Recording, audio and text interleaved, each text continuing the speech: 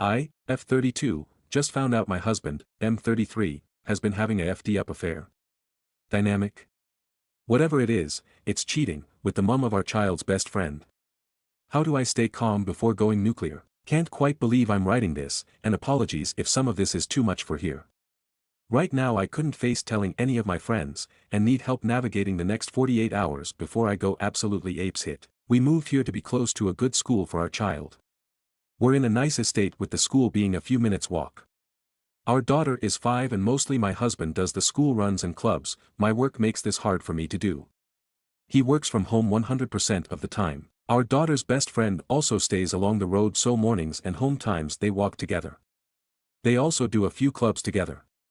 We sometimes meet up at soft plays etc. at weekends, so both my husband and I have the mother's number. She's very pretty, and initially I thought she was quite intimidating, but me and her actually get along really well and we text often. Thought I had made a genuine friend in her.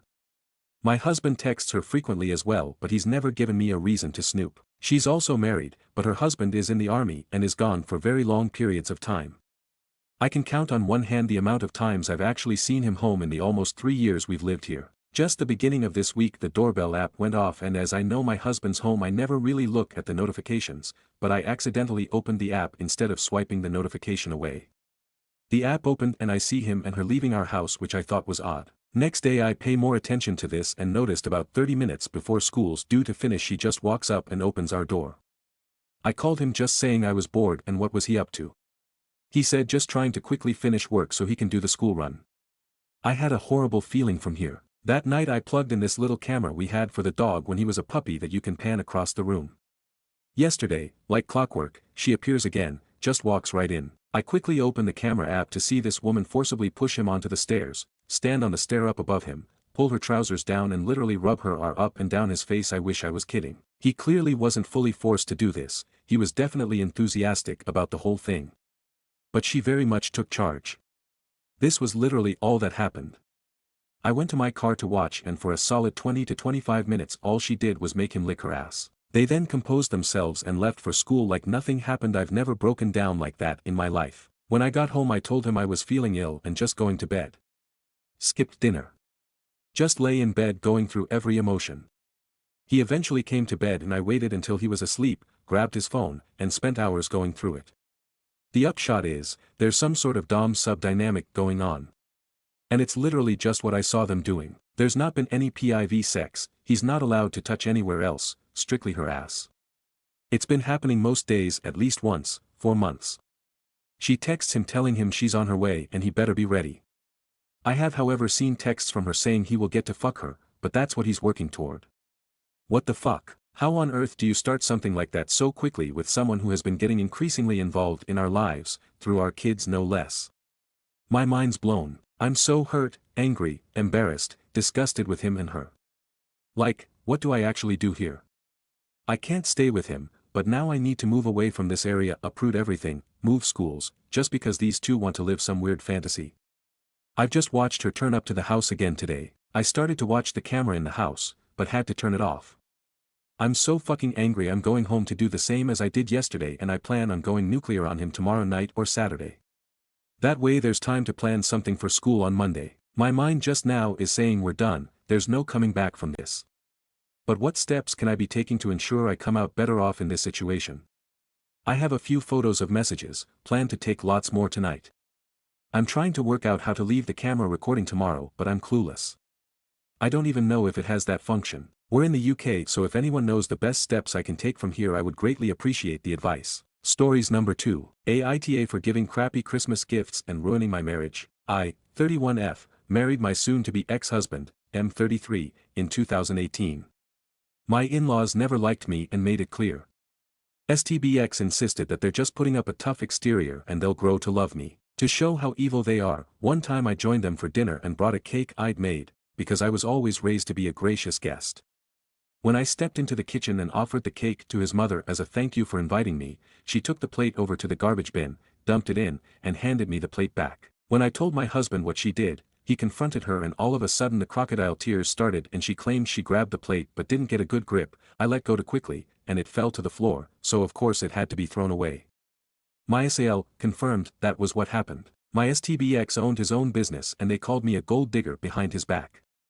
Of course they insisted on a prenup, which I didn't care about because I never thought my marriage would end and it would appease them and may allow them to finally treat me kindly. Nope. His business failed once COVID hit. We went through his savings and my own trying to keep it afloat. I refused to go into debt to keep it going, so he closed it down. In 2022, he was suffering from really bad depression because he lost his business and couldn't find new work. He suggested we move to his hometown, closer to his family, so he had a larger support network. Against my best judgment we did. He wanted to only work part-time while he tried to restart his business, so I became the main breadwinner. And as with most wives, I became the person in charge of buying gifts. Stupid old me thought buying them thoughtful, expensive gifts would finally make them see I wanted to be accepted by them. Gifts to us were a couple's gift, but clearly for my STBX only. Every holiday was spent with them. Monthly dinners with the whole family. After a year, I realized that if I ever tried to talk or join a conversation, everyone would go quiet, so I just stopped talking when I visited. In early December they finalized plans for Christmas. A few days later my STBX said his family decided they didn't want me to join them for Christmas Eve dinner and Christmas lunch because I ruined the family vibe. I replied, fine, we'll do our own thing instead. My STBX sheepishly looked away and said he was still going to go. I was livid and so disappointed in him. That was the moment I knew my marriage was over, so I returned the presents I had bought for his family. In their place, I got one pair of novelty business socks for FIL, a supermarket brand bottle of shampoo for MIL, the nastiest perfume I could find at the dollar store for SIL. The most expensive gift was a large rawhide bone for BIL and his wife's chihuahua, too big for it to get its jaw around, rendering it useless. I saved about $600 to put on a deposit for a new apartment. My husband come home from Christmas lunch telling me I humiliated him and embarrassed him in front of his family. I asked him why would he think I buy nice gifts for people who clearly don't like me and don't want me around. Served divorce papers last week. Remember how he was supposed to be a millionaire by now, so we had that prenup? STBX is not eligible for any of my savings, it was required to keep separate accounts, or alimony. He doesn't have money for rent and auto insurance. Not my problem anymore. Some of my friends and family and on my side and proud that I went out in a blaze of glory. Others are telling me I was being way too petty, which isn't really like me. So, Aita, comments by OOP. First thing I did after I moved into my new apartment was adopt an older car from the shelter. He was allergic and I couldn't never adopt one since we first started living together. We're just two old hags living our best lives after being rejected. He only worked 12 hours a week at Walmart till he could do non-existent work restarting his business. I make just over 6 figures and I can't believe I didn't realize years ago I was the family ATM. My lawyer even laughed that the prenup that was set up for him is going to be what we use for me. It required both spouses to maintain separate bank accounts and each spouse could keep 100% of their savings. No spouse eligible for alimony. Update. Many thanks to everyone for their support in my last post. I thought I'd send a small update. First, for those who asked how the deposit on my new apartment was only the $600 I saved on the gifts, it certainly wasn't. I had to dip into savings, but that $600 helped. My STBX didn't bother reaching out to me after I left until he was served the divorce papers and my lawyer made it clear we're exercising the prenup. Then it was loving voicemails and texts, I never picked up, from him and his family for a few days trying to convince me to come back, which eventually turned to threatening and cruel voicemails and texts when it was clear I wasn't budging. My lawyer suggested I don't block them so we have evidence of harassment, if needed. Basically, give them the rope to hang themselves with. But then last night I got call after call from my STBX. Stupidly, I picked it up thinking there was some kind of emergency or something. I barely got hello out when he said, the rent is a week late.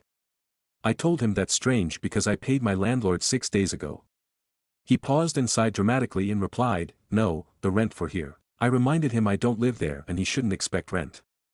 Cue his parents both texting me that they're going to sue me to pay the remainder of the lease entirely. I'm not worried about having an eviction on my record, since the apartment is in his parents' names. When we first announced we were moving to his hometown, they rented an apartment for us right away so we could move right in. They've been renewing the lease each year. We had to pay his parents and then they write a check to the landlord, who has no idea who STBX and I are, let alone that we live there. Red flag, I know. I'm glad I had a few weeks to prep my leaving since they'd probably use the fact that it's their apartment to kick me out immediately. Divorce is probably going to be a bumpy ride with this man-child and his psycho parents. Any advice from anyone who's been through it is welcome. Comments by OOP. Lawyer is confident they have no leg to stand on. I haven't signed any type of lease and utilities are in their name, too, because they were afraid of having too many names connected to the apartment and the landlord finding out. So they are on the hook for everything that doesn't get paid. But, hey, that was their choice and their scheming. FAFO. Update 2. Hi, if this isn't the right place to post any updates, please direct me to a subreddit that better fits. Super sorry if I'm annoying members who aren't interested, but a few requested an update. First post, my husband's family uninvited me from Christmas. Husband still left and made me celebrate Christmas alone. I organized shitty gifts as a final bird flip. First update, I moved out and my underemployed STBX and his family still expected me to pay rent on the apartment in my in-laws' names. So the people who commented that my soon-to-be former in-laws were probably charging my STBX and me more than the amount on the lease, you called it. And we wouldn't have found out if they weren't so entitled and determined to hurt me. They got a cousin who happens to be a lawyer to send me a letter demanding I pay the entirety of the remainder of the lease or they will file suit and force me to pay it. Clearly a scare tactic. So my lawyer sent a formal request to their lawyer for a copy of the lease, which I've never seen, and a copy of their written agreement with us as subleasees, which doesn't exist. They sent the lease and insisted the sublease agreement was a verbal contract. Not only is subleasing explicitly prohibited, but my mother-in-law and father-in-law had been charging us an extra $200 each month. So we've notified the landlord that I've been living there with my STBX and the leases were living in their own house throughout the duration of the lease, and sent copies of my driver's license, with the address, and over 2 years of bank and credit card statements with the address listed. They were served with a 30-day eviction yesterday, which I know about because MIL left a voicemail about me kicking my STBX out of his home and that she now drives with a baseball bat in her car and she'll be keeping an eye out for me, LOL. Obviously, my lawyer's expertise is family law and this was out of her purview, so she referred me to a colleague who focuses on real estate law. We met today to devise a battle plan and I am now suing my MIL and FIL for all the money I can prove I transferred for rent for the entirety of the residency there, since the apartment was technically not a legal apartment to rent since they couldn't sublease, no clean hands to rent to us and then sue me. He's not sure how a judge will buy it and it's way beyond my state civil compensation limit, but he's confident that it will scare them and leave them open to settling for just returning the additional $200 from each payment. Which I think is fair, because I did live there with my STBX so I don't think it's right to get all the rent money back. I'm an adult and adults pay rent. And I don't want them to have the satisfaction of saying I'm using the divorce as a windfall. On the STBX front, there's no news there. We will likely need to go to family court for a separation order since he won't agree to the financial details of the separation agreement my lawyer has drafted. My state requires a 1-year separation period before a divorce can be finalized, so this is going to be a long process. A few people asked why he did what he did and if he's offered any kind of explanation or justification. We haven't really talked since he was served. I don't know if he just fell out of love but I was still financially convenient, or if the mask finally lifted, or if it was being so close to his family and them having opportunities to manipulate him. I don't know and I don't care. I don't need closure, I need them all gone. Looking back, making promises during couples counseling and slowly regressing back is enough closure. Knowing he allowed his family to treat me like crap for so long is closure. That final betrayal at Christmas is closure. My focus isn't on figuring it out, it's making sure I'm happy. Comments by OOP. I'm saving them all voicemails, texts, emails, etc. Honestly, I feel like a new person. I feel like someone who's been ill and finally able to go outside and breathe fresh air. About getting a restraining or protective order, absolutely. She's going to regret it because she works for the school district and a restraining order won't let her teach. About the prenup, it was set up in his favor because he owned a business that was supposed to be a huge success. COVID hit and it went poof. Now I'm the one with the money and the prenup is actually protecting me. Don't forget to investigate suing for return of money invested in his business. It was premarital asset and exempt from prenup. Commenter, worth a shot to see if you can recover all of that wasted savings. Reply, I had never thought of this. I'll bring it up when I meet with my lawyer next. When we first told his family we were moving back to his hometown, his parents went ahead and signed a lease for us, to make the move easier. Personally, I think it was to make the move happen sooner and have control over us. They were worried about too many names attached to the apartment, so power, internet, etc. is also in their name. Stories number 3. Aita for being brutally honest to my wife about cheating. So this happened over the past weekend. We were at a party with friends and this question popped up. We essentially had a small never had I ever game, which is pretty childish looking back but we're all in our later 20s so it isn't that bad. One of the questions was, never have I ever forgiven a partner for cheating. A few people counted that as something they did, including my wife. I expressed my surprise about it, since I wouldn't expect her of all people to give someone a chance after cheating. Other than that, the night went on just fine and I was driving us home. I don't drink, I hate alcohol. I asked her about the whole situation with forgiving a partner for cheating. In her words, her ex-boyfriend of so many years back cheated on her. He came clean about it and they tried again, but then he went and did it again in the same manner. She said she didn't regret giving him a second chance and would do the same if I happened to cheat. I figure this is just her being drunk. I have no intention of cheating on her. In absence of any answer from me, she asks if I'd do the same for her. I bluntly told her that I wouldn't be able to forgive cheating, nor would I ever expect to be forgiven for cheating if I somehow ended up doing it. Short of physical abuse or other heinous acts, it's the worst thing you can do to someone you love. I don't know what happened to her after that, but she stopped talking the rest of the car ride. Ever since then, she's been dead silent around me. She isn't her usual bubbly self and is withdrawn when I have conversations with her. She avoids any questions about what happened on Saturday night too. I asked our mutual friends about any context I may have missed, and a few of them said that she must have taken it a bit too hard. As in me not being able to forgive her for hypothetical cheating means I don't love her as much as she loves me. Her two oldest friends kind of implied that I shouldn't have been so blunt about it. Comments. Commenter 1. NTA. She's conflating your personal boundaries with your love for her. But personal boundaries and deal breakers are about self-love, not love of another. Not everyone has the same boundaries and that is always more about the person themselves than other people. Commenter 2. NTA. This is stupid, on her part. Did she cheat and is sad that you wouldn't be willing to forgive her? Does she have the urge to or plan on doing it and hopes you'd give her another chance? Either way, it doesn't look good. Just because she can forgive a cheater doesn't mean you can or should. Commenter 3. Exactly, the fact that she's this upset over a hypothetical makes it real suspicious. Like, why is she so pressed about forgiveness unless she's thinking about needing it? Update. I'd have to say about 90% of the comments immediately went to her being a cheat or planning on cheating with some handsome doctor. That isn't what's happening here. I pressed the issue when I got home last night and she finally cracked. She said she felt like I thought less of her for choosing to give her ex one more chance, and felt hurt to hear me speak about ending our marriage so frankly. Obviously I didn't mean to hurt her with what I thought would be a meaningless hypothetical.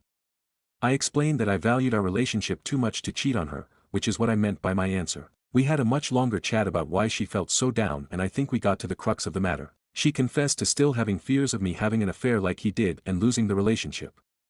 In short, she feels like she hasn't actually processed the cheating from her old relationship. Her ex was her first relationship, so having him cheat on her clearly messed up her self-confidence. She was anxious during the first year or so during our relationship because of some female friends I had and who are still in my life. Her ex cheated with one of his friends both times. She came clean about checking my phone for any secret chats or apps during our entire relationship. We both know each other's passwords and use the other person's phones freely. So when I said that I wouldn't tolerate having an affair, whether it be on my side or hers, she just felt guilty about being so worried all the time. I think she would benefit from some form of counseling to help get over this, which she agrees with, so now we're planning on getting individual therapy for her and possibly something for the both of us. At the same time I'm reassuring her that this isn't a marriage-ending issue and that I'm not angry at her. Needless to say, things are still off at home but much better now that this is all out in the open now. Comments. Commenter 1. Sounds like you had a really productive and healthy conversation about it and came to the right conclusions. I hope she'll actually give counseling a try. You'll both feel a lot better once she can work through and let go of her fears and insecurities. Wish you all the best. Commenter 2. Sir, this is Reddit. If you're going to continue to have a mature, respectful relationship with honest communication and empathy for your partner, we're going to have to ask you to leave. Stories number 4. Long relationship and 7-year marriage in jeopardy. I, 41M, am contemplating leaving my wife, 39F. How do I save this or exit it in a way that doesn't destroy her? My wife, 39F, and I, 41M, have known each other and pretty much been together for half of our lives. We got married 7 years ago after we moved for my job. She quit her job when we moved and hasn't really worked since. My job has supported us, and I've never pushed her hard to go back to work. She has struggled with anxiety, and likely undiagnosed depression, as well as a general distrust of people, and a distrust of doctors and the medical system. I believe she also struggles with alcoholism, nightly wine, and I have confronted her about it multiple times over the last 6 years or so. I feel like she's only gotten better at hiding it than she has actually reduced her consumption.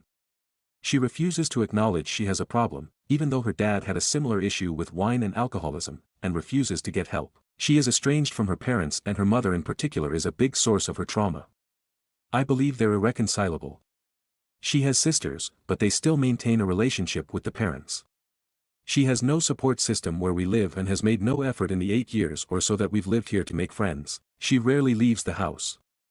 With her sisters caught between her and the parents, I feel like she has no one but me. We don't have kids, which is a source of my frustration but also probably a good thing.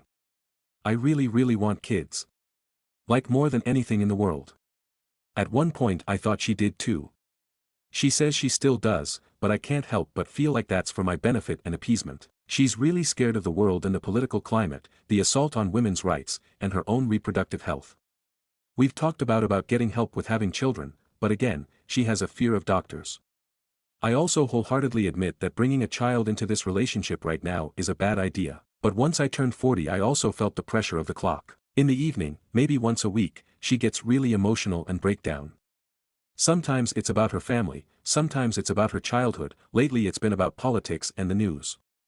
Occasionally she gets so worked up she has what I think is a panic attack. She used to be on anxiety medication, but she's been off it for about 4 to 5 years now, and she says she feels better in without it. We've been fighting a lot lately over politics and media engagement.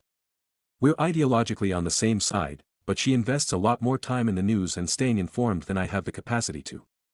She believes I don't care because I don't emotionally invest at a noticeable level. I stay informed, but also stay somewhat disconnected from my own mental health. I try to listen to her and her fears, but it often turns on me because I'm not engaged enough, which to her means I don't care. Lately she feels like I don't hold the same values and opinions as her even though I'm trying to communicate to her that I do. I feel like she doesn't hear me when I'm agreeing with her and the conversations devolve into us arguing over what I said or how I said something. It's getting to the point where if the conversation turns aggressive, I walk away to avoid confrontation, which for her is confirming that I don't care. I want to support her in things she is passionate about, but I also feel the obsession with the news is not healthy for her. I have asked her to go to therapy with me. I have asked her to disengage with the news and focus on us. I have asked her to not pick fights over politics when we're on the same side. I have asked her to stop drinking. The reality is I don't think I've been happy in our relationship for a while now. I love her. I tell her I love her every day 100 times a day, and she says the same. But I'm not getting what I want from our relationship. I try to plan stuff for us like trips, concerts, etc. Unfortunately we don't really have any hobbies in common or other places we can meet on common ground other than maybe sports. I try to love her unconditionally and support her, but I feel like I'm failing and running out of steam. It feels like every week is a new struggle. Our intimacy isn't great. At least twice a week for a while now she'll sleep on the couch. She says she doesn't want to wake me, or she wants to be alone, or she stays away after an argument. It used to bother me a lot, but it's been bothering me less lately, which also bothers me. I don't know how to make it better if she won't get professional help. But I also feel like I am literally all she has. She has no support system, no job, and is likely too unstable to support herself. I take responsibility for this, because I've never pushed her. I thought that was right for where she was mentally. I can handle down times, I have been handling them for years now. But I'm not getting things I want out of our marriage, and as I get older, I'm losing tolerance for not getting those things. I want a partner, help building a future, intimacy, and a family. I love this woman too much to destroy her further, but at some point I need to put myself first as well. I would love an outside perspective. How do I get someone help if they refuse or if they have so much distrust of doctors and therapists that they won't even entertain the idea? And thanks for reading this. Stories number 5. Aita for not telling my sister-in-law that her adult daughter was with me. My 28Y niece, on my husband's side, was away at college and struggling one day called me sad, crying, and desperate. Her mom and stepdad were in Europe traveling. She was lonely and depressed. I told her she was welcome to come visit for the weekend and she was so happy to do so. I bought her a plane ticket and we picked her up from the airport. She was under pressure from her parents in school and we just lent her a pressure-free environment, drank wine, and listened. We assessed that she was okay and there was no reason for concern. She didn't want to tell her mom she was at our house and asked us not to either. We agreed and said it's her story to tell, but we also won't lie if asked. She is also 28 going to college out of state, as are my own kids, and I go weeks at a time without hearing from them. Her mom didn't hear from her in a day or two, so she went on to call all of her friends to find out where she was, got wind she was at our house and went off on a scathing barrage of text messages, berating voice messages. Made us to be villains. I didn't want to deal with it, so I ended up ignoring her. Was I wrong for not calling her mom and secretly telling her mom she was at my house? Aita. Stories number 6. Whipped it to divorce my wife after she said she wanted to send our son to a conversion camp. So, this is a pretty heavy situation, and I'm really confused and disgusted NGL cause I never thought my wife was like Psy. My wife, 44F, and I, 45M, have been married for 14 years. We have 2 kids, a 16-year-old son, let's call him Noah, and a 12-year-old daughter. We've had our fair share of disagreements over the years OFC, but things have generally been smooth between us. Now for the context, Noah came out as gay about a year ago. It was a surprise, and as hard as it was to accept, I love my kids more than anything and just want their happiness. My wife visibly didn't take it well, though she was upset and seemed to go through a grieving period where she didn't really talk about it. I tried to support Noah in every way I could, telling him that I loved him no matter what, etc. My wife, though I could tell she wasn't on the same page. She would say things like, "This is just a phase," or "He needs help," but I brushed it off as her needing time. Fast forward to last week, and we were having a conversation about Noah's future. Out of nowhere, my wife casually mentions that she's been looking into conversion therapy camps and thinks it might be the right solution. She said that Noah isn't truly gay, that he just hasn't been shown the right path, and that this could fix him. My blood ran cold. I was in shock. I immediately told her I didn't agree and that this was not something I could support.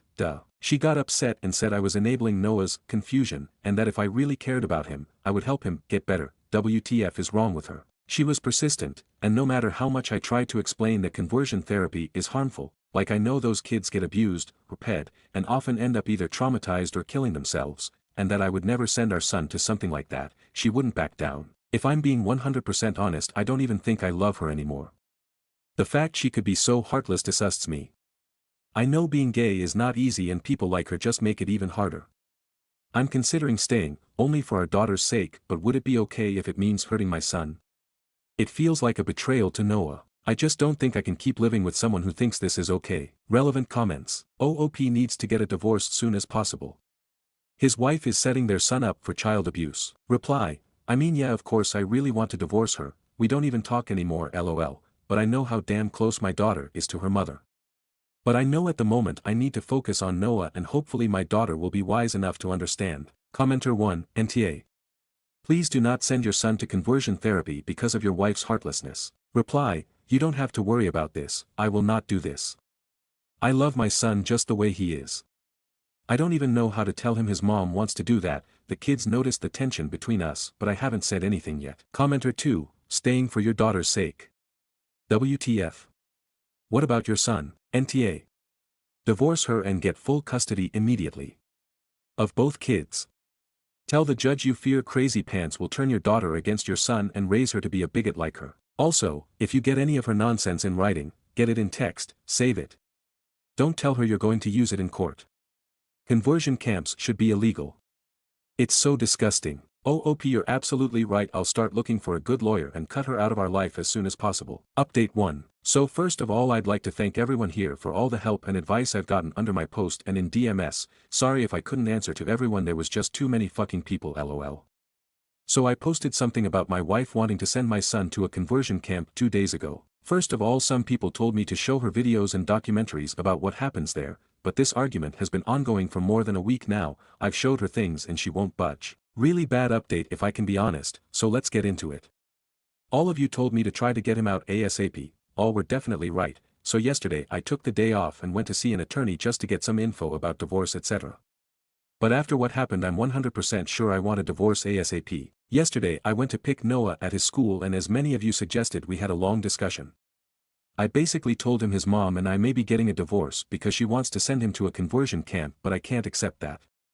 I've talked with her many times and I told him I'll probably go through with it. He looked really hurt, my heart broke all over again, but was very understanding and thanked me for standing up for him.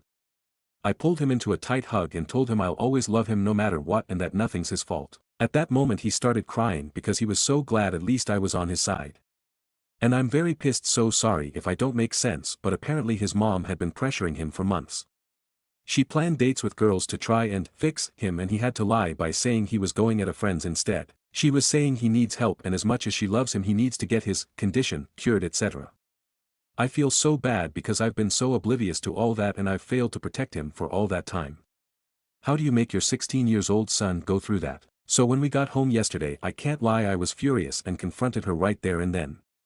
At first she was trying to explain she was doing it for him, but her speech quickly turned to slurs and it was clear she was just ashamed of having a gay son. In the end I told her I went to see an attorney and that learning all that just confirmed that I want a divorce. She got really angry, calling me a delusional disgrace. We argued a lot and at some point Noah tried to separate us but my wife punched him multiple times. She was saying disgusting things like he is a dirty fag and that it's all his fault we're getting divorced because his filth corrupted me. My daughter who was prob in her room came to see what all that commotion was about and was rightfully horrified and quickly called 911 when I told her to. Long story short, the cops got there and took her away. She was very reluctant to go because she was not in the wrong and they needed to let her go. I explained everything to my daughter and she doesn't want anything to do with her mom anymore. Right now I'm in the hospital because my STB ex-wife broke my rib while I was restraining her. I should have probably went as soon as the cops took her but I don't care, my son was crying. With a black eye and split lip, they are checking for any concussion, and obviously the only thing I cared about was to comfort him because I can't even imagine what it can feel like being beaten by your mom for being gay. I'm planning to file for full custody OFC and my kids don't want to see her ever again anyway. Given all the charges she's facing I hope she won't stand a chance against me. I just sent a mail to my attorney and I hope the procedures will be fast. I've also thought of getting CPS involved but I'm not sure they will RLY help. Like I cannot understand how you can grow so resentful of your own kid because of something they can't control. Even I had pretty strong opinions about it, but as a father it is my role to unconditionally love my kids and so I learned about the topic and changed my way of seeing the world for him. It took some time grasping it but I never doubted one sec the love I have for my child. I thought it was the same for my wife. Visibly not. Relevant comments. OOP on his daughter's strength to call for help and get her some therapy if needed. Reply, thank you very much. I'm so proud of her for doing this, only at 12. She's pretty shaken and confused, but she seems to understand the gravity of her mom's actions.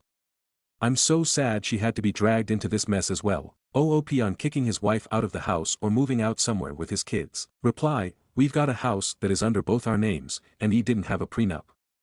People have been telling me to change the locks and throw her stuff out but I just don't know if I can do that.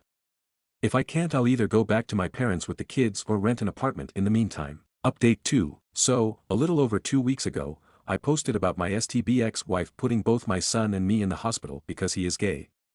First of all, I'd like to thank everyone for the support and advice we've received. The kind words were overwhelming. To all the trolls saying this is fake, God knows I wish it was. Maybe I didn't make much sense because I was extremely shaken, so I apologize if that's the case. Now, for the update. It's been difficult ever since, but don't worry, this is not a bad update. First of all, I was able to get an emergency custody order. I'm very, very relieved because many of you warned me about how people can have their kids forcefully taken by those conversion camps, and I'm relieved that she can't do that anymore. I'm still overly anxious and only leave my son alone when he's at school. I've instructed all the teachers to make sure no one but me approaches him. Thank God my boss has been understanding on the matter.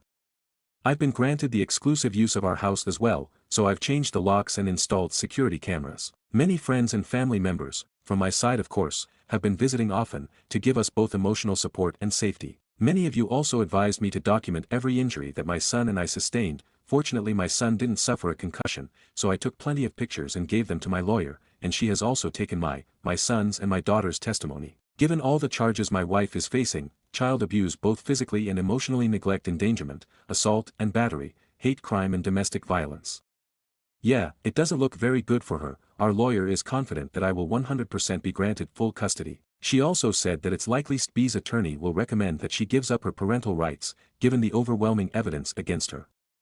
Also T is very likely that my son and I, possibly even my daughter if she asks for it, will be granted a restraining order against her. My lawyer has told me CPS involvement will only strengthen my case, as they are thoroughly investigating everything. While we're still waiting to get the court date, I am feeling highly confident and relieved for the first time since all that shit happened. I've gathered tons of overwhelming evidence against the toxin, thanks to that person who came up with that name. I'll keep everyone updated, and thank you again for all the advice and support my kids and I have received. I honestly don't know how I could have gotten through this without all of you. Y'all just saved a family, be proud. Relevant comments. OOP on getting therapy for his children and himself. Reply, we've already started therapy, both as a group and individually. I know Noah is having a rough time but it seems he'll be alright. I'll keep supporting him the best way I can. Commenter 1, I'm so glad you're feeling more confident now, and it's amazing to see how you're protecting your kids. You've done the right thing by taking action and getting the support you needed. Stay strong for your kids, you're doing a great job. Commenter 2, I am so glad that you have legal representation and that she is being dealt with legally and that it looks like it's a slam dunk, and I hope that monster gets put away for a long time. Update 3. Hi everyone, it's been a while. If you don't remember me, I'm the dad who posted about his wife wanting to send our son to a conversion camp, which escalated to her attacking us, sending us to the hospital. It's been a while since the last update, and I'm sorry to have kept all of you hanging like this. I was honestly too focused on protecting my son to think about it. LOL. So now, on to the update. I'll try to make it fast. I'm exhausted, so I apologize if I don't make a lot of sense. First of all, the divorce. The divorce isn't finalized yet, as my legal team focused on securing custody and protective orders first. Now that's settled, the divorce proceedings will be moving forward. About the custody, she gave up all her parental rights to both Noah and my daughter, which means I have full custody of both. Also, Noah and I thankfully got a restraining order against her. However, for some reason, the judge decided my daughter didn't need one since her mother hadn't physically attacked her. My lawyer was fuming. As if her actions weren't self-explanatory. I don't know what that judge was on, but I sure as hell want it. About the sentencing.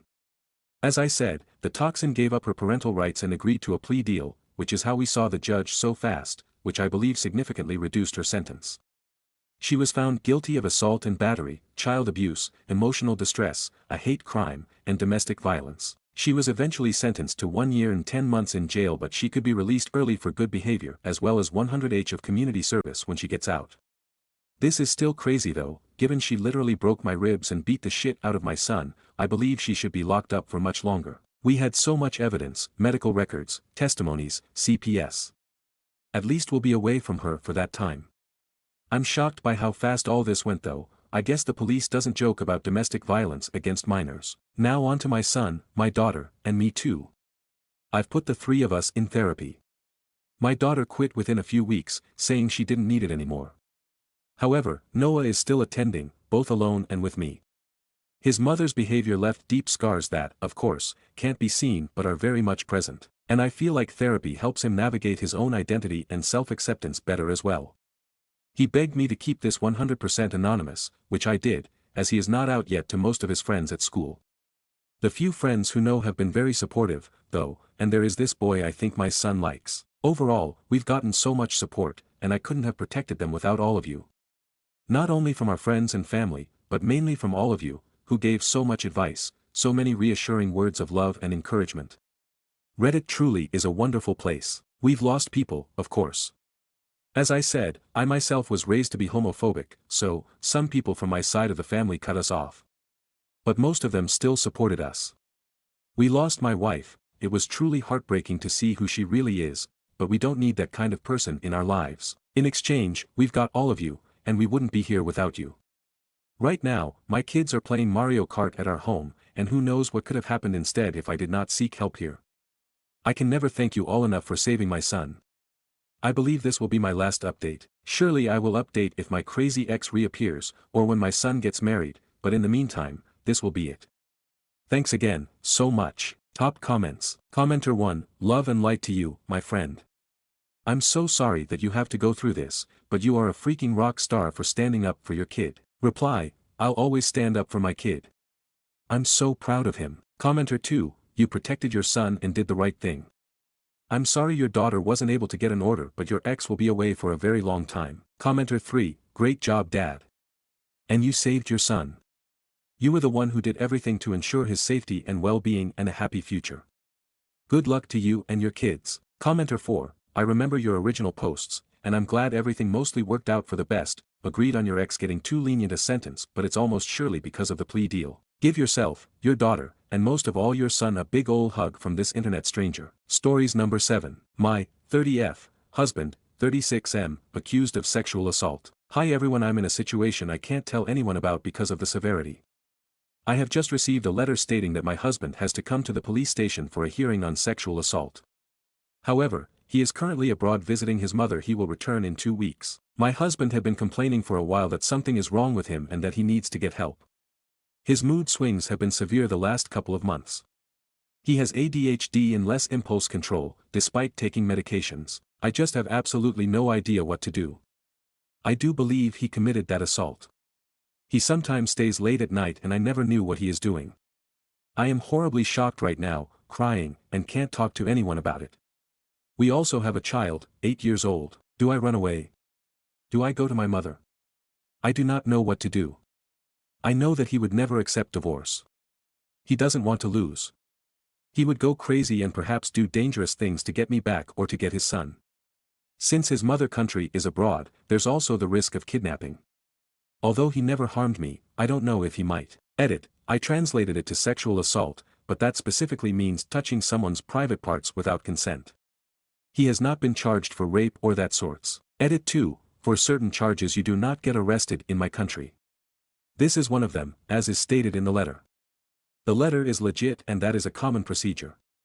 It is an invitation to a hearing, of which he is the suspect. Stories number 8. My crush turned out to be a black pillar incel. I, 22F, met a guy, 23M, in a college few months ago. We go to the same class. He is cute, funny, and really intelligent. We exchanged our socials and started talking almost daily. We have been pretty good friends so far. After some time I developed a crush on him, but I didn't want to make a move cause I'm not used to it. Suddenly, I've noticed some strange things about him. He follows some Facebook and Instagram meme pages featuring attractive male models. I didn't give it much thoughts at first until I've noticed that he sometimes makes comments saying that only looks matter and personality means nothing. Talking about the black pill, which I really didn't know about until I googled it and found out that it's an incel ideology. I was hesitant to talk about it with him at first, but I just said FK it, I will tell him. Long story short, we've had a long discussion about the whole thing. I was shocked to discover that he is an incel with some toxic views about women, talking about genetic determinism, ranting that there are some men who are doomed when it comes to romantic relationship and there is nothing they can do about it. He also kept saying that I wouldn't understand and that the black pill helped him a lot. That now his interactions with people and women in particular was better and positive. He said that when he was naive, he was always worried that women saw him as unattractive or weird, but now he is not worried about those things anymore because he knows that it's all about looks anyway and not about who he was or what he says. It was never meant to be from the beginning. I felt sorry for him NGL, especially when he mentioned getting bullied and some harsh rejections he faced through his life. I told him that I thought he was cute when I saw him. He shrugged me off and said I'm only trying to cheer him up. I asked him what he would do if a girl asked him out. He said he will think it's kind of a prank or a joke cause it happened to him before. Then I asked him what if she truly likes you and is attracted to you.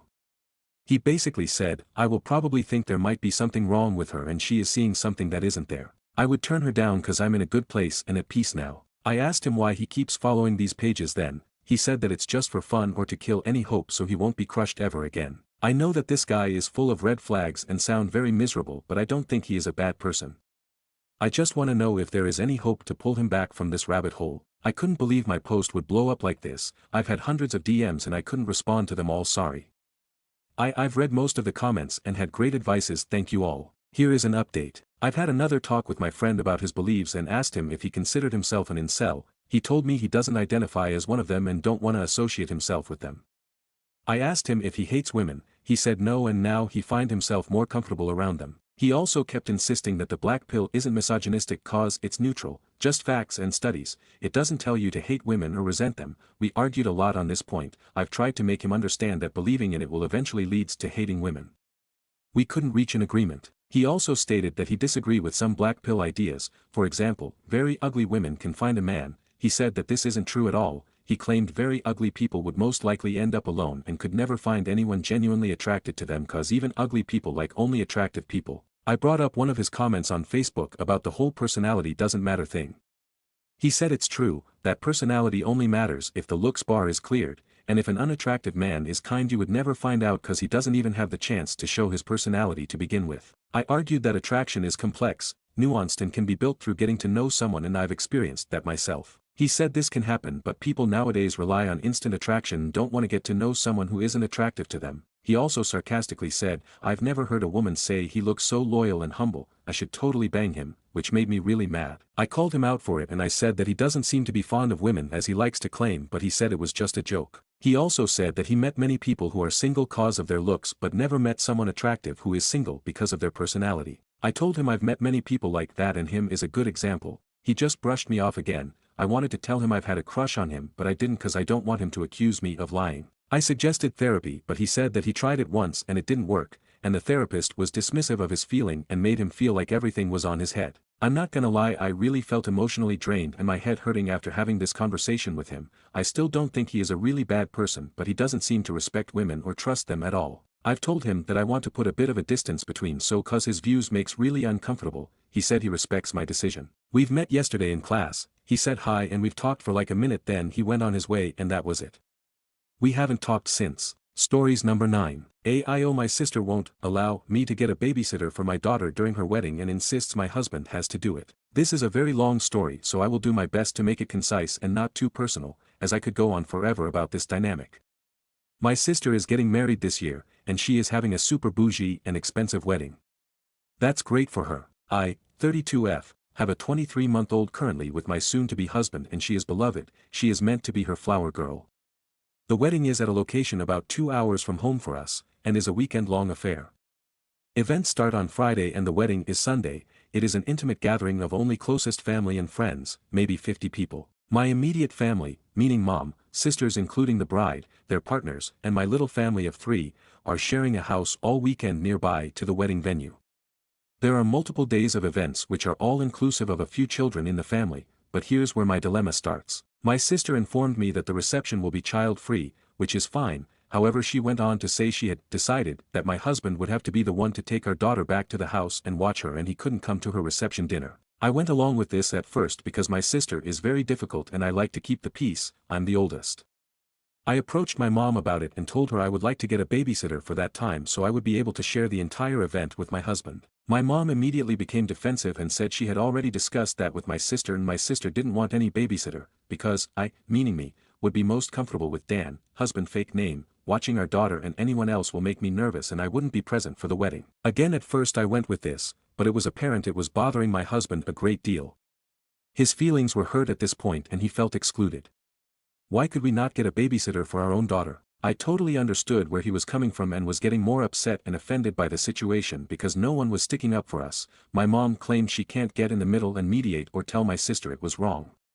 In fact, my mom started to insist I had it wrong and no one was trying to exclude Dan. Well then why don't we have any option but for him to leave and watch our child? She is our child. I 100% understand a childless dinner and reception, but we should be able to choose who watches her at that time. Instead my husband was just thrown off to the side and we are being made to feel like we're wrong for feeling excluded. I told my sister today that after much thought either we would have to revise this situation, or I would not be able to attend the reception either. I feel a wedding is a momentous, romantic event and all my sisters have partners they will get to make memories with while I go stag. That's wrong. I am a bridesmaid, I am doing a lot for her wedding and have always loved and supported my sister but have felt chronically judged and put down by her since we were kids. My husband and I had a rough patch once last year and she has judged him for it very wrongly since. I believe this is rooted in her feelings towards us in that regard but everyone is denying it. I don't want to cause drama on my sister's wedding day, it is not about us, but I feel uncared for that no one in my family sees this request for my husband to not attend the wedding reception as preposterous. 14 hours later since I texted her and my sister has not responded yet, I don't have a good feeling about what's next. TLDR, my sister sneakily uninvited my husband to her wedding reception under the guise that it's childless and he has to watch our daughter. We were told specifically multiple times it was her decision that Dan would have to watch her and we would not be allowed to get a babysitter for the event. Now my family is upset with me for saying either I'm getting a babysitter and he's coming, or I won't go either as I don't want to go stag to a wedding when everyone else there, literally, has partners. Stories number 10. Boyfriend of 3 years blacked out and cheated on me and told me and I don't know what to do. My boyfriend and I have been together for 3 years now and we have always communicated and trusted each other and have thought we were endgame. Our arguments are short and usually just us explaining why we are upset about something and work to address it together. He's had problems with drinking and done a lot of dumb things, not to hurt me but around his friends, when he's blacked out before and they usually just find it funny. Usually when he drinks he doesn't have a limit to know when to stop himself and I used to be fine with it because he wasn't aggressive or mean to me but noticed it was getting worse. Currently I'm across the country and we haven't seen each other in 4 months there's of COVID. My BF called me sobbing and said that he needed to tell me that last month he got extremely drunk and doesn't remember anything that happened except the very start but thinks he slept with a girl he knew in HS when they were catching up. He said he wanted to tell me in person but didn't want to spring it on me right when I get back, and says he doesn't know why he did it, he was just out of control drunk and admitted he has an issue with drinking. I'm still processing how to even feel and I can't figure out what to do. I respect the fact that he told me even though I would have never found out, and he's getting tested. If we were to stay together I'd want him to stop drinking completely, but is that enough? Can a relationship work after he does something like this? Can trust be rebuilt? Please give advice. I'm so confused and hurt, and aside from this our relationship has been incredible and I thought he was the one. Relevant comment. Commenter 1. I know this sounds off topic, but does anyone else find this friend of his creepy for taking advantage of a blackout drunk person? Reply. Thank you for this input because I was thinking about this too.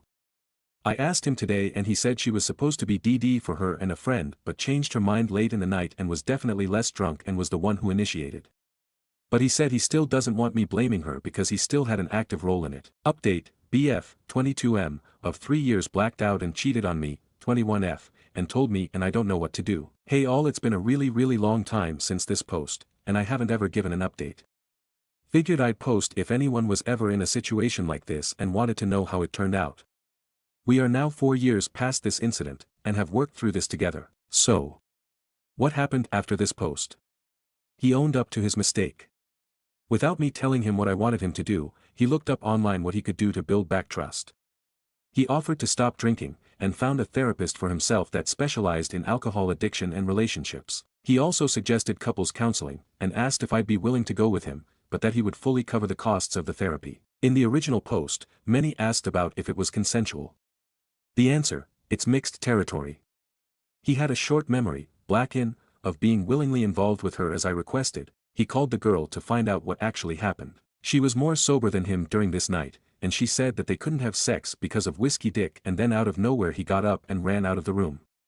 She got up to follow him and found him knocked out in bed. Once she gave him details, he told her their friendship was over and he was deleting her number from everywhere to focus on fixing his relationship with me, and building trust back. He still doesn't know if what she told him is fully true or not, and he would get upset and question it a lot, saying he wanted me to know the complete truth for us to heal, but he can't tell what is real and what isn't. His therapist told him your mind can play tricks on you when trying to remember pieces of a blackout. Our couples therapist has been incredible. She has helped strengthen our relationship and took no bullshitting. We built back trust by discussing the hurt and things we could do to feel more comfortable when he goes out with friends. We discussed the idea of requests instead of rules, as purely controlling someone else can turn into resentment. Phones are not off limits. We have each other's passwords at the start of finding out. We would go through texts and DMs together at my request, and we still do not hide incoming messages from each other, not that we ever did, prior. It's been 4 years since this, and while it's a scar in the relationship, I see him as a man always willing to put in the work in our relationship and in life to make things right. He knew that I never would have found out if he didn't tell me, but he knew I deserved the truth. If I were to bring the issue up today, he will still acknowledge the pain he caused, apologize for it, and give reassurance to me in whatever way I requested, whether it's looking at his phone or talking through anything that is a trigger for me, or setting up a call with our therapist. In some ways, this issue forced us to both mature to make the relationship work. Previously in the relationship, we loved to go out and drink excessively. At frat parties I would also seek out as much alcohol as I could to numb myself, and would yell at him at 3 a.m. in an empty frat basement when he was tired and wanted to go to sleep, because I wanted to keep partying. After this incident happened, we realized we were no longer college kids that partied and fought when drunk, and if we wanted to progress our relationship in a healthy way, we both needed to learn how. Counseling helped us become even stronger as a unit. Humans are far from perfect, they make mistakes, but humans are also capable of growing and changing, when they are fully willing to put in the work. If you are in this situation, the most important thing is how the person owns up to their mistakes and makes active changes to do better. More relevant comments. Commenter 1, looking through the top comments on your original post, it's clear that this sub has gotten a lot more judgmental and less forgiving in the last 5 years. Today, your post would receive a tsunami of, dump him, once a cheater always a cheater, alcohol doesn't make any difference. Reply, true. Honestly, even at the time I was kinda surprised that people were more positive on the post because I had seen so many that were negative. I was expecting people to immediately go, fuck that guy. He also felt so much extra guilt because he was looking through posts to try to find out how to be worthy of forgiveness, and there are so many people that claim once a guy cheats they're trash and unworthy of any type of redemption.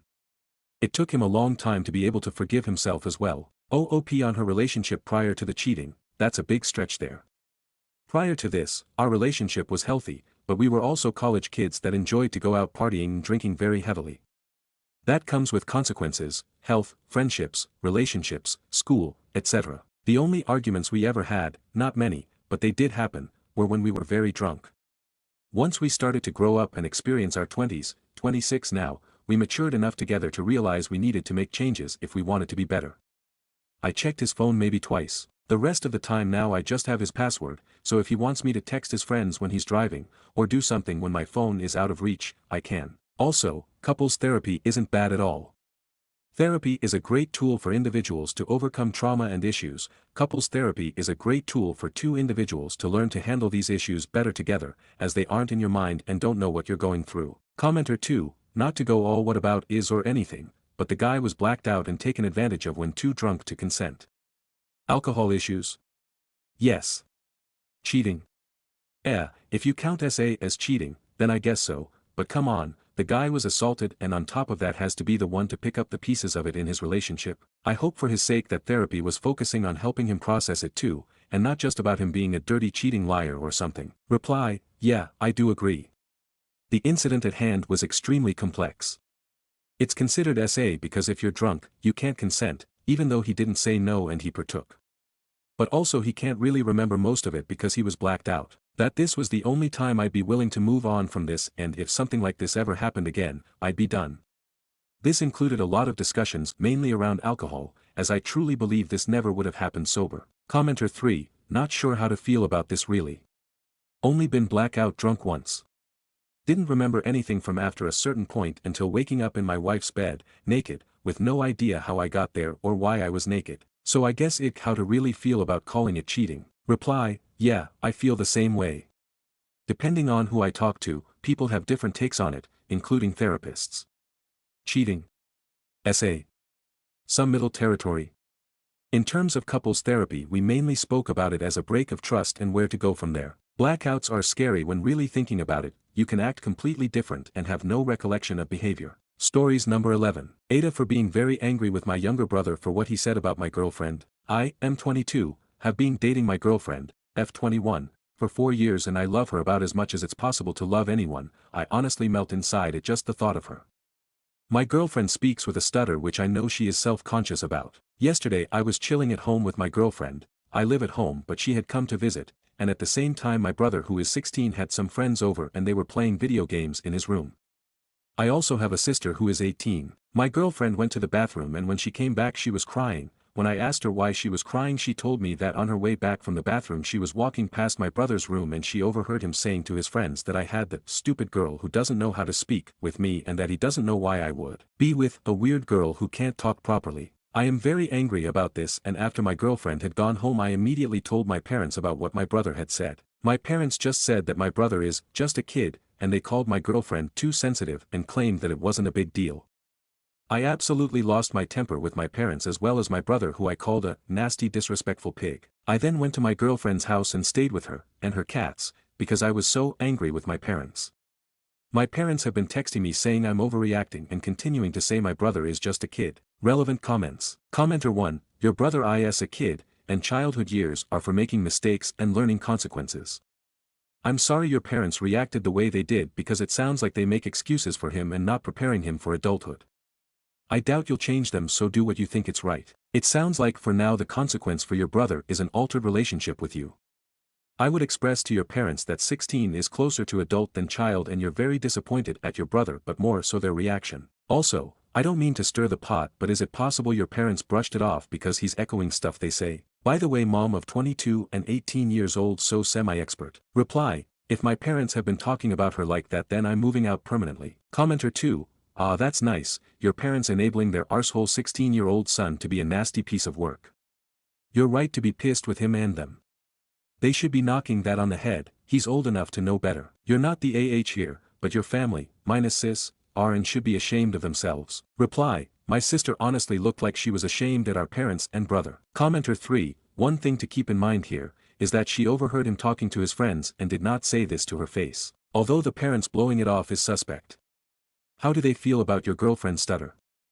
Have they made comments about her behind your back that the brother may have overheard, and that's why they are hesitant about confronting him? I feel bad for your girlfriend, having a stutter is hard enough to deal with and to be self-conscious of, let alone having someone close to you mocking her. Reply, It's very odd because my dad has always been nice to her and my mum has actually been very affectionate towards her, so for them to disregard her feelings seems very two-faced. If my parents have been saying mean things about her, I am definitely moving out. Commenter 4, a very rude kid that makes fun of people for something they can't help. This rude kid will turn into an adult asshole with parents like that. Update. Thank you for all your comments on my original post. When I had calmed down, I took some of the advice I had received in the comments and I approached my brother to talk to him calmly about what he said, and my girlfriend decided to come with me. Anyway, my brother did apologies to both of us. We asked him to explain honestly why he said it. My brother admitted that he was trying to look cool in front of his friends. My brother also told us that these same friends had been teasing him for not having a girlfriend after the girl he asked out rejected him. I asked if he was jealous of me because I have a girlfriend, and he admitted that he was jealous, especially after he got teased after being rejected. Anyway, me and my girlfriend discussed the situation with my brother and we explained to him that these boys are clearly not true friends judging by the way they are acting. We further explained to him that he shouldn't feel like he has to act cool to impress people, and we also reminded him that saying mean things about someone is definitely not cool. We advised my brother to stick up for himself and to not hang out with these people who tease him, and that he should report them if it gets worse. My brother did apologies to me and my girlfriend. Some people in the comments suggested he might have heard my parents commenting on the way my girlfriend speaks, however my brother insisted that this is not the case. I don't know whether to believe him about that or not. After the chat we had with my brother, I told my parents about how disappointed I was with them and about how me and my girlfriend had just done what they should have. I am extremely disappointed in my parents as I really trusted them to be better than this, and unfortunately things have not changed with them. My parents were angry with us for talking to my brother about this and they claimed we were both overreacting. I made it clear to my parents that actually they are underreacting. I told my parents that they should be thanking us for doing the job that they can't be bothered to do. Unfortunately, my sister has been having some trouble with my parents because she tried to talk to them about this situation. Because of the way that my parents are acting, I am going to move in with my girlfriend and her cats permanently. Tomorrow I am taking my girlfriend on a surprise vacation for Valentine's Day, as I know my girl loves a nice surprise. In a couple of weeks, when we get back from the vacation, I will move in with her and my sister is also moving in with us. Me and my girlfriend have both told my sister that when we move in together she is welcome to come, as my girlfriend's place has a spare room and my sister was very eager to accept the offer to get away from our parents. My girlfriend and my sister are very close and honestly act like sisters themselves, so the three of us living in the same place will be great. My girlfriend also assured my brother that she forgives him and he is still welcome to visit. Relevant comments. Commenter 1. Your parents are reacting that way because they are the ones who have been shit talking about your GF when you're not around.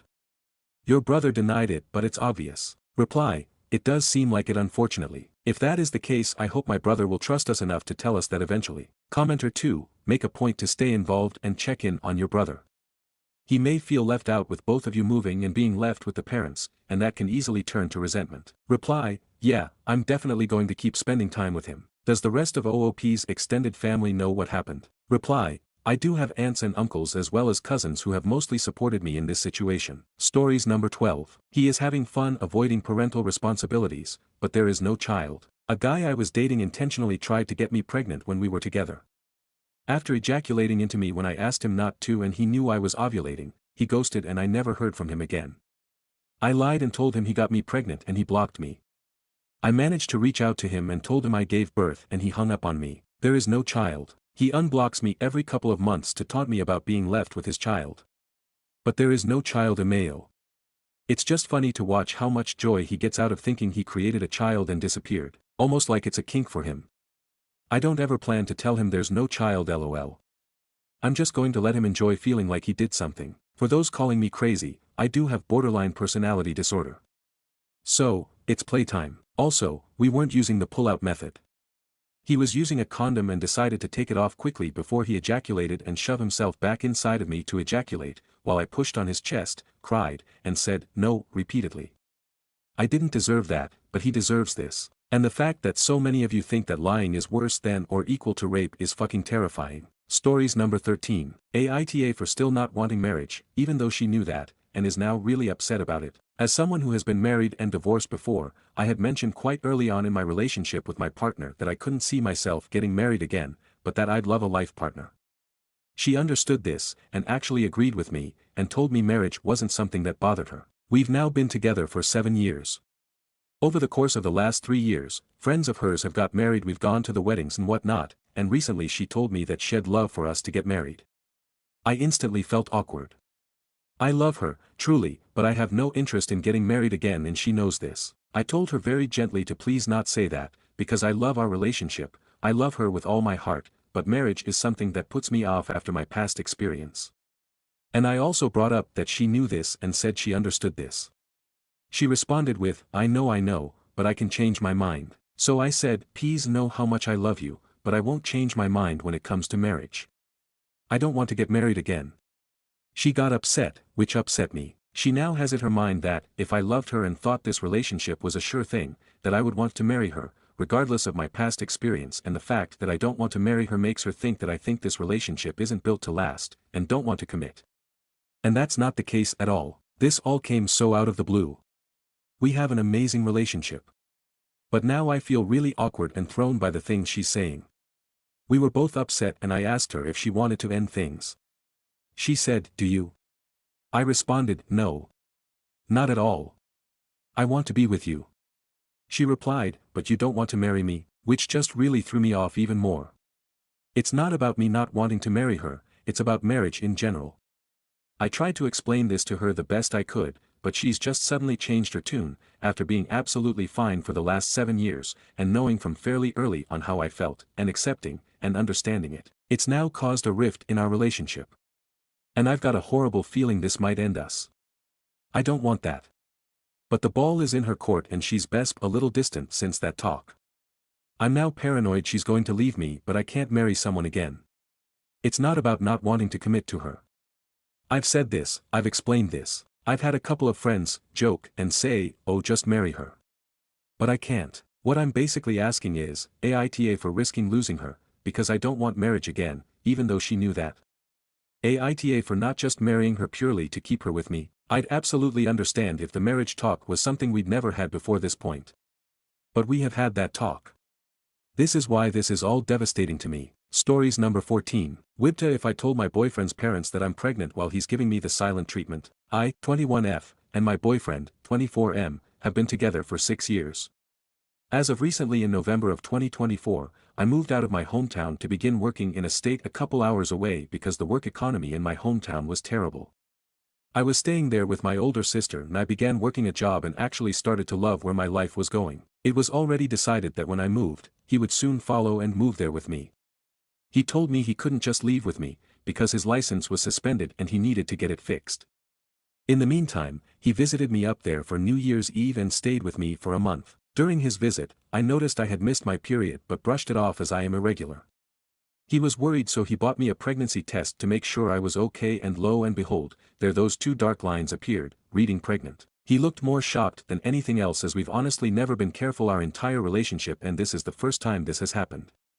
I wasn't scared or worried because I thought this was something he was wanting. And we were together for so long, I didn't think that he'd be freaked out, as he would talk to me about marrying me in the future and having a family all the time. Fast forwarding to needing to find a doctor, my insurance didn't cover anything in the city I had moved to and only covered me for my hometown I last lived in, where boyfriend lives with his parents, and so in result, I had to move my life back to my hometown at my dad's home to continue getting treatment the OBGYN. I had my first ultrasound on Tuesday at 9 a.m. this week.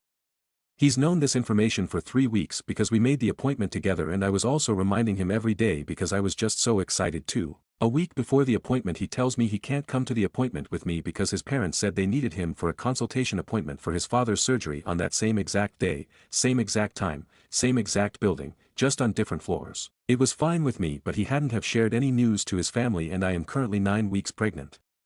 It was discussed that when I moved back to my hometown that he would tell his older sister at least, given that she herself is 7 months pregnant. He postponed giving any of this good news to anyone but was stressing me out for weeks, asking me what he should say and how to say it.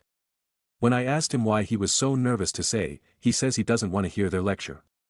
He left to his sister's house on Saturday afternoon so he could talk to her, help fix her car. I asked him if he had spoken to her the morning after and he said no because it wasn't the right time, and so then he went to church with her and spent the entire day with her, and so I asked if he brought it up at any point and he told me no, that he's yet staying another day to talk to her. When he mustered the courage to tell his sister, he never told me he told her. I found out the next day and he just casually said, "Oh yeah, I told her already." This upset me because I then asked him what did he say and he told her I was only 3 weeks pregnant and that it's too early to tell anything. I told him that he's spreading misinformation and he should have asked me again if he wasn't sure about what to say or how to say it because he clearly didn't know what he was talking about. He said, and I quote, "Can you please explain to me what the issue is with them knowing exact dates? What do you think that's going to affect? What do you expect to happen?" I was taken aback because to him it's like there's no difference to knowing and it's not important to him to know, like as if I don't matter to him. Ever since, he's ignored me all day Tuesday, appointment day, all day Wednesday, and I'm guessing today will be the same. He's claiming that now I don't want him involved in anything related to the baby, which has never been true. It's frustrating because we both agreed that once I got the ultrasound photo, we'd share the news with his parents. But he's been ignoring me silent treatment for days now, and I'm now logged out of the Cash app we used together. Mine didn't work, so now I have no money to be able to eat healthy like I've been trying while pregnant, and I can't buy new clothes that fits. Everything that I owned is still at my sister's house, so I have at most 3 shirts, 2 bottoms and a jacket here in my hometown. Everything else is my childhood clothing. All I have in the fridge is applesauce oatmeal milk. I managed the first 2 days he was ignoring me because I thought he'd have some sympathy towards me, but he logged me out, and I also just don't have any job because I had to leave the job I was working. There was no option to transfer. I want to tell his parents because I respect them so much and they've become like second parents to me, and I just don't think it's fair what he's doing. It feels abusive and I don't want to beg him to talk to me either. That's so degrading. So Wipta, if I just go ahead and tell them myself. Stories number 15. Aita for convincing my boyfriend not to share his inheritance. I've been with my boyfriend Jack for a little over 2 years now. He's the sweetest, most considerate guy I've ever met, and we're really happy. Jack is the middle child in a family of 3 kids. Their mom passed away when he was young. Their dad was focused on his career and had little time for them, so they grew up with various nannies and maids. Dad didn't really put an effort to building a relationship with any of his kids, as children or adults. Jack's brother and sister had pretty much zero contact with the dad, but Jack, being the sweet guy he is, always made an effort to keep up. I've met his dad twice, and let's just say he's a difficult man to get along with. But Jack put up with him anyway, sometimes missing out on things he needed to do just because his dad wanted something. Now his dad passed away recently and left everything to Jack. I think he left some things to the other kids, but like 99% of it goes to Jack. And turns out his father was a lot richer than everyone believed. I'm talking Jack not having to work for the rest of his life and have enough to send 3 kids to college rich. His brother and sister found out and wanted everything divided equally. Jack, being the sweet, considerate guy he is, actually agreed. We talked about it later and I was like, "Are you out of your mind? Your dad left this to you, not you siblings. He knew what he was doing. It's not like his brother and sister are poor or desperate for money anyway. The inheritance was his." I admit Jack can be a bit of a pushover and his siblings know this. So I convinced him not to just divide everything up equally, but maybe consider giving them something more than what their dada has left. When Jack went back to them with the information and said he's discussed this with me, of course they're blaming it on me now. They're calling me a gold digger and that I'm after their money. We're not even engaged. I won't get any of this money, it's all Jack's. So Aita for convincing Jack not to split his entire inheritance with his siblings. Comments. Commenter 1. They will probably contest the will now. Commenter 2. Unless they can show a legal reason why the will should be thrown out other than, "I didn't get a share," they are going to lose. Commenter 3. They'll probably lose more than they've gained in lawyers' fees. Also, I suspect the dad kept some sort of record as to his reasoning why he split his estate the way he did. Commenter 4. NTA, but Jack, he's also stupid, not just a pushover, no offense. Commenter 5. Sounds like Jack, as the middle child, is a people pleaser. My husband, also a middle child, is just the same. Avoids confrontation, takes the easy route. It takes some convincing to make him stand up for himself too. Reply, yes. You get it. He just has a little trouble saying no, especially in a personal context. He would agree to something that's not in his best interest, and when I ask him why, he just say it's not worth the hassle to disagree. Jake sounds like more than a pushover to me. He sounds like a loving human who genuinely cares about family. I think he will regret a family divide because you persuaded him a different way, though I do not disagree with you. A good solution could be a small trust fund set up for each of his niece's nephews for college or a home. He could help family, but not the family that ignored his father, while also not scratching his inheritance. You would not end up being resented by not only the siblings, but eventually this sweet guy. Because no, if he does nothing, and it is on your say so, according to you, he will regret it because he is a wonderful man. Of course, watch for him being taken advantage of, but please don't stop him from being a wonderful human being. We need them. No judgment yet. Reply, this is true. He is the sweetest man. But I've seen people take advantage of him over and over again and didn't want it to happen this time. Update, 2 days later. First of all, thank you to everyone who took the time to reply. I feel like the opinion was split halfway on whether I was the or not, so I thought I'd post an update with more clarifications. Some of you pointed out that while saying I wanted to stop Jack from being a pushover, I did the exact thing to him myself to them. I can see where you're coming from. This was never my intention. Jack asked for my opinion and I gave it to him. I agree I could have approached it better. Also, the one thing where I may have been a bit of an was not asking Jack why he wanted to split the inheritance. I just assumed people were trying to take advantage of him as usual and went from there. We had another discussion and I made sure to ask him this. His reasoning was that he felt his father was unfair and he wanted to do what he felt was right. He said he had no delusions that this would magically fix things between him and his siblings and they would become one big happy family. That being said, Jack had a discussion with his lawyer and his father's lawyer, who was also his father's friend. There is very little to no chance for the siblings to contest the will. The father knew what he was doing and as his lawyer explained, he had his reasons. Turns out the father did realize he was a bad parent, and tried to rectify things by reaching out to his kids when they were all adults. The other two never bothered to respond, despite multiple attempts. Jack being the sweet guy he has never thought twice about it and reconciled the first time. He says he understands their dad didn't do the best job, but it was all in the past and he was willing to get over it. He pointed out that his father did pay for all of their education and is part of the reason why they have such comfortable lives now. Now the part about the inheritance. Jack still wants to split it with his siblings, but not completely evenly. His father's lawyer made it clear that it was the man's last wish that the majority should go to Jack, so Jack is going to honor that, just not be so extreme about it. Jack will be keeping around 60% of everything, and splitting the other 40% evenly between his siblings. Turns out they don't know exact numbers, so 20% would still be big enough to have them satisfied. His father's lawyer says he's going to make it very clear to the siblings that this was all Jack's money, that he's giving to them out of the goodness of his heart, and they are in no way entitled to it. My only comment to Jack at this point was to make sure that this was entirely his decision and he didn't feel pressured or persuaded in any way to do it, and that he's not doing it seeking validation from his siblings. He said he's sure and I told him I support his decision completely. TBH, I'm very proud of him to coming to a solution that allowed him to stay true to himself while not being a pushover. Comments. Commenter 1. Good ending. I'm glad he decided what he wanted to do and you support him.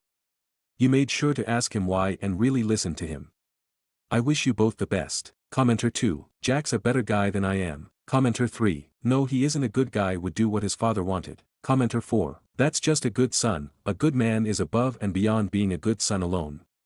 That said, I am definitely taking all the money, probably hide it from siblings as well and not let em have a whiff. Stories number 16. Aita for treating my coworker differently after she accused me of making her uncomfortable when I covered for her at work. I, 30M, work in an office with a small team. A few months ago, my coworker Samantha, 28F, had an emergency and had to leave work early. She was supposed to finish a report that was due the next morning, so she asked if I could help cover for her. I had some extra time, so I finished up her report and sent it in under both of our names to make sure she got credit. The next day, she thanked me but seemed kind of off. A couple of days later, I was called into HR. Turns out, Samantha had filed a complaint saying that my taking over her work without explicit permission made her uncomfortable and that it felt like I was trying to undermine her. I was completely confused because, 1, she had asked for help, and 2, I didn't take credit away from her. HR did an investigation, and after a week, they cleared me. But the whole thing shook me. I never expected that helping a coworker would land me in trouble. After that, I kept things strictly professional with Samantha. I still say hello and work with her when needed, but I don't chat with her casually, offer to help, or include her in group outings anymore. She's noticed and confronted me about it, saying I'm treating her unfairly and being cold. She explained that she was just setting a boundary and didn't mean for HR to investigate so seriously. I told her I understand, but I need to protect myself too, so I'm just being more cautious now. She said I was being dramatic and should move on. Aita for keeping my distance. Stories number 17. He's becoming someone else's husband today, and I'm left imagining every ritual without him. 29F and 31M. He's marrying someone his mother chose, and I wasn't the one. I don't even know how to process this as I sit in front of my screen trying to focus on work. I, 29F, thought I had found my person. We are both Bengalis, and I had imagined our own wedding with all the beautiful Bengali traditions, the gay halad, the sindoor dan, the shot pak. But today, he is getting married to someone else, someone his mother chose for him. And I am left grieving a future that will never happen. We met at work, and it started with playful banter, late-night texts, and stolen glances. He was charming, sarcastic, and had this effortless way of making people swoon over him, including me. Over time, we got closer, and yes, we were physically involved too. He once told me how much he enjoyed that side of us, but in the end, none of it mattered. He never officially asked me out, never fought for me, never even tried to convince his family. His mother wanted a garrulou, homely, daughter-in-law, and he gave in. He let her choose his bride while keeping me as a secret in his life. He didn't even tell me he was getting married until I confronted him. He had already announced it to others in our team, but I had to find out like an afterthought. He barely met my eyes when we saw each other last, and when I finally asked what was wrong, he just said, "I thought you knew." And that was it. Just a simple sentence to shatter everything we had. Now, all I can think about is him smiling through his wedding rituals, blushing as he stands beside his new bride, the woman his mother deemed worthy of him. The woman who gets to be by his side every day while I sit here trying to erase him from my mind. I wonder if he ever truly cared, or if I was just a passing phase, a secret he could leave behind without a second thought. I feel so lost. How do you move on from someone who never really chose you? How do you stop imagining a life that was never meant to be yours? Stories number 18. My 26M girlfriend, 26F, just told me she cheated on me 6 years ago in college. We have been dating for 10 years. My girlfriend and I started dating in high school, 2015, we were both each other's first and so I thought only sexual partners. Which I was okay with. We both went off to separate colleges so we began to our long-distance relationship, seeing each other at least once a month. The first month, 2016, of college she was playing a drinking game with friends and ended up kissing someone else. She told me the following day, we talked about it. I was heartbroken, but after speaking to some of my friends and some of her friends I decided to give her another chance, even though I always said once a cheater always a cheater. Mistakes happen. I saw a lot of people make very stupid decisions in college. Our relationship was slightly rocky from there on, doing long distance, trying to build trust again. She had some guy friends I was obviously worried about, but she always stated they were just that, friends. I was never worried about the actual one because he was the least attractive of the group, and her sister already had a thing with and slept with him in the past. Keep in mind I had many opportunities to cheat if I wanted to. There were a dozen girls she got mad at me for being friends with because she thought I had a thing with them. None ever meant more to me than a friend. Anytime girls tried to make moves on me I would always politely decline and get out of that situation. In 2019 I went backpacking through Europe with my brother and some friends for 6 weeks, as my brother had just graduated. During this time she started hanging out with this girl, let's call her A, who was a bad influence, notorious for stirring the pot and cheating, according to my ex. While I was in Europe, her and A were constantly hanging out, going out, drinking and partying. During that time we were obviously distant, due to time zones and traveling, and our relationship wasn't great. One night they went to a bar with some of their other male friends.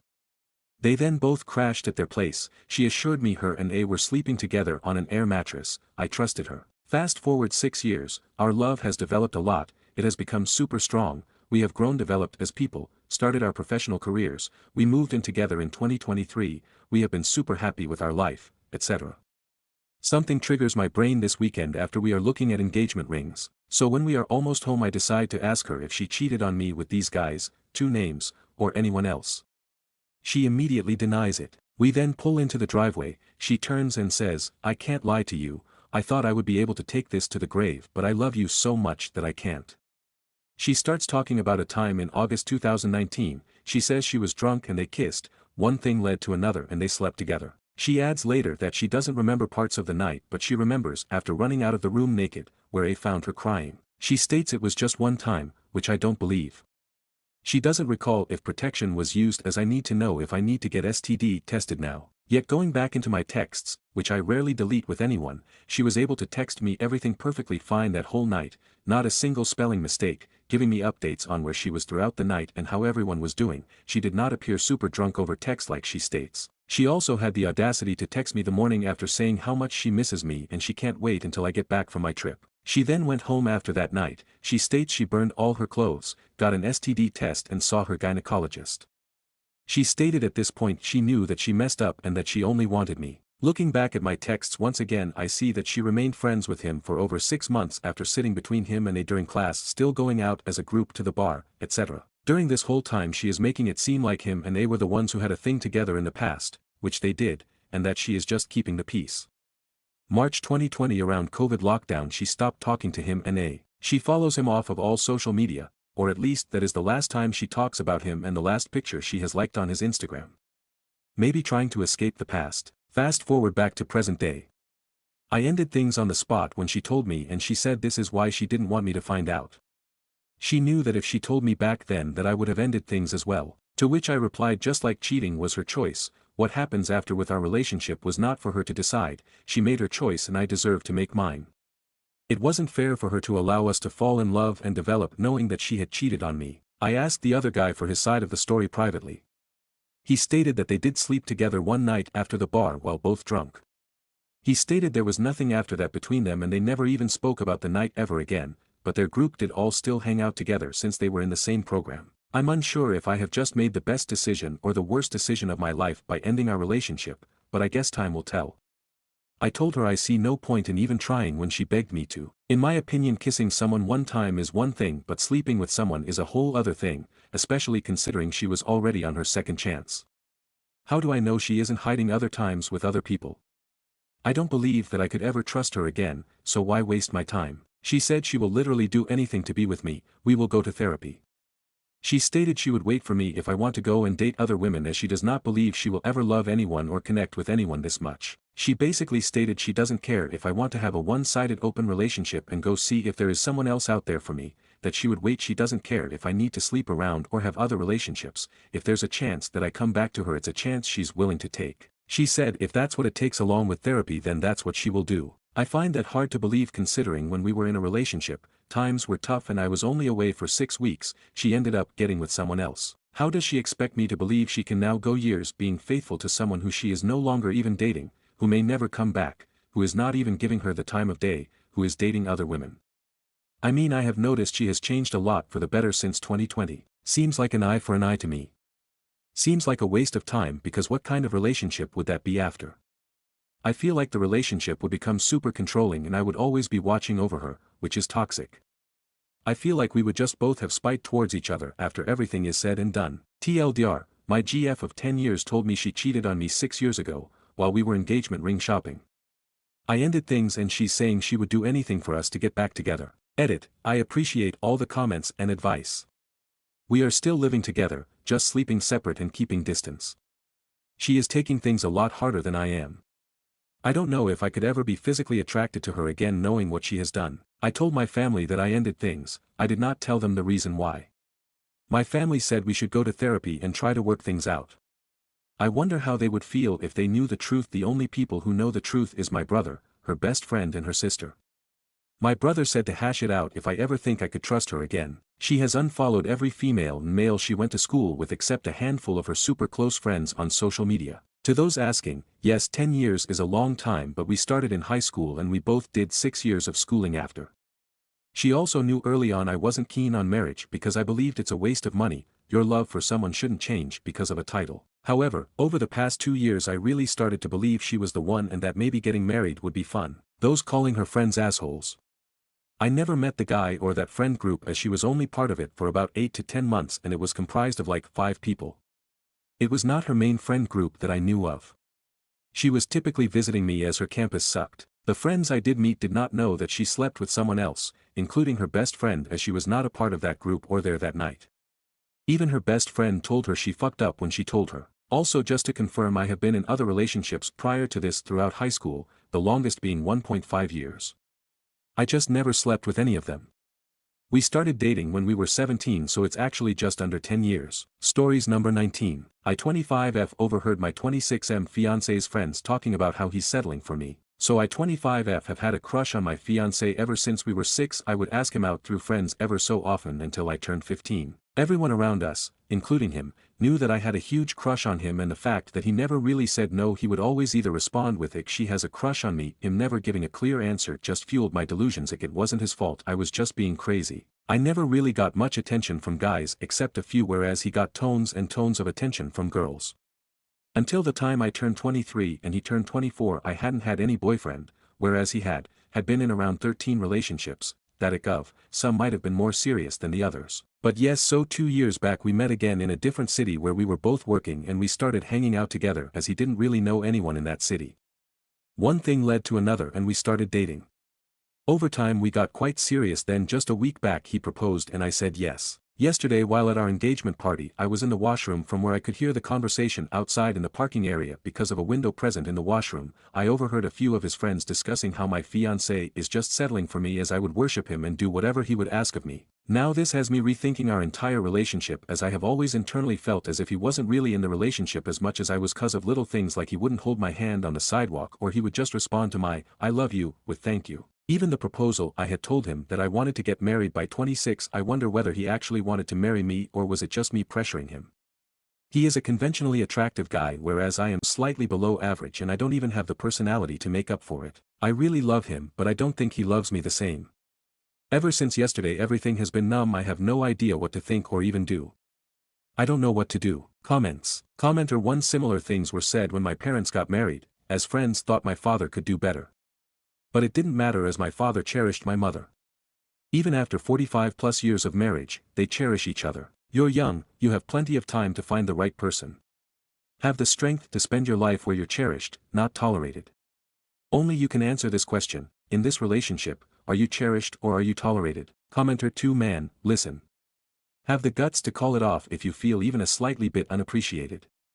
Engagement or not, do you want to spend your whole life doubting whether he settled or was it of his own choice? Maybe start the conversation by asking if you think he feels forced into marrying you and then take it ahead, but whatever be the outcome, do let him know at the end of the convo that you overheard his friends talking shit about you, and based on the reaction you get you will know if he is settling for you or if he wants to be with you forever. And be kind to yourself, yar. So what if he is better looking? Don't call yourself average, that's where you lose the game. Manifest the confidence within yourself. Commenter 3. A guy who responds with "thank you" to your "I love you," and you decided to marry him? WTF. You're in for a sad married life. Leave him, be bold and dump him now. No friends would ever say shit like this about their friend's partner unless the friend himself regularly bitches about you. Run. Update: overheard fiancé's friend saying that he, 26M, is setting for me, 25F. Okay, so firstly I'd like to thank you all for your advice. So the day after posting this I met up with my fiancé. On meeting him I told him how I have been feeling and did not mention the fact that I overheard his friends. On hearing that he became emotional and admitted to not being attracted to me physically but liking me as a person. It honestly did hurt, as in my head I was expecting him to say something along the lines of him loving me no matter what others thought. He still wants to marry me and I still love him. He has promised to try harder and be more present in the relationship. He really has been trying these past few days. He texts me every single day and also reciprocates my "I love you." Also, I told my mother and grandmother about everything that has been happening, to which their response was more on the lines of I should be grateful that someone like him is going for someone like me, and once we get married he will change over time. Now this has put me in a tougher position, but honestly speaking I think I will just go ahead with the wedding, as the other option is arranged marriage, which I am not really keen on. And he has really started putting in effort. I do believe that he will actually fall for me gradually. Comments. Commenter 1. Babe, go back and read your post again. He admitted to not being physically attracted to me but liking me as a person. This is your first red flag. He might be a good person and a good friend. But marriage is also about physical intimacy. The ultimate decision is yours. I know it will break you if you decide to move on. Getting married is a huge decision. Rethink your pros and cons, please. Commenter 2. Sorry, but one tight slap from me to your mom and grandmom. It seems they just want you to get married and brush off their responsibility. Smell coffee. I did same mistake of ignoring red flags which impacted me so badly and regretting it. Don't do same mistake. Commenter 3. It's okay. OP won't be listening to any of us. She has been conditioned heavily with the shitty trauma that is obviously visible. I hope happiness for OP in the future. Sadly, love life is the last that will give her this. Still, I hope she finds refuge. This situation is only giving me a future scenario of sadness and guilt and lots of heartbreak. Commenter 4. I was waiting for this update and now I am really regretting having seen it, cause what? I am just gonna pretend you dumped him, for my mental peace. Stories number 20. Neighbors disfigured my trees and bushes, claim previous owner gave them permission. I moved this month, Washington State, and my yard borders windows of the neighboring property. The neighbor's yard is on the other side of their house, so their kitchen and living room plus one of their upstairs bedrooms and, from what I can best ascertain, the window to a study, are pressed right against the dividing line property between the 2 yards, a small stone path. Along the edge of my property, but not overlapping with the divider, which a surveyor has verified as accurate when we were buying the home, we have 3 black walnut trees and 4 bushes. We're not 100% sure of what they are, but sending pictures to a botanist friend and asking the internet, the best guess is honey locusts. About a week after we moved in, the new neighbors approached us and said the previous tenant had promised to trim the trees because they blocked the view out of their windows. I called the previous owner and he said he promised nothing of the sort, and half the reason he planted the bushes along the existing tree line was because the neighbors complained about his cookouts in the yard making them feel as though they had to draw their curtains for privacy, which they didn't like. So the bushes were essentially a privacy hedge. The previous owner did just move into assisted living for dementia patients, though, so I am waiting to get double confirmation from his daughter. We told her sorry but no both because the trees provide nice shade, and, without the bushes on the lower level, they'd be able to see directly into our house and vice versa. We went away for the weekend and found 5 large branches and a dozen smaller branches missing from our trees, exactly where their windows were blocked. The trees look hideous and diseased now because of these giant bald patches, and no longer provide privacy or adequate shade. One of our bushes was completely gone, 2 others crudely uprooted from the ground and unsalvageable. The neighbor said the black walnut trees had been there since he moved in 60 years ago, and the bushes had been in 15 years. I figured I was screwed, because we don't have security cameras or anything to prove they did this. But as a last-ditch attempt I sent them an email asking if they knew what had gone on. To which they had the audacity to reply as though they'd done us a favor. Their exact words: "Yes, we decided it was unfair for you to shoulder the burden of the previous property owners' unfinished business, so went ahead and had a crew take care of it out of our own pocket this weekend. No need to thank us, Merry Early Christmas." I'm irate, especially because I'd bought my girlfriend a bench swing for one of the trees for Christmas, something she's always talked about having. The trees were not crossing their property line and the bushes were solidly within our property as well. As aforementioned, there's a small dividing stone pathway between the 2 properties, but I also have a recent official survey done just before we moved in. Do I have any recourse even though they've contorted it to sound like it was a favor? Much appreciated. TL, our neighbor disfigured black walnut trees and uprooted what looks to be honey locust bushes on what a survey proves to be my property. Trespassed while I was away for work and had this done to the plants without my authorization. Claims previous owner gave them permission, he disputes this. They sent an email telling us no need to thank them for the gift of lawn care, Merry Christmas. What now? Relevant comments. Commenter 1. Anything that overhangs their property is fair game.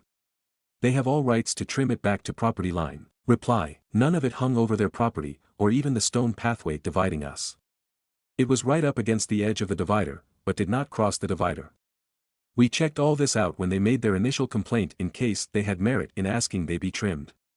The bushes were set even further onto our property. Commenter 2. You have it in writing that they damaged their property against your will. Get an arborist out to evaluate the health of the trees, how much it will take to treat and care for them, to replace the bush, etc. Get survey maps that show they're on your property. Get photographs if you can from the prior owners to prove the prior condition of the trees. Sue them in court and nail their asses to the wall. If they're willing to pull these shenanigans this early into being neighbors, they're going to keep doing it if you don't assert your own rights to your own property. Commenter 3. Adding to this, I believe black walnut is highly valuable timber. Get a price for the wood that was taken away, too. Reply. Yikes, I'll get an arborist to check things out. Thanks. Commenter 4. I'd also file a police report, but after the report by the arborist, they came onto your property and destroyed part of it. Reply. Considered filing a police report but wanted to wait until I'd heard more from this sub, now I'm glad I waited. I reached out to a couple arborists and am seeing who can get here soonest, thanks. Update. I consulted 3 separate arborists officially plus had an arborist friend check things over unofficially. The uprooted bushes were honey locusts and the branches cut from my black walnut were valuable lumber. It was also determined that since the bushes and trees were acting as privacy barriers and no longer served that purpose, that I would require extra compensation to come up with a means of a new privacy barrier. It was initially going to be $2,300 for the missing honey locust, $1,600 for the first uprooted one and $1,800 for the second. Then, sweet Jesus, then we got to the issue of the black walnut trees. One was cut in such a way that it was permanently damaged and will likely have to be removed, so costing them $17,000. The next deemed to have lost enough lumber to be worth $4,000, and the final $1.2500. This was the initial decision. There were just a few more steps before everything was finalized. But then, we had had two arborists at this point, the first and then a second opinion. Then a third, the first we ever called, who came highly rated but was unable to get to us anytime soon, had a cancellation and got in contact. We figured why not, anything to fortify our case. He comes and looks and observes our trees have been afflicted by thousand canker disease. And they'll all have to be removed. And they may have even exposed other old, vulnerable trees on our property that the neighbors didn't even touch, to this disease. The first arborist had raised the concern, and a kind redditor, euthermophile, had even written about the condition after my initial posting, but no one caught it until this arborist as it was still in its early stage. All told, 3 other, less valuable, trees on my property had to come down, all black trees had to come down, and not only do they owe me $158,000, but they'll be charged with criminal trespassing. Now, I didn't want to be a horrible vindictive person and target an elderly couple over a dispute like this. So I asked around to other people in the neighborhood and asked what their experience has been with these neighbors. Resoundingly they said, do it. Press charges. Apparently in the years they've lived here they've called the police on kids having a lemonade stand for lack of permit to run a business, called ICE twice on a Filipino family on the road, and had similar weird disputes to this one they had with me over plants and lawn adornments. It appears they'll have to sell their house to pay me, and they won't be missed. Thank you for all the advice. Stories number 21. I, F44, hired an investigator and have discovered my husband's, M47, affair and sex addiction. What on earth do I do next? My husband, M47, and I, F44, I have been married for just over a decade and it has been, for the most part, a loving marriage centered around our 2 beautiful children. Of course, I've had grievances. He travels a lot for work, is constantly glued to his phone, and sometimes would abruptly pop out 4 errands that he has always been incredibly vague about. Initially these didn't concern me too much. He has a very demanding job that has allowed us to have a lifestyle I never thought possible, meant that I could leave work to be with the children, take us on wonderful holidays, send the children to a great school. I always felt that complaining to him about his work, phone, computer, and random emergencies would be so selfish considering everything he does for us. However, 2 weeks ago, I started getting really suspicious after I had found a condom in the inside pocket of his blazer. There was no reason for him to have it there as we only ever have sex at home and, frankly, it isn't something we do as often as we used to. This prompted me to do something I never thought I would do, but I found an opportunity to get into his phone when he wasn't looking. I'm not sure what I was looking for. I first looked at his photos but couldn't find anything. Then I thought I would check his messaging apps, WhatsApp, Telegram. Both were password locked, which I found very odd. Only iMessage could be accessed, but there was barely anything there. At this point, I had a sinking feeling something was up. Last year, a friend was in a similar situation and used a digital investigator to learn more about her absent and secretive fiancé. The investigator found out that this man had been living a complete double life, with a long-term girlfriend in Edinburgh, and, unbelievably, a whole business he had set up and was earning money from. She had no idea about the business or all the money he was earning from it, and no doubt spending on his girlfriend. I asked for the investigators' details and requested that they pull together anything and everything they could find about my husband. The investigator spent about a week digging online and came back to me with a report that changed my life forever. I got a call from the investigator, warning me that my husband's report would be a very difficult read, and that I should open it in private at a time when I would be able to process it fully. Since I received it, I have barely been able to eat, sleep, properly take care of the kids, or speak to him, and yet he is so absent-minded he doesn't even realize something is wrong. It turns out that my husband of over 10 years has been having an affair with a woman 15 years his junior, financing this woman's lifestyle and her failed business venture, attending sex parties with her, where they have sex with other partners, posting in a revolting online sex forum, including pictures of his genitals, and details his addiction to porn and escorts to his creepy online friends. Based on this posts online, has clearly been spending thousands on escorts as far back as 7 years ago. I have no idea where to go from here. I don't know what to do. I have no idea how to confront him about this, or if I should see a lawyer first. I know the obvious decision is to simply divorce, but our children are 9 and 7, I have loved him since we first met 14 years ago, and I know that I have a place in his heart too, in spite of these actions.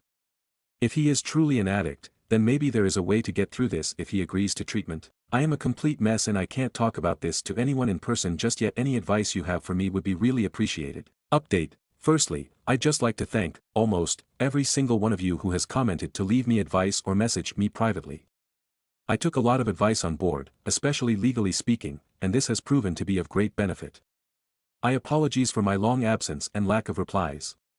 I hope the update below can explain it. I chose to wait until after New Year's as I did not want to rob the children of one last Christmas and New Year's holiday as a family. In the meantime, I researched solicitors and sought recommendations from trusted friends. Rather humiliatingly, I did, after much urging on this website, also schedule and go through with an STI test. It was horrifically embarrassing, but I am relieved to say that it came negative. I don't know how I could have coped if he had gotten me sick because of his revolting actions. He made my job incredibly easy by flying out for a work trip, not that anything he says could ever be trusted, on the second, and I immediately got the ball rolling, met with the solicitor, packed up all of his belongings into 6 suitcases, had the locks changed, and spoke to a child psychologist to work out the best way to explain things to the kids, who are far too young to understand the full picture, of course. Fast forward to a week later, and upon his return I, having made sure the children were picked up by my mother after school, greeted him to a hallway full of suitcases and divorce papers. I had printed out the report in full and started walking him through it before he started breaking down in tears. It was a compulsion, he was unbelievably stressed, and that if I left him he would have not choice but to marry the other woman, whereas he would end it immediately if I were to take him back. This last part was truly the nail in the coffin. I don't think he even realized just how manipulative a comment that was to make. After hours of a back and forth and of his groveling, he gave up. He was left at the bottom of the stairs in the entrance to our home with his suitcases, waiting for a cab to take him to God knows where. There is still a lengthy legal process ahead, and unfortunately, it turns out that him being unfaithful etc. doesn't really impact how assets might be divided following the legal battle. However, I'm confident that my solicitor will get the outcome I need to keep the house and live independently. In terms of the children, I would rather not discuss them so as to keep it private, but it has been an incredibly difficult adjustment and sometimes I do feel guilty. As for myself, I am still completely heartbroken and frankly I don't ever hope to find love again. I just don't think I can quite trust like that again. Finally, I'd just like to add that while most comments have been lovely and supportive, I did get a number of comments and private messages blaming me for my soon-to-be ex-husband's behavior, claiming I did not give him sufficient sexual attention and that I shouldn't complain because he provided me with a certain lifestyle. Firstly, these comments are awful and betray a repulsive worldview with regards to sex, intimacy, and marriage. Secondly, our ailing sex life was not my doing and was, at times, and criticism I myself had of our relationship, not the other way around. Thirdly, just because someone provides you with a lifestyle, doesn't entitle them to treat you as if you're nothing, with no respect and no honesty. I would have hoped all would be aware of that. Update: I never imagined that a single Reddit post would change my life in such a profound way. To everyone who commented, messaged, and supported me, thank you. Your advice, encouragement, and even tough love gave me the clarity and strength I desperately needed. I am really sorry if I appear to have ignored some of your comments and DMs. I just wanted to thank you all and leave this final update. I will check and try to respond to messages and comments as much as I can. In the weeks following my last update, I have been navigating a completely new reality. The legal process is still ongoing, and while my solicitor has warned me that things could get complicated, I am standing my ground. I want a clean break, financial security for my children, and a future where I am no longer tethered to a man who deceived me in every way imaginable. The fact that his infidelity does not significantly impact the division of assets is a bitter pill to swallow, but I will not let it deter me from seeking what is fair. Thankfully, some aspects of his actions that the investigator uncovered will impact his case negatively. Emotionally, this has been one of the hardest things I've ever endured. The betrayal still cuts deep, and some nights, I find myself questioning everything. I repeatedly keep on going back over our years together, trying to pinpoint where I missed the signs, where I ignored my instincts. The truth is, I may never fully understand why he did what he did, but I have finally come to accept that his actions were never a reflection of my worth. I was not lacking. I was not failing. He was. Since our separation, my soon-to-be ex-husband has fluctuated between remorseful and completely delusional. One day, he is begging for another chance, promising to change, telling me he will attend therapy and fight for our family. The next, he is enraged that I have ruined his life and taken away the stability he had with our children. He has tried to paint himself as the victim, conveniently glossing over his years of deceit and betrayal. At one point, he even suggested that we could remain partners, but live separate lives, his way of trying to have his cake and eat it too. The most frustrating part has been when he makes an argument that this was a mental health issue, or an addition issue. Actually, it is 100% an entitlement issue. I have a lot of supportive people on here to thank for making that very clear to me at a time when I was doubting this. The manipulation has been exhausting. He has reached out to mutual friends, attempting to garner sympathy and twist the narrative. I have had to set firm boundaries and remind myself that I owe him nothing. The man I thought I knew is gone, if he ever truly existed at all. His behavior in the past few weeks has only reinforced my decision to walk away for good. For those wondering about co-parenting, it is a work in progress. I won't share too much for privacy reasons, but he is currently on supervised visits while we establish a longer-term arrangement. The children are adjusting as best they can, and I am doing everything in my power to keep their lives as stable as possible. They are my focus now, and their well-being is my only priority. As for myself, I am healing, slowly but surely. I have reconnected with old friends, thrown myself into activities that bring me joy, and even started to look toward the future with something resembling hope. I won't lie, trusting again feels impossible right now. Love, at least the kind I believed in, feels like a distant and naive concept. But I also know that I am stronger than I ever thought I was, and that gives me faith that I will rebuild, in time, in my own way. I could have never imagined getting through this when I had made my first post. Here I am, sort of, on the other end of it. Still, just about, standing. To those who may find themselves in a similar situation, please, trust your instincts. Do not gaslight yourself into ignoring the signs. If you don't have 100% certainty, find a way of getting it like I did. Either try and gather evidence yourself, that you can use in court, or hire an investigator like I did, and most importantly, remember that betrayal does not define you, how you rise from it does. This is my final update. I am closing this chapter of my life for good. Thank you all, truly, for being part of my journey. Stories number 22. Aita for breaking off my engagement with my fiancé because of his creepy comments toward my 14-year-old sister. I, 20F, am in a tough situation, and I'm not sure if I'm overreacting, so I need some outside perspectives. I've been with my fiancé, Charles, 35M, for about 2 years, and everything seemed fine until recently. A few weeks ago, my 14-year-old sister, Amy, came to stay with us for just a few days while our parents were out of town. During her stay, I started noticing some really unsettling things. At first, I thought I was imagining it, but Charles started making comments that made me feel incredibly uncomfortable.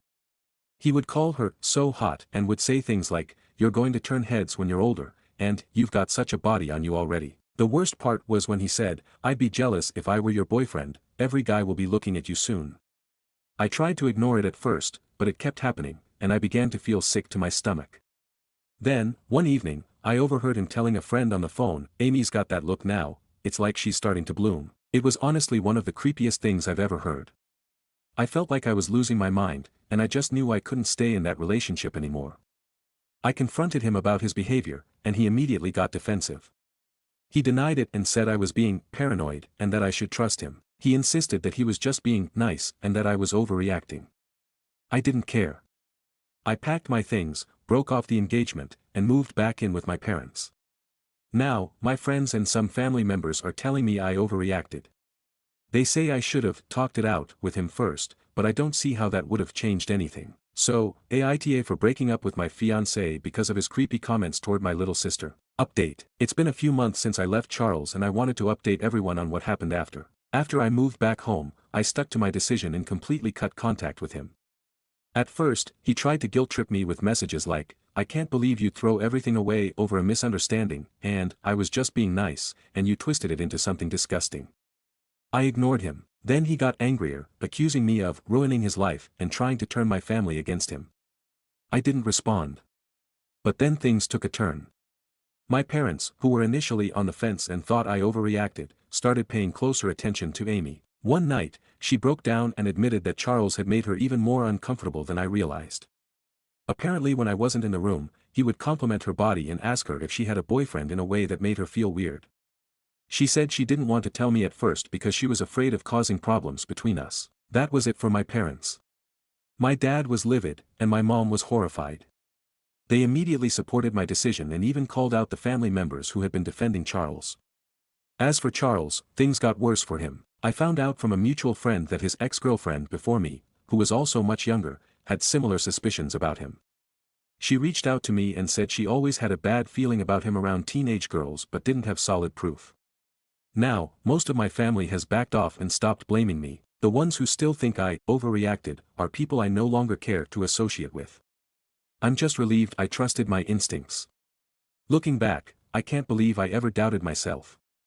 I don't even want to think about what could have happened if I had ignored my gut feeling. So, for anyone reading this, if something feels off, trust yourself, I'm so grateful I did. Will I be an if I'd press charges against Charles since he's been spreading lies about me? Stories number 23. Aita for slapping my brother after he gave away the money he promised me to his wife. My brother is 27M and I am 20F. I don't want to sound entitled, but I am entitled to the money he promised me. Our parents had funded his business and he promised to give me money for my higher education, and I can't even ask my parents cause they don't have money, but my brother does. A few days ago I went to my brother and told him that I need money for my education and I need him to pay fee and help me a bit with other expenses. He said he can't cause he used all his money to fund his wife's new business and he asked me to wait a while. I told him that I can't wait, it's going to cost me a whole year, and he said he can't help right now. I lost my cool cause my parents gave all their money to my brother and I didn't have a problem with it. We were wishing that he would become successful and help us, and he promised to help me find my education. I told him that he promised me and it's not just his money, it's mine as well, and we all trusted him, but now he is betraying me and you don't have money.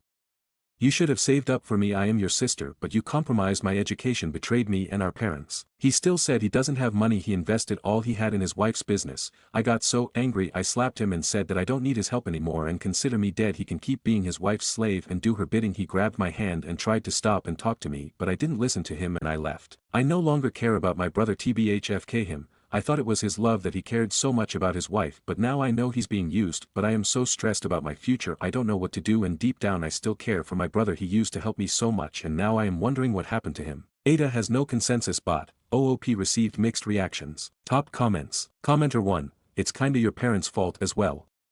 They shouldn't have given everything to him, should have given him his share and asked him to get a loan. Commenter 2, your content is not clear here. Did you give him a heads up that you will need money at least before a few months, or went to him and wanted it immediately? What was agreed upon? There is no rough figure you mentioned here. How does your parents survive if they gave all the money to him? You sound foolish to say you don't need the money anymore. You could have asked him to co-sign for a loan and give you the money. If he hesitates, then involve your parents. Anger and rage will not take you anywhere. Think of solutions before ruining your life. Commenter 3, in some Asian cultures it's considered the norm for parents to put everything they have into the eldest child's education to ensure they succeed in life, and then it becomes the elect's duty to pay for the younger child's education. I think this is what happened here, so he would have known exactly what he was expected to pay for and when. He was happy to abide by that tradition when it was beneficial to him, but is now backing out of his side of the deal. Commenter 4, YTA. You assaulted your brother because he didn't have money at the moment to pay for your education. Did you talk to him ahead of time so he knew the time frame he was working on? YTA for also how you talked about him and his wife. Couples support each other. Him helping his wife by investing in her business isn't being her slave. It's called being a supportive husband. He didn't tell you he wasn't going to pay for your education. He told you he needed time to get the money together to pay for it. In his shoes, after being assaulted, and you insulting me and my partner, I wouldn't pay for anything in regards to you without a sincere apology and a genuine act of atonement. A year between high school and college isn't going to hurt your future. You can get a job to start your work history and resume again. He didn't break his promise. YTA. Update. I know I will get a lot of mean comments on my post, like on my previous, and I am prepared, and I also agree that I shouldn't have slapped my brother, but I was angry cause he almost jeopardized my career and I was angry. I decided to talk to my grandparents because I need money and I was relying on my brother to help me this whole time. My parents shared my share of inheritance with him and we were thinking that he will help us, me during my college, but he backed out. I told my grandparents everything and they sided with me. My grandpa was angry and he said that my brother already got his inheritance from our parents, so he won't get anything from them, and he said his share of inheritance will go to me, to my college fees and other expenses and whatever I would like to do next. TBH, this whole thing has been a blessing in disguise cause the amount of money I will get from my grandpa far surpasses than what I would have gotten from my parents. My grandpa lectured him a lot and told him that he betrayed me and he should have been taking care of me instead of his wife, and told him all his money is going to me. The lecture lasted a long time. But my brother later called me and said I should have trusted him and waited a while instead of complaining to our grandparents. I told him I don't care anymore.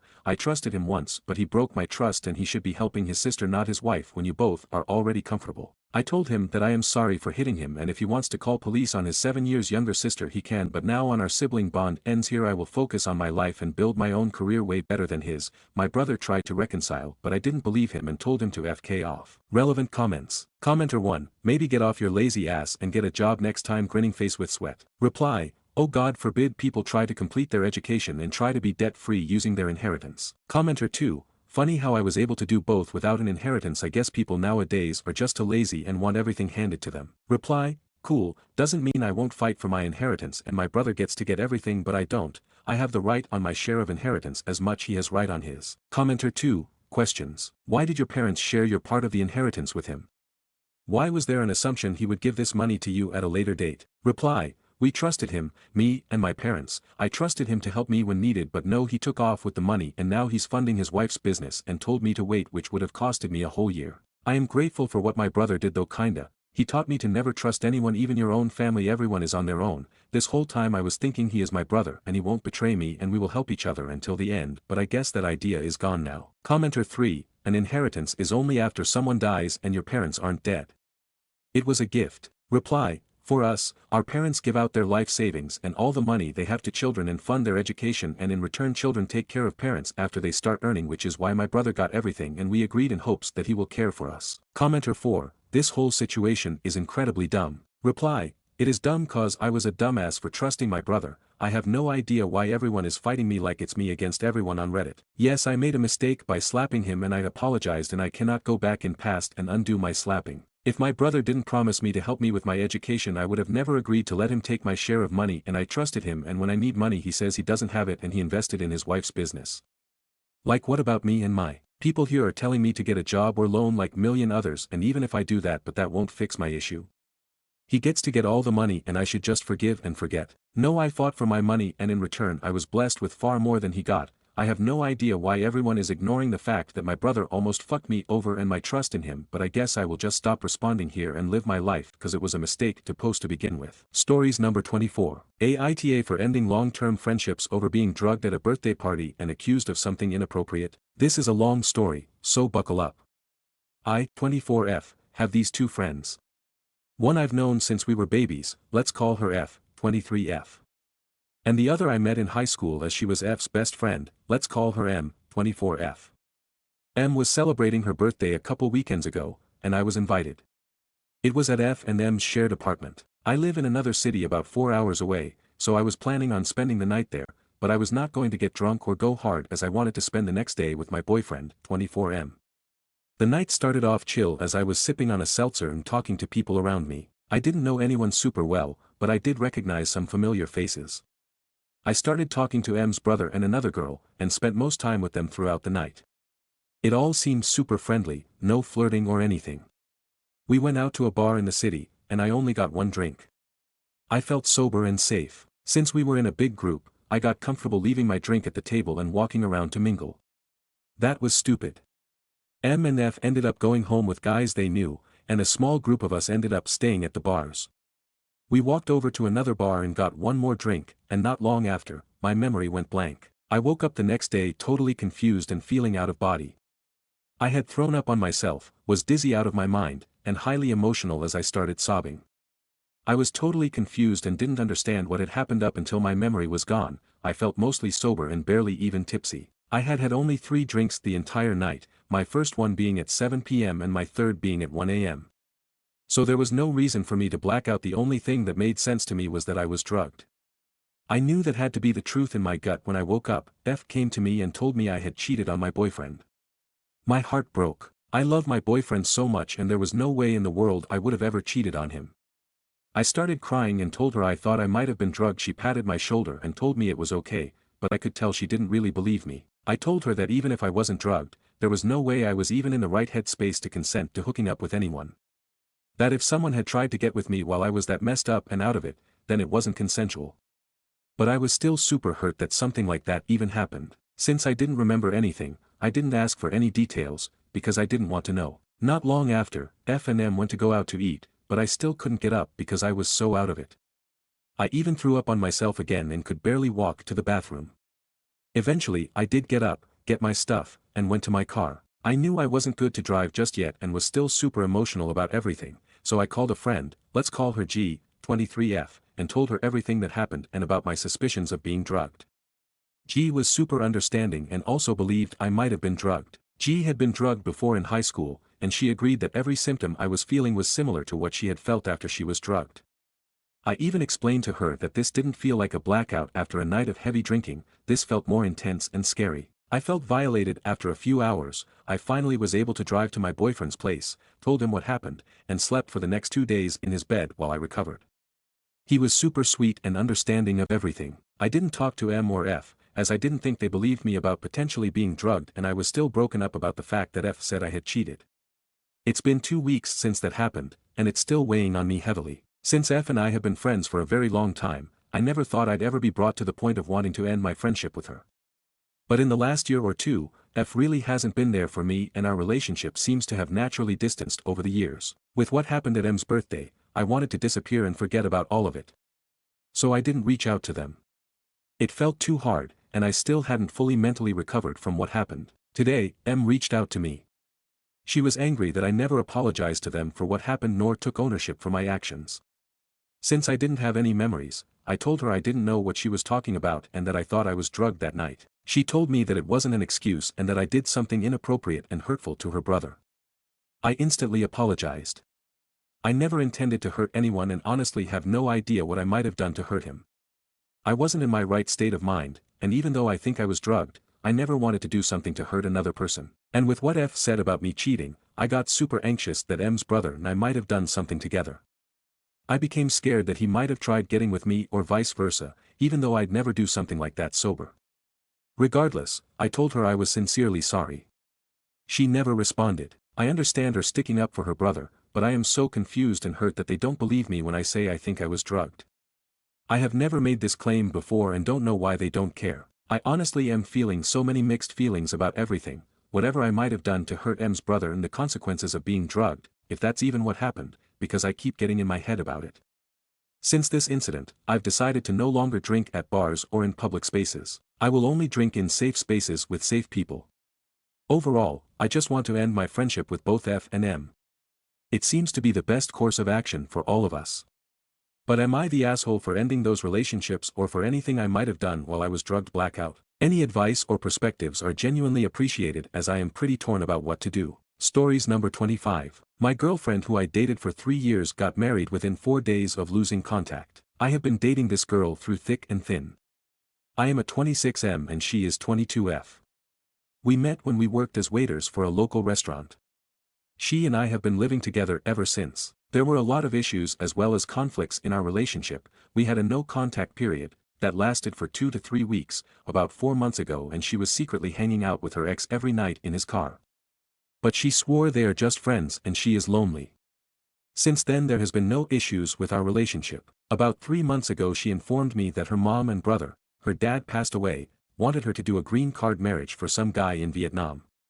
Note that her brother already sold a green card marriage once, and her best friend also sold a green card marriage, so this is very favor advocated to her. When she informed me of this I told her absolutely not. Fast forward to February 7th.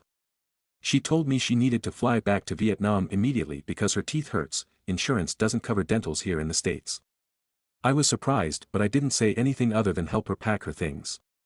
We did the usual couple promise like never break up when we're apart, etc. As soon as she landed in Vietnam, she stopped answering my texts and my calls. She only called me at night and said she's too tired to talk. This goes on for a whole week until I said, "What's going on, why you are evading me," and the sorts. Then she hit me with the, "Let's take a break until I get back to the States." I was furious because I could feel like something is happening but I just don't know what it is. In an anger fit I said, "If you wanted to stop so bad let's just break up," and she said, "Okay." I texted her within the night that I'm sorry and please call me back when you feel better. She seen my message and then we lost all contacts. All calls unanswered, all messages delivered and not seen. Even on Valentine's Day she was still MIA. Yesterday I gathered all my friends and we did a lot of digging on Facebook and found out she got married, a whole wedding with 2 families and a husband. I'm lost for words. Her family knows me and they know that she lives with me basically. She and I have been inseparable ever since we met, so there wasn't a chance that she has been seeing this guy behind my back. But as of now the wedding happened. Seeing her in a beautiful wedding dress smiling while holding another guy's hand for marriage just killed me. Her entire family blocked me on Facebook and she is still MIA. What is the play here, or am I cooked? Update: I gave her ex a call, the one where she hanged out with during our no contact, and confronted him whether they did anything. He replied with, "Why do you care?" Stories number 26. AIO thinking my husband and this mom are being more than friendly. I, 38F, is married to my husband, 40M, for almost 10 years now. He never has given me a reason to doubt his faithfulness in the past 20 years we've been together. For the past 2 years, I was pregnant with our third child and breastfeeding her constantly. I have taken a step back from our 2 older daughters, 6 and 9, extracurricular activities. My husband has been taking them to clubs, after school, play dates, birthday parties, and picking them up from school. My oldest, 9F, has this best friend that her mom also goes to all these events, and she and my husband soon became friends. I was also introduced to her and she seems very nice and sweet, and she would take the kids off our hands from time to time. It wasn't until last December when we all were hanging out for my daughter's, 9F, birthday at Disney Spring.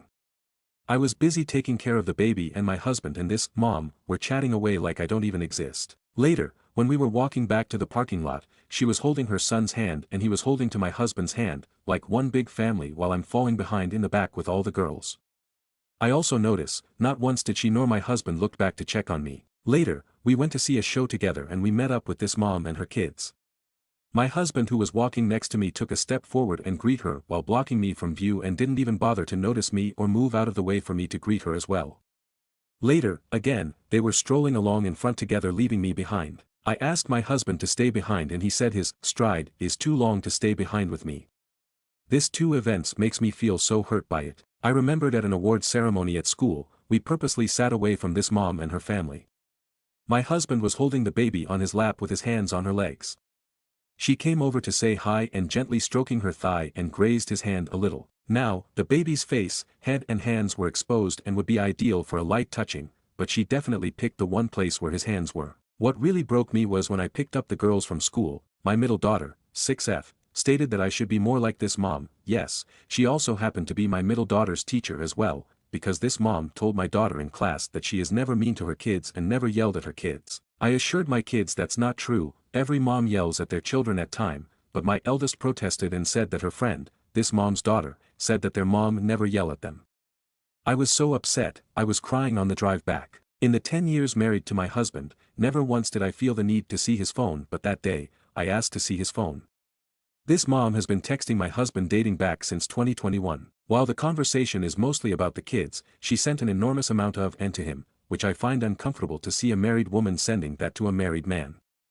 I asked my husband about it. He said he thinks there's nothing wrong with it and that she does that to everyone. I confirmed that she doesn't talk to me that way or our group chat that way either. So, I can see the way she texted him and talked to him was different. He would ask her to watch the kids after school constantly, as he is always running late to pick them up, and she would ask him to help her with school projects and clubs. I told him that the more favors he asked, the more this mom would expect favors in returns. He still doesn't see anything wrong with this and said he doesn't like her, but when pressed he does admit he likes the attention he's receiving. How can this man, who is almost allergic to attention so much, our wedding only had 15 people attending, now like the attention from this woman? I feel like he's lying to me, and I felt I was played by this other woman who pretended to be my friend so she can get close to my husband and kids. Am I overreacting to ask him to text her only through our group chat and cut all ties with her? Stories number 27. I moved to a poor country, changed religions, and cancelled my surgery for my wife that cheated on me. I am 22, was in the army, stationed in Europe, when I met a woman at a coffee shop and asked for her number. We started dating, but because she was Arab, her family didn't allow her to date. After 3 months, she proposed the idea of marriage, though we wouldn't actually get married until month 7. I agreed, and since my army contract was about to end, I left the military and planned to move to Europe for this woman. I'm American. I don't know how to explain it, but even after just 3 months, I felt as if I had known her my entire life. We talked about religion, and she told me that if this relationship were to work, I would need to convert from Christianity to Islam. I converted and began reading the Quran and watching videos to learn more about the faith. At this point, I had left the army and fully moved to Europe. When I arrived in Europe, I developed a hernia and needed surgery. I'm not sure how I got it, probably something related to my time in the army. I remember walking out to the hospital lobby to tell her about the surgery. She tried to comfort me, but she couldn't hold back her tears, and they started rolling down her cheeks. I reassured her, saying, "I'll be okay, it's just a simple surgery." She replied that she knew but was still worried about me. At that moment, any doubts I had about her being my future wife disappeared. How could someone try so hard to hold back tears if there weren't real emotions behind them? After I left the hospital, she started researching the type of hernia I had and what she could do to help me recover. She carried all the groceries, cooked for me, and let me lean on her while we walked. From that point on, I knew I'd do anything for this woman. I even cancelled the surgery to marry her first, rescheduling it afterward, despite the doctor advising against it. Even though I had fully moved to Europe and was working on converting for her, there was one issue: I had to meet her grandparents in the Middle East to get their blessing. This made me uneasy because, during my army career, I had heard some unsettling stories about the Middle East. Still, I told myself that if I didn't go through with this, I'd regret it for the rest of my life and always wonder about her. Somehow, I managed to get an entry visa into Iraq, which surprised me since I'm American. I met her grandparents, and they approved of me marrying their granddaughter. Afterward, I went to Germany, where the rest of her friends and family lived, and met them as well. By this point, I was learning German because her brother only spoke German, and I was also learning Arabic because her mother only spoke Arabic. We got married, and I officially converted to Islam. Shortly after, however, she had to leave for another country in Europe to take an exam for school. While she was away, I stayed in Germany and took care of her mother and her 9-year-old sister. A month later, she returned to Germany, but something seemed off. She was more distant, mean, and demanding. Eventually, I discovered through her phone that she had fallen in love with another man at her university. I confronted her, but she acted as if she hadn't seen me discover the messages. I still remember the look on her face. Her heart sank, and mine did too. Feeling overwhelmed, I returned to America to see my family and figure out what to do. While I was trying to process everything, she accused me of cheating. I attempted to talk to her about what was happening, but she demanded a divorce. I took a few days to think things over and make sure I was making the right decision. Before I could finalize anything, her mother messaged me, telling me to divorce her because she was with another man at her house in Germany. This broke my heart. Her mother had loved me like her own son and had always taken care of me. I divorced her and we sent each other's belongings back by mail. 3 months later, she texted me about the items I had already mailed, seemingly trying to start a conversation. I responded politely, trying to help her, but ended the conversation by saying, "I don't hate you. I will cherish our time together, but this is my last message to you." She replied, "Okay." She still stalks my social media, and I admit that I miss her sometimes. But deep down, I know I can't go back to a woman who cheated on me, no matter how much I sacrificed for her. Despite everything, I have no regrets. I'm proud of myself for doing everything I could to make the relationship work, even when it seemed impossible. Stories number 28. I found a chat with my dad messaging a girl who was offering services of some kind. A few hours ago, my 20F phone was dead, so I put it on charge and asked my dad, 52M, if I could borrow his to call my sister who I had been on FT with when my phone died. I don't know the password to his phone. As I was trying to forward a picture to my sister on WhatsApp, I noticed he had a chat in his archives which was unread. I know I shouldn't read someone's messages without asking, but I felt compelled. I found a chat with an unsaved contact. It seemed like the chat had been cleared recently, which is why there were only 4 messages. The first one seemed to be a reply to a voice call my dad had made. The second one was the person saying, "I am available for service." The profile picture seems to be a young girl. I feel the need to know more. My parents have been married for 25 years. Stories number 29. My M31 best friend, M33, is broke. I've been offering him a job in the restaurant I work for months, and today he confessed he doesn't want to be a server because it's low and people's lose respect for him.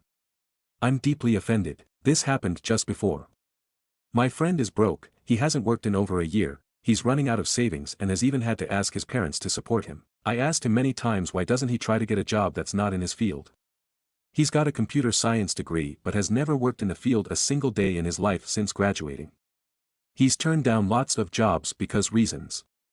They don't pay him enough, they won't give him a higher up position right off the bat, etc. I'm well aware he's deluded in that sense, but he has many other good qualities and that's why I love the guy. So since graduating the only jobs he's done is share marketing, something like online investing, in Forex. He said he made about $20 a day and that it was enough for him. He's single, lives in a shared house and doesn't spend much, whatever makes him happy, right? The thing is he's totally broke. I don't think he really is making even $20 a day on the shares because he's run out of money.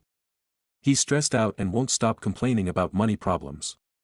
This is confusing for me and I think it comes down to his pride not allowing him to get a job that's not fit for his ego. Now, I work as server in a very nice restaurant and have offered him a job as a server many times.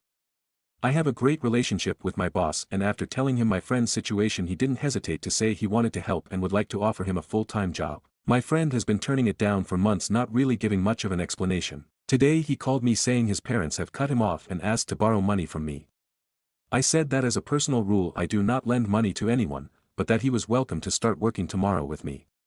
He again turned down the offer and I got a bit frustrated because I'm offering him a solution to his money problem but he won't accept it. So we got into a bit of a banter and he finally confessed he thinks being a server is low and doesn't get you people's respect. I told him respect is earned by getting off your ass and doing whatever you have to make ends meet. I asked him if he thinks I'm low and he backpedaled saying he didn't mean I in particular was low, but the job itself was. He then straight out told me nobody can respect me working as a waiter in my 30s. Wow. TBH, I'm pretty upset. He thinks I am low for working as a server. I got a degree too but I couldn't find a job in my field so I had to take the first job I could. I'm not some prissy prick thinking I'm too god to serve others. I take pride in being a waiter and doing a great job. I'm so hurt by his comments. Why is he my friend if he thinks I'm low? I didn't want to say something nasty or get into an argument with him so I only told him he was being very offensive and I felt like he needed time to think about what he said to me. He replied saying there was nothing to think about, then gave me a list of low jobs like street sweeper, cleaner etc. and said it's a fact those are low, not respected jobs. I asked him to apologize before this snowballed into a full-blown argument and he said he stood by what he said. I don't want to overreact but I don't know if we can keep being friends after this. I really don't know what to do. I don't want to badmouth him but he should examine his life and learn empathy. I'm a very easygoing and forgiving person but what he said hurt me and was idiotic. The man who refuses to work calling me low.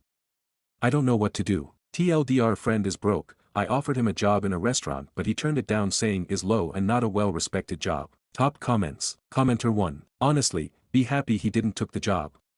Because with that attitude he wouldn't have lasted long and tarnished your rep with it. I don't want to overreact but I don't know if we can keep being friends after this. Honestly, don't keep him as a friend. Doesn't seem that you get much out of the friendship anyway. Commenter 2. Funny. Pompous ass is too good to work as a waiter but isn't above asking to borrow money from a waiter because he's too pathetic to go earn a living to take care of himself. It's easy. Take the job off the table because it's not appreciated or respected by him and it will only end bad for you and your generous boss. Don't lend your friend anything and let him figure out his problems on his own. Simple life lesson coming. Update. I made this post yesterday asking for advice on how to handle the situation with my friend. Basically he's very broke and his parent have cut him off. I've been offering him a job in the restaurant I work in for months and he always turned it down. His situation got so bad he came to me yesterday asking to borrow money. I don't let money to anyone as a rule, but I told him there'll always be a plate of food for him in my house and he was welcome to accept the job offer and start working with me the very next day. Well, long story short, we had a bit of an argument if you can call it that and he finally confessed he thinks being a server is low and won't earn him people's respect. In an interesting turn of events he called me today and said he'd thought it through and had decided he's willing to accept the job only with one condition, as if he was the one doing me the favor. That he's to be made manager right off the bat and that he should move in with me so that I can drive him to work because the bus from his house to my workplace takes 35 minutes and that's over an hour of commuting a day. He then suggested I move my youngest daughter into my elder daughter's room so that that's an empty bedroom for him in my house so he obviously had given this some thought. I was dumbfounded. The sense of entitlement and the level of pride you gotta have to make those demands is astonishing. I know he's never had a proper job but he's not stupid. He has to know you can't be made manager if you don't even know the names of their dishes or how to serve a coffee. It's all about his pride. He's got an ego bigger than I thought.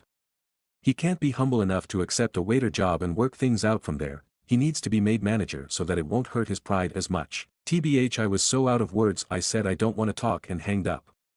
I can't explain how off-putting that conversation was. I feel repelled by him, I feel disgusted, as if something has changed inside me. I can't have a person like him in my life. What makes a person refuse all help just out of sheer pride? My wife says I've been patient and kind enough to him throughout the years and I should let him figure things out on his own. He really is broke. Before his parents cut him off they were covering his rent bills and he survived on the $20 a day he claimed to be making investing in Forex. I know he barely eats and can't even afford a new pair of shoes, and some other stuff. I know he's got no money, but then why won't he accept the job? He's not shy, has no mental health issues, has no problem dealing with people. He's refused many other jobs in the past. Even jobs related to his degree, computer science dash. He's got the wrong idea that he should be given higher up positions right from the start because he's him, and that's what he deserves. That's the reason he hasn't worked a single day since graduating like a decade ago. Anyway, I've got to do some deep thinking and reevaluate this friendship because I don't like the person he's becoming. His dad is a bus driver and his mother a retired teacher. they are lovely, humble, down-to-earth people. I think they've done the right thing cutting him off. I know they're both struggling financially, so it's not fair for their son to leech off them. His mother even had to go back to work doing some tutoring in order to make some extra money to be able to support my friend. I'd be so ashamed if I made my 70-year-old mother go back to work just so I could be sitting at home dreaming of landing the perfect job while actively doing nothing to get one. Anyway, I'm rambling, sorry, I'm just so mad. My wife says it's time to cut the cord and distance ourselves from him. I think she might be right. Edit, a yellow star has appeared next to my name. Does this mean I'm the sheriff now? Stories number 30. Aita for making my BF's mom cry because of a petty rule. So me, 24F, and my boyfriend, 27M, have been together for almost 2 years and live together. His mom is very involved in his life, some might say overbearing, but I try to be respectful. She's nice but has this way of pushing boundaries while acting like she means well. So the issue, I have a no shoes in the house rule. My BF is cool with it, all my friends do it no problem. But his mom refuses. She claims it's rude to ask guests to take their shoes off and that it makes her feel disrespected. I've tried explaining that it's just a cleanliness thing, but she won't budge. Last weekend she came over and, surprise surprise, walked in with her shoes on. I very politely, I swear, said, "Oh, can you take them off please?" She kinda huffs and is like, "You're really gonna make me do this?" And I just stood there waiting. She sighs dramatically, takes them off, and spends the whole visit sulking. Then later I get a text from my BF's dad saying I made her cry and she feels like I'm trying to assert dominance over her in her son's home, our home, actually. My BF is on my side, but now his parents are acting like I've disrespected the Queen of England. Aita for standing my ground on a very normal rule. Stories number 31. My mother has a restraining order on me and I want to contact her before I die. Hello there, I recently received the morbid news that I'm going to most likely be dead within the year due to a health issue, and now I'm in the process of setting my things and relationships in order before I inevitably pass or am not in a condition to do so. One of the issues with that is making amends with my mother. I did some stupid things 3 years ago that led to my mother putting a restraining order on me. Rightfully so, if I'm being honest. I used to be a POS, and the order is going to last 2 more years from what I understand. Is there any way to attempt to initiate contact with her without breaking the law, or am I screwed in this regard? I just don't want to leave things like they are before I'm gone, but I'm unsure of what I could possibly do to even attempt to get in contact without breaking the law. My location is the United States, New York City. Stories number 32. Really confused, don't know why my GF cheated on me with my best friend. I don't even know how to feel right now. Despite reading so many Reddit posts for so long, I used to feel that when I get into a relationship I would definitely be more cautious. But looks like fate didn't want to it for me. I, 26M, and my GF, 26F, let's call her Sarah, were in a relationship for about 3 years. It all started when we're doing our masters. I used to have a crush on her and through a truth or dare game we ended making out. Turns out she too had a crush on me, which shocked me since she was the most attractive girl I have ever known. We began hanging out a lot and then surprisingly she asked me out. We had a lot of fun together. She legit felt like the perfect partner and I don't think I could love anyone more. I am Indian and I was living in London. She is half Indian and half British. Despite being a bit conservative, my parents loved her a lot and my friends used to keep nudging us to get married. After our masters both of us got great jobs. I mean, I did so good during my masters that my starting salary was 6 digits. It was so great to have such a good job and such an amazing girlfriend and group of friends that I felt the luckiest person ever, and I had even planned to propose to Sarah, and the only person who knew this was my mom, who wanted to help me make it the best proposal ever. Now starts the part where everything just fucked up to the core. My best friends, let's call him Ryan, and I have been best friends for almost 8 years. I mean, I legit consider him as my brother. He had a girlfriend, let's call her Tanya. They had been together for 4 years and had also met each other when they were in college. All 4 of us, me, Sarah, Ryan and Tanya, went to the same college for graduation and for masters. One day Sarah and I were chilling in the park. I got a phone call from Tanya saying that she wanted something from my house. Sarah and I were living together at this point. So I went to our house and Tanya was waiting outside my house. I gave her the keys, and while I was there I got a call from my mom who told that my dad had a stroke and I had to rush almost halfway through Europe. I texted Sarah ASAP regarding this and rushed to the train station with a bag. I reached there on time and due to God's grace my dad was well. There was still no response from Sarah, which surprised me a lot. I tried calling her but she won't return my calls. The day after I go to my house with flowers like I usually did when I went home from work. I enter the house and hear someone moaning from the master bedroom. I freeze for 3 seconds. I know what was happening and I walk towards the room and open the door and I see my best friends of 8 years having sex with my girlfriend. I was numb. I couldn't even comprehend what was happening. They both freeze too after seeing the flowers and my bag fell from my hand. Controlling my emotions and I ran out of the house and sat in the taxi and asked the driver to just drive away. My mind was still trying to comprehend what had happened and despite being a strong person on the inside I started crying. The cab driver was a bit aged man who was shocked to see my sudden reaction. He stopped the car and believe it or not actually comforted me. He didn't exactly hug me but he was patting my shoulder and my back. I ended up going to a pub, even though I do not drink. I called over a friend of mine who I had known since school times. She came over and picked me up. She drove me to her place. She was newly married and lived with her husband who was a good friend of mine. I poured my heart out and blessed them for their caring behavior and attitude. They let me sleep on their couch. During all this I was surprised not to receive any calls from Sarah or Ryan, not like I would have picked it up, it just made me feel so low that I had such a horrible GF and best friend who didn't even have the fucking courtesy to call after what they had done. I slept vowing never to even acknowledge them in my life. I wake up at 3 a.m. in the night with around 100 messages from Sarah and Ryan. A million calls from Sarah. I didn't bother about it.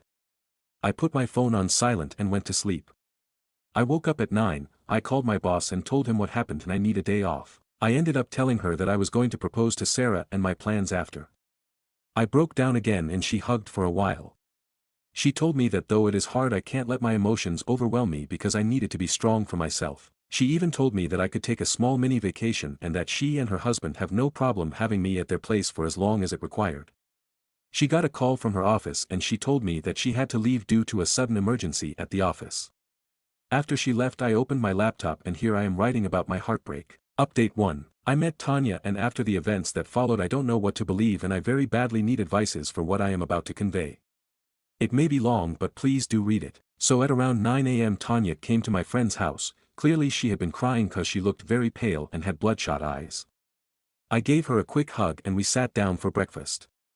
She didn't say anything at all, I understood that she was waiting for us to be alone. After reassuring me a bit my friend and her husband left for work. Tanya and I sat down on the couch. I touched her shoulder and asked how she was doing. She looked at me teary-eyed and suddenly broke down hugging me. Though she too was feeling hurt and needed to cry it out. She started mumbling that she is sorry and that it's her fault. I was sure she must be blaming herself for not being there for Ryan or she felt bad for what happened to me. I told her that it is not her fault and that they are to blame for our pain. When we broke the hug she just held my hand and told me that she needed to confess something. I was scared as to what she had to say in such a situation. She first confesses saying that she had an affair with one of her ex for who she met at her workplace. It had been going on for a few months. The day she had called and asked for my house keys she had planned to meet her AP there. So apparently after I left with my stuff she and AP did it in my house. I was fucking shocked. It turns out during this time Sarah had come back to our house and found Tanya having sex with her AP in her room. At this point I really was wondering if my house was a fucking place where people had sex whenever they felt like it. I was silent for a minute and asked her that Ryan too cheated on you, so why are you saying it is your fault that I was cheated on? So apparently, here comes the part that if I should believe, Tanya's AP had his back towards the door and when Sarah entered the room she thought it was me and Tanya having sex. I legit laughed and told her that it was a nice story, now tell me the truth. She took her phone out and showed her conversation between her AP, Sarah and Ryan, separately. The convos basically included things where Sarah calls Tanya names and that I was unfaithful to her and had the nerve to use the excuse of my father's stroke to throw her off. Tanya didn't even try telling that it wasn't me, so it turns out that Sarah and Ryan were influenced by some of our mutual friends to have a revenge affair on us, me and Tanya. They at first denied since they felt uncomfortable, but after a lot of nudging they finally did it. The day I returned from the hospital where my father was when they planned to do it. She further explains that she was called to my house after I left. By then Sarah and Ryan both were shocked with my behavior, the flowers, and my tickets and bills. They fucking called my mom to confirm if I indeed had visited them and my mom confirmed it. It's when Tanya spilled the beans that she was having sex with her ex and not me and that I was still faithful to Sarah. This is when reality apparently hit both Ryan and Sarah. Ryan apparently slapped Tanya, which wasn't the kind of attitude I was expecting from him. Sarah screamed and broke down crying. Turns out that since then they have been calling me and trying to reach out after realizing that they were the one who ended up breaking my trust. When Tanya finished talking, my first instinct told me to shout at her and kick her out of the house, but I was so emotionally drained that I started to cry and suddenly began laughing. I looked at her and asked her just one question: "Are you telling the truth?" Tanya says that she swears on her father's grave that she is telling the truth and that she is really sorry for what she caused me. She broke down crying real hard. I just sat there quiet for a while. I asked for her phone and took the screenshots and sent it to myself. I asked her to leave the house and never try to contact me ever again. She pleaded, saying that she didn't mean to do that. I lost my temper and shouted, saying, "Yes, you fucking meant to cheat on your boyfriend. Yes, you did want to destroy my relationship cause you destroyed yours. Do you think I would be the same after this? Do you think you will be the same?" I cursed and said a lot of mean things to her. She finally left, and before going she said she always thought to me a perfect guy for any girl and she regrets what she did. I just retaliated and told her that her regret and apology won't change what has already happened. She left crying and I too was so affected that I too began crying. My friend was back home and shocked to see my situation. She sat down with me and I told her everything. She told me not to believe Tanya since she is a cheater and a liar, though she told me that I should maybe read Sarah's and Ryan's text, if not respond at least read to see how much truth is there in Tanya's story. Updated 2. Editor's note: this post clarified questions commenters had. Summary: visit with dad took 2 days, staying with his friend Nikki, she's like a big sister to him. Updated 3, really confused, don't know why GF cheated on me with my best friends. After Tanya left I had a talk with Nikki. She suggested I read the text messages sent by Ryan and Sarah. I took her advice and I read a few of them. It included things, by Sarah, like "I messed up, please call back, it's all a mistake, I love you, please let me explain." By Ryan: "Bro, I am very sorry, please let me explain, I don't have any feelings for Sarah, I don't love her, please let me explain." It included the same story that Tanya told. As suggested by few of you, I assumed they planned and I connected with Tanya's AP, Nikki's idea. I called him, we talked for a bit and I decided to meet him in a nearby coffee shop. I told him not to let anyone know we are meeting else I would mess his career up. I could inform his HR regarding his behavior with colleague etc. We met soon after and, after seeing him for the first time, I felt maybe Tanya wasn't lying. Here is why. He has a similar physique as mine, muscular, tanned, though he was 5 feet 11 inches and I was 6 feet 1 inch. We did fancy a similar hairstyle. He had a tattoo on the back of his neck that looked exactly like mine. Mine is a chakra, from Hindu myth. His was a sun with similar design. Nikki was with me. God, I owe my life to her. Many PPL asked me to not stay at her place as she is newly married, but she didn't let me leave when I tried. She told me that she will be with me throughout. I asked a few questions like how long he was having an affair with Tanya and why did he do such a disgusting act of sleeping with someone who is in a relationship. He apologized, like Tanya. I was really angry, but I didn't want to create a scene. I asked him to never contact Tanya or any of her friends again and not repeat such an act ever again. After Nikki and I reached my home, I had asked Sarah to leave through a friend who passed my message. She told me that maybe Tanya wasn't lying and I should talk to Sarah only if I feel it's worth my time. I asked her opinion. She said that meeting her won't change anything, but you might get closure and answers you seek. TBH, I want answers. I am not able to move on without them. I called my mom to confirm things suggested by Redditors. She did confirm that Sarah had called to ask if my father was okay and how his health was. I told her everything, ABT meeting Tanya's AP as she knew other things already, and asked for her opinion. She told me that maybe if meeting her gives me closure and answers then I should meet her, but with someone. Obviously Nikki was coming with me. I didn't want to text or call her, so I told Nikki to do so. She called Sarah and asked her to meet me at my home the next day. According to Nikki, Sarah sounded broken, almost as if somebody had made her swallow glass and was being choked. WTF, that means no idea. I didn't feel any sympathy, which was not a good sign for someone who I would have died for. Updated 4, really confused, don't know why GF cheated on me with my best friends. Nikki and I were waiting at my house for Sarah to show up. Sarah shows up at around 10 a.m. Nikki answers the door. I was sitting in the living room with screenshots of texts and messages printed, the ones I found suspicious. Sarah comes in the living room and seeing her brought down every single emotion I have known on me like a sudden bucket dump. She looked real miserable, her eyes were sunken and clearly she hadn't slept in a while. Even though she looked like she had showered and gotten ready, somewhat, tear marks were visible on her face. She was literally shivering as she walked in. As soon as she saw, she rushed towards, but Nikki stopped her from doing so and told her that there will be no physical contact and only verbal discussion. She again broke down crying and finally sat on the chair opposite to mine. Nikki made sure to sit in a way such that she could stop Sarah if she plans to come at me again. Though I was ready to talk, I wasn't. I felt so much pain looking at her. It included pain of seeing her in such a horrible state, pain of what she did to me etc., but Nikki pressed my hand and nodded, showing her support. Nikki starts by asking her to repeat the events that happened. She told the entire story, and it did match with Tanya's story and my research. As suggested by others, it might be pre-planned. I then spoke and talked to Sarah. The conversation went something like this. Me: how long have you been cheating on me and how many times have you done it? Sarah: I swear I never cheated on you before. And I never loved anyone but you. I didn't even cheat on you. Me: having intercourse with someone who is not your boyfriend and still being in a relationship seems like cheating to me. Sarah: it was a mistake, it was not supposed to happen. I was deceived and lied to. Me: so you willingly getting naked with my best friend happened by mistake. You having intercourse with him whilst being in a relationship with me happened accidentally. Sarah: Tanya lied to me that you and her were sleeping together, and what I saw just confirmed it. Me: so you saw me with her, while I was almost 100 miles away visiting my father who nearly died. Sarah: Tanya's AP had the same tattoo as you, I thought it was you. Me: so you decided to have sex with Ryan without thinking about confronting me then and there. Why didn't you respond to my message?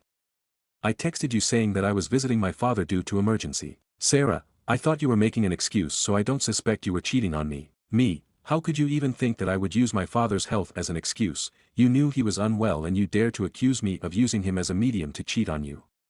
Tell me something. In the last 3 years that we have been together, have I given you any reason that I cannot be trusted or I don't love you? When was the last time you thought I was suspicious? Sarah: never. You were perfect. You loved me and cared for me. You were the best thing that could ever happen to me. Me: I loved you and cared for you, and yet you thought I would betray you and leave you for someone else. Sarah: I am sorry, I let my emotions get the better of me and, she named a few friends here, kept saying that she deserves better and maybe she should have revenge on me with Ryan. Me: and you agreed? Sarah: I didn't at first. I was against this, but seeing how heartbroken Ryan was, I thought you were evil, and the fact that everyone kept telling Ryan and me to do it didn't help me think, and I went with it. Me: so you love Ryan more than me. I am such a fool to even think about planning my life with you, marrying you and whatnot. I was so sure about us that I was going to propose to you. I wanted you in my life, but now knowing you love him more, I think it's best we never see each other again. Sarah starts crying very hard. Sarah: I don't love Ryan, not even a single cell of me feels that way for him. I love you. I would have said yes to marry you a million times. Please, I am sorry, I messed up. I always loved you and you only. Me: you gave him sympathy sex and you are calling it a mistake. I said this loudly. Sarah: no, I didn't even want to sleep with him. What are you talking about? Me: you admitted to be feeling bad to see him heartbroken, and with a little nudge you slept with him. That is sympathy sex, and I was gone for 2 days and God knows how many times my bed was used for your worthless sympathy sex. Sarah gets hysterical at this point, crying her eyes out, and saying things like I love you, and I swear we did it only once and it had only one objective, and that was revenge. Me: I loved you, knowing that come what may this girl will stand by me in my sorrows, pain and happiness. I was so happy to have someone like you, but now you have destroyed my trust, my love and me. Sarah: please don't say that. I don't have any feeling for Ryan and I never did. I love you with my heart. Give me a chance please. I will do whatever you want me to do, even at the cost of letting you have sex with any girl in front of me 100 times. I am ready. Sarah: don't say that please. I can't imagine my life without you. You are my soulmate, I know it. Me: the soulmate who you distrusted. The soulmate who you thought was being unfaithful to you. The soulmates you thought didn't love you anymore. Sarah: I am sorry, I swear I won't do such a thing again. I will go to therapy, work on my emotions and control over them, but please don't end our relationship because of what Tanya made me do. Me: Tanya told you to distrust me. Tanya told you give Ryan sympathy sex. Tanya told you to get naked with him. Answer me. Sarah: I am sorry, I should have known better than to trust a cheater. I shouldn't have to listen to. She names the friends again. I love you and I will never stop loving you. Please give me a chance. Me: your apologies, your I love yous won't undo what has happened. It won't remove the picture of my GF and best friend having sex from my mind. You had someone else inside you when you were with me. You cannot take that back.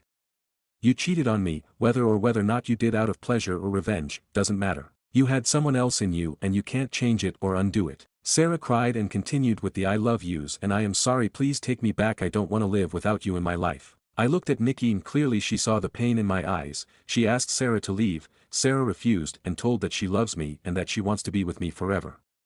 Nikki didn't want more drama and asked her leave or we shall get a restraining order on her. Unwillingly she got up and Nikki escorted her out, while leaving Sarah kept repeating, please don't end us, we are stronger and better, I love you, please give a second chance. As soon as she was out of sight I slipped from sofa and fell on the floor crying and thinking how I ended up in such a bad situation. Nikki sat next to me and comforted me.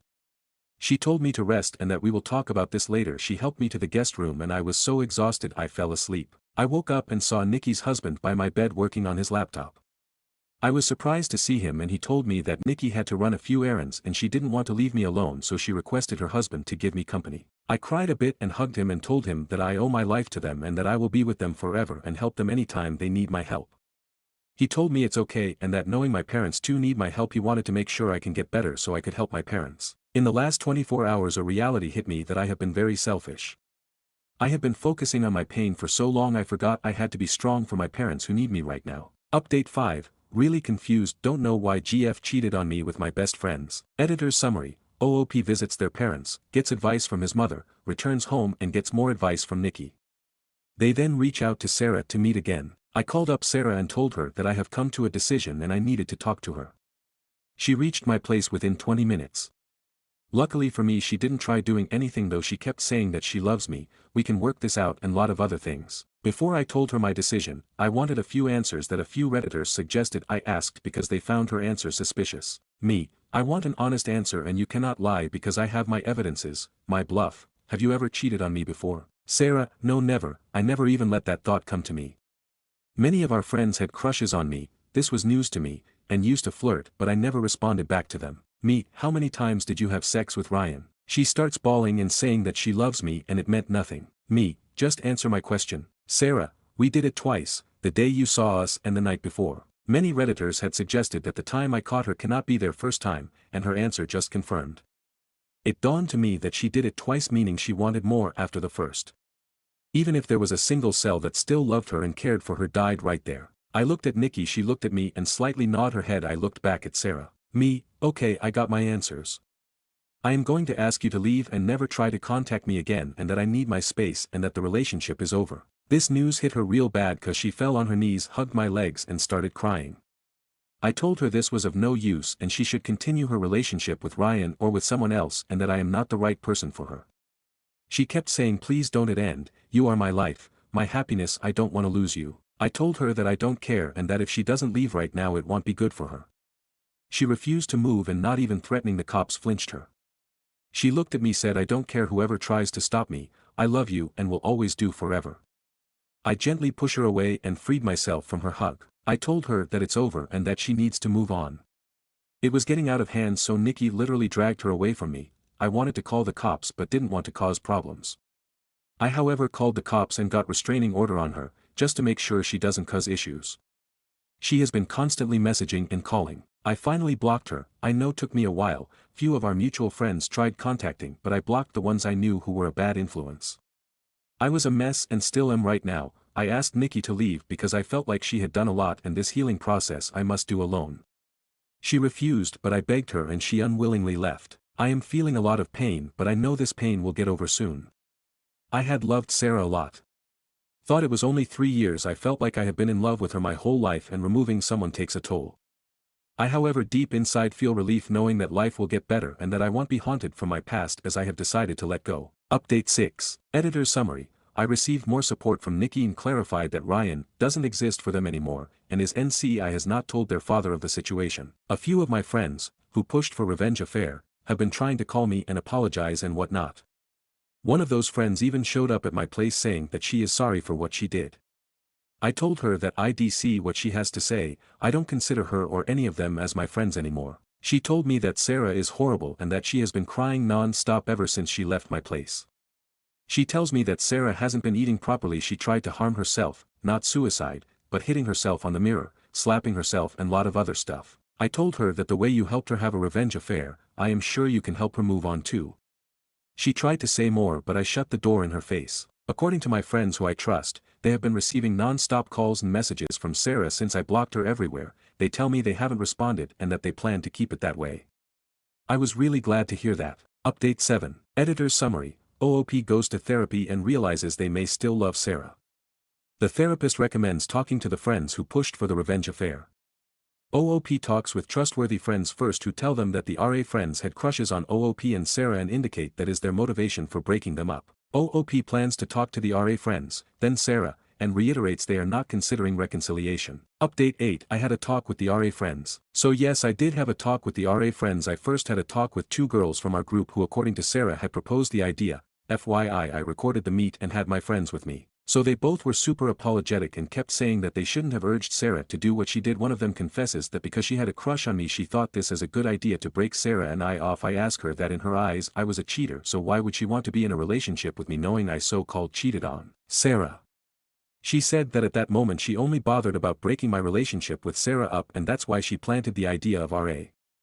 I asked her if she has been on contact with Sarah. She responds saying that Sarah has blocked her and few of them for the past few days. I then ask both of them why they did that. Just having a crush on me doesn't justify taking such a rash decision. I ask them that we have been friends for so long, why didn't you call me to curse me or call me names when they found out? So apparently they all had promised to go NC with me. Wow, stupidity at its peak. I then asked her that does Sarah have feelings for Ryan. They respond saying that she doesn't. I then asked them if they knew that Sarah slept with him twice. They said no, that they only know about the time they did it in the night the day before I caught them. After a few more questions I told them that I am really hurt getting betrayed, not by just the love of my life but also my friends who were my support. They both get emotional saying that they are sorry and that they promise not to take such immature decision. I forgave them but asked them stay out my life as I don't need their toxic nature in my life. They were really hurt by this. They asked if we could be at least in contact once a while. I said no. I left soon after and I met with few guys who gave similar responses, although one of them was pissed off at me for breaking Sarah's heart. What in the actual fuck? I basically ignored and figured that he has a big time crush on Sarah and whatnot, and now the fact that blew my mind was that few of them knew about Tanya's affair with her AP. Boy, that one hit me like a bag of bricks. I was so mind fucked that I couldn't sit there for longer. So after the meet my friends and I had a talk at my place. The one who theorized that RA was cause the friends had crush on me or Sarah. We discussed further if I planned to meet Sarah. I finally unblocked Sarah on my phone. I ignored all her messages and sent her a text that I would meet her on Sunday and if she can come. I had my final closure. So I finally met Sarah and I don't think I plan to meet her again for at least some time. So she shows up at my place and this time I did it alone without anyone, no Nikki and no friends. She arrives and when I saw her I honestly felt like someone punched me in the gut. She was really miserable. She had a few marks on her face, a few bandages on her wrist. I was really freaked out at this point. Clearly she had been beating herself up as I was told by one of the RA friends. She looks at me teary-eyed and hugs me. I let it stay for a few seconds before pushing her back. We sit in the drawing room. We talked for a long time, so I am gonna just show the convo in a nutshell. Me. Before we start I just want to be clear that I won't be reconciling and that you should get that thing out of her head. She just nods. Me. Why are you hurting yourself like this? Do you really think I feel happy when you are hurting yourself this way? She. I can't forgive myself for what I did. I admit to have done it twice, but not out of pleasure but because I wanted to hurt you more. Me. I am not here to talk to you about that anymore. I didn't call you for this. She. I know what I did was wrong. I was rash, immature and stupid. I shouldn't have been so carried away with my emotions. I shouldn't have distrusted you. It's just that I loved you so much and that I used always feel you loved me just as much, but when I thought you were being unfaithful all that love converted to hatred for what I thought you did. I am sorry. I shouldn't have been so stupid. Please, I don't want to move on in life without having you in it. I can't. Me. It's good you understand what mistakes you have made and I hope you won't repeat those in your future relationships. Look, I don't think you harming yourself will change what has happened and at this point you are hurting yourself and me too, so I am gonna ask you to stop doing it. She. How can I forgive myself for what I did? I legit destroyed a relationship which I thought was broken but was actually perfect in every way. I realized how lucky I was to be in such a good relationship and how I hurted the person who I thought was bad but was actually the person who cared for me the most. I know I have even destroyed you and us. And I cannot let myself live with that pain and guilt. I then tell her about the RA friends and the guy who had a crush on her, etc. After listening to the recording she buried her face in her palms and began crying and saying things like, why did this happen to me? Why did I listen to them? I then explained her that there is something broken in our relationship that cannot be fixed. I however told her that I am willing to be just friends with her and that she can approach but only for emergencies, but for now I want my space and I don't want her to do anything foolish and try to move on with her life. She asked if there was a possibility that we get together again in the future. I told her that what future holds for me and neither does she. It's possible she finds someone or I find someone, but for now I want my space, no contact unless I decide to talk to her again. She agreed to it and told me that she is ready to wait a whole lifetime if that's how long it takes me to get with her again and that she will wait for me. We talked about a few things and I told her to leave after. She asked for a last hug. I was reluctant but I didn't want to hurt her more. It's not who I am, so I did give her that hug. It lasted longer than before. She sobbed a bit on my shoulder. I finally broke the hug. While doing so she kissed me on the cheek, for which she apologized right away. I knew at that moment that it was a bad idea and I need to be NC with her at least till I am healed. She left the house. After that I honestly felt as if I was able to breathe fresh air and that I was suffocating anymore. As of now I am really going to focus on myself. He'll try to make new friends. There is this GRP in my office who I feel have the same vibe as me. I have talked to them, might befriend a few of them. As for the people who suggested I tell Ryan about how few friends knew about Tanya's affair, I had no intentions of calling him, so I emailed him the audio and the summary of the convos and blocked him again. Just updating. I am doing better, not completely fine but much better. My father has healed to a great extent. THX to everyone who wished for his well-being. Nikki is well too. I still haven't done anything for her yet. I am still getting my shit together. I did receive Ryan's call through an anonymous number. I talked to him for I think exactly 5 minutes. Well, mostly him. I barely answered. And he asked if we could talk face to face. I said no and cut the call. He did try to call couple of times since then but then stopped. He probably realized that it's of no use since I won't budge. Haven't heard from Sarah though. One of my friend did tell me that she has quit her job and is in individual counseling. I did run into one of the RA friends at the store. She tried to offer coffee, something along those lines. I politely declined though she kept trying to talk to me. My job's going well. I made 2 really good friends from work. They both are really great. PPL. That's for now I guess. Thank you to all those who were checking up on me time and again. I am doing really better. Went a few more sessions of therapy. Mentally I feel fine. I do sometimes feel really emotionally drained but that's become better. Usual update. Hey Reddit, what's up? Been gone for long. Apologize to all those whose DMs were responded late. Higher position in work is my target, so busier days. IG just wanted to say doing fantastic. Life's in a place I never thought it would be after that phase. Nevertheless I'm glad there many of you who did constantly text me and I am truly touched by your support. Those who want to know about my ex, well, she is in the city I live in. See her sometimes around, not much in contact with her. We talk on calls like once in a month sometimes. Besides that, dad is in good shape. The other, he came to visit me for like a week. Heck, he even went to gym with me, so life is good. I'm grateful to everyone who helped me in this phase. I don't let that phase disturb me and you guys are always there to help me not stray away from the right path. Thank you. Stories number 33. I'm trying not to be the old bitter hag but working with young people makes it hard. I'm in my 30s, most of my staff are in their early 20s. I'm sorry, but every single one of their heart-shattering social crises are actually not real problems, they're just whiny babies. Somebody unfollowed you on Instagram? First of all, how did you even fucking notice? And secondly, how are you not embarrassed to tell your boss that after you call out? The work group chat doesn't engage with your messages as much as they do other messages. Did you seriously go into the chat, scroll and tally messages to compare? Someone had a weird face when they walked past you. And you assume it's about you?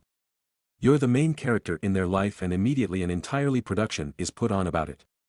Maybe that person just has a painful fart they're trying to hold in because it feels like it might be a wet one. Maybe they have issues of their own, probably the fucking group chat. None of your problems are problems. Grow up. Stories number 34. Aita for staying quiet after my coworker tried to get me fired, only for my boss's wife to find out and beat her up in the office. I, 33F, have been in a private relationship with my coworker, Chris, 34M, for about 3 years.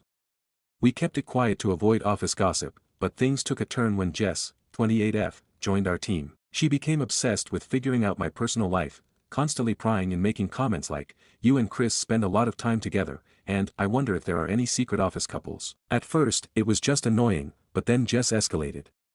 She went to HR, falsely accusing me of using my relationship to get ahead. Chris and I had to sit through an investigation, but we were cleared. Still, the damage was done. People started treating me differently, and the office felt colder. I thought that was the end of it. It wasn't. A few weeks later, I noticed Jess getting close to our boss, Matt, 42M. She started going on private, business lunches with him and suddenly had access to things she shouldn't. Then, out of nowhere, I was called into HR again.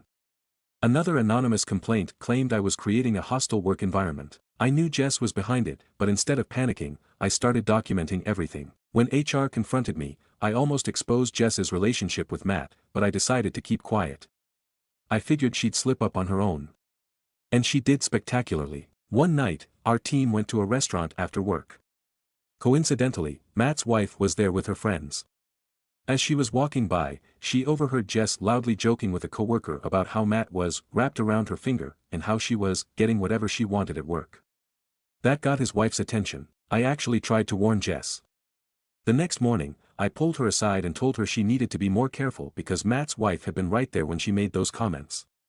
I wasn't even trying to be petty, I genuinely didn't want to see this turn into a full-blown disaster. But Jess just rolled her eyes, smirked, and said, "Please, she's too dumb to figure anything out." I shrugged and walked away. I tried. Well, Matt's wife wasn't dumb. She started digging, and a few days later, she stormed into our office, furious. She went straight to Jess's desk, threw a stack of printed out texts onto her lap, yes, she had receipts, and then she swung on her. Jess barely had time to react before Matt's wife grabbed her by the hair and dragged her to the ground. Papers went flying, people screamed, and it got ugly fast. Jess fought back, clawing at her, and within seconds, chairs were knocked over, a monitor crashed to the floor, and someone had to physically pull them apart. Security got involved, but by then, the damage was done. The cops were called because Matt's wife would not let up, screaming about how Jess was a homewrecker and that she deserved worse. HR immediately stepped in, and it was chaos. Employees were filming, people were panicking, and Matt looked like he wanted to disappear. In the end, Matt was fired for misconduct, Jess was escorted out for violating company policies, and his wife was taken out by security but wasn't arrested since Jess refused to press charges, probably to avoid more embarrassment. As for me, I kept my job, and the office finally had a real scandal to talk about. Now, some coworkers say I was being petty by not pushing harder to warn Jess, while others think she got exactly what she deserved. I never intended for things to explode like this, but after she tried to ruin my career, I don't exactly feel bad. Aita for staying quiet after she refused to listen. Stories number 35. Aita for telling my dad he chose between me and his fiancé when he prioritized her surgery over mine. I, 17F, have had a rocky relationship with my dad. My parents married after I was born, hoping to provide a stable family for me, but they divorced when I was 11 after my dad went to rehab, and things only worsened from there.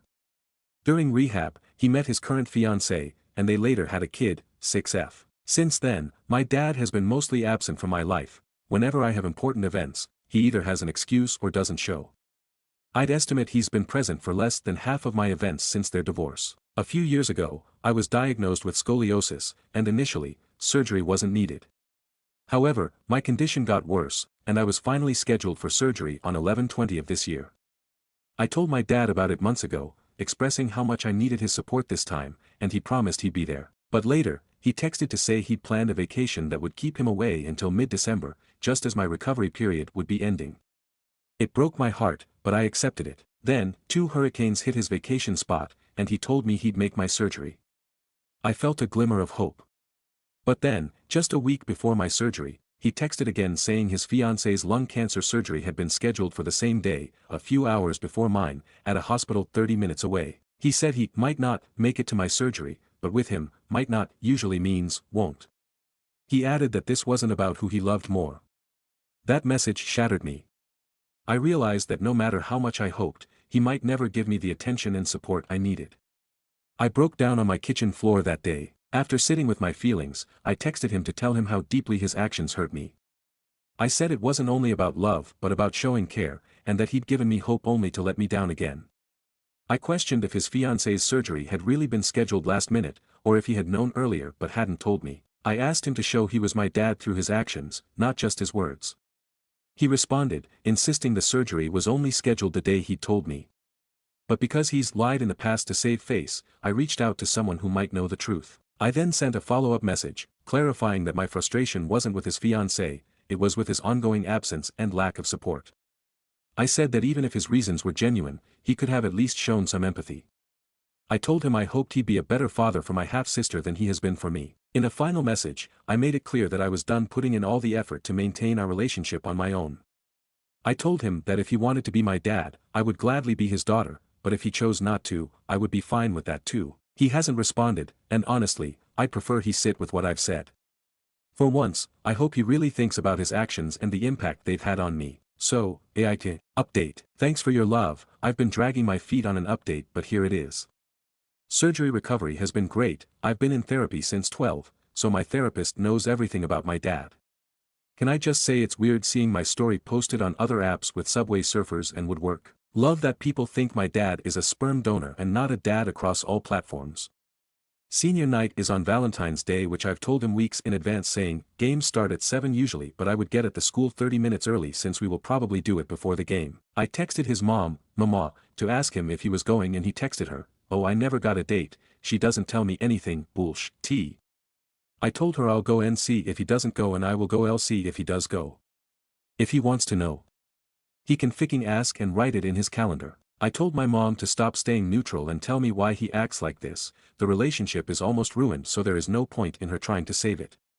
He likes to play victim, try to make it sound like my mom doesn't want him around, uses it as an excuse to make him look like a good guy. I've seen text messages when I was younger of my mom trying to get my dad to make an effort. I showed her the first post, so I'll send her this one too. Hi mom, the Kindle had screenshots of some convos Eily. I saw them in August when I found it, so I knew for a while.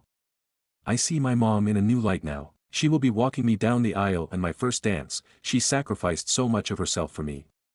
She is not only mom but my dad. For non-Americans, senior night usually involves seniors and chosen people to walk them across the floor. My dad walked me down for my fall senior night, but he will not be one of my people this Friday. I am desperate to keep contact with my sister. I know Mama will help me with that. I know that if fiancé and dad break up, he will do the same thing to my sister. Friday came and passed. My dad got PSSY when he realized I didn't want him to walk me across the gym floor. He along with Mama and my sister left during halftime. We did the walk before the varsity game, and pep band can't leave the stands until third, same as marching band, plus Mama has been to previous basketball games along with football games. I left Dad a long voicemail message Friday for leaving, especially since my sister begged to see me and he refused her. I told Mama I was disappointed that she left when she knew what happens at games. Monday I finally sent him boundaries and blocked him.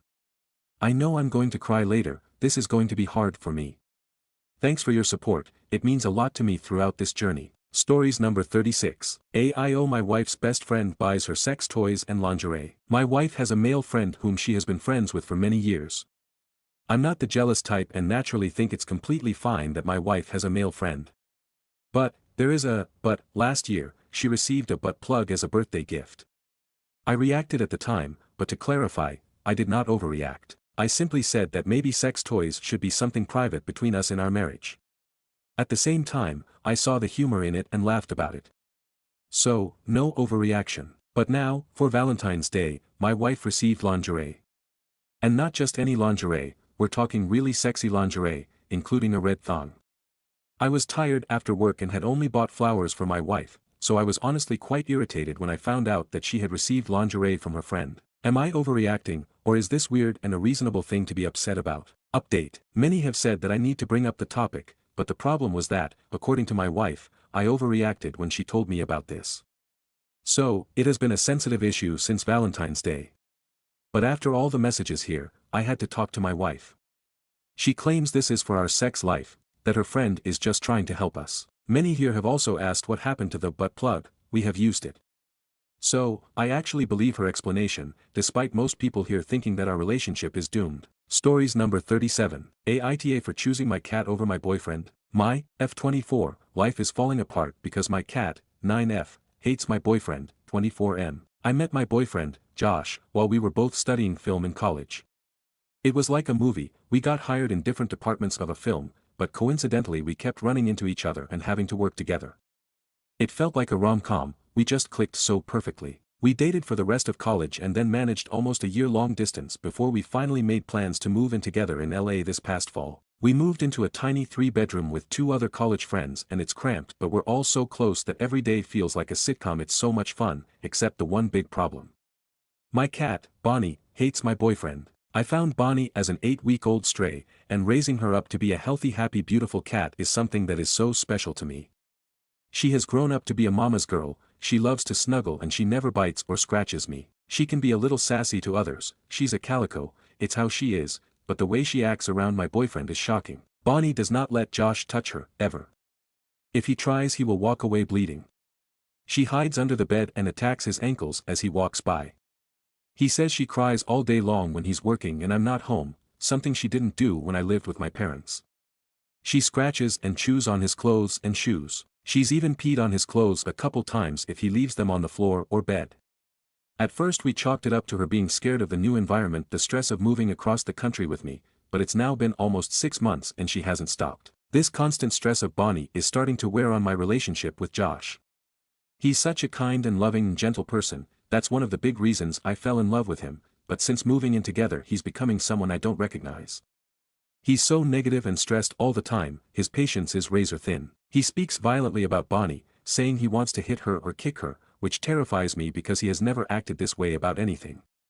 I know it's especially bad because he works from home, from our bedroom, which is also conveniently where Bonnie spends her entire day. She's a bit territorial with our housemate's cat and doesn't like leaving the room. Recently, at the end of a particularly long day, Bonnie swiped at Josh and cut him pretty badly, and he yelled at me to get her out of here. So I locked her out in the hallway while I helped him bandage his ankle, but once I heard her fighting with our housemate's cat I brought her back in, and she immediately went and swiped at Josh again before hiding under the bed. He started raging at me about how stupid and evil she is. He went as far as shaking the bed to scare her out from under there. At that point I didn't even say anything, I just grabbed her and her carrier and left. I went to stay with a friend and Josh didn't text me the rest of the night.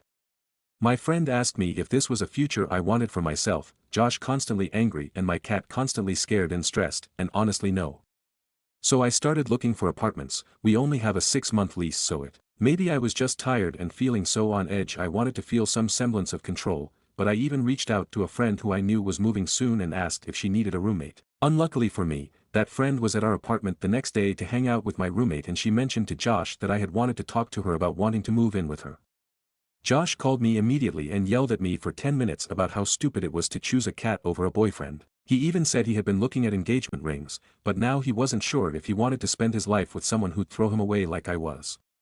He hung up on me and I spent the rest of the day crying and calling my family and friends for advice. I've tried to call Josh to talk or ask to go to therapy together or something, but he's ignoring me. I went by the apartment. The friend I was staying with agreed to watch Bonnie, but he wasn't even there. It's now been 2 days with almost no contact and I'm getting more and more sure about moving out.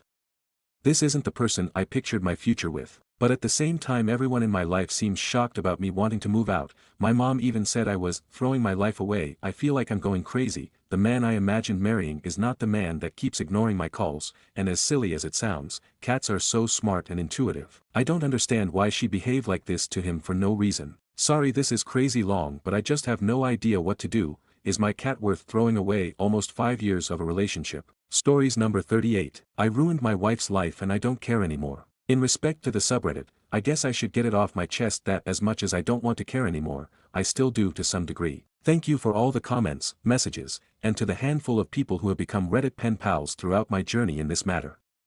It took some time for me to update as between adjusting to my new life and slowly cutting ties with the past and moving forward for our children, family, and work has been my priority. With that I wanted to provide an update for those who may have been curious. TLDR divorced finalized.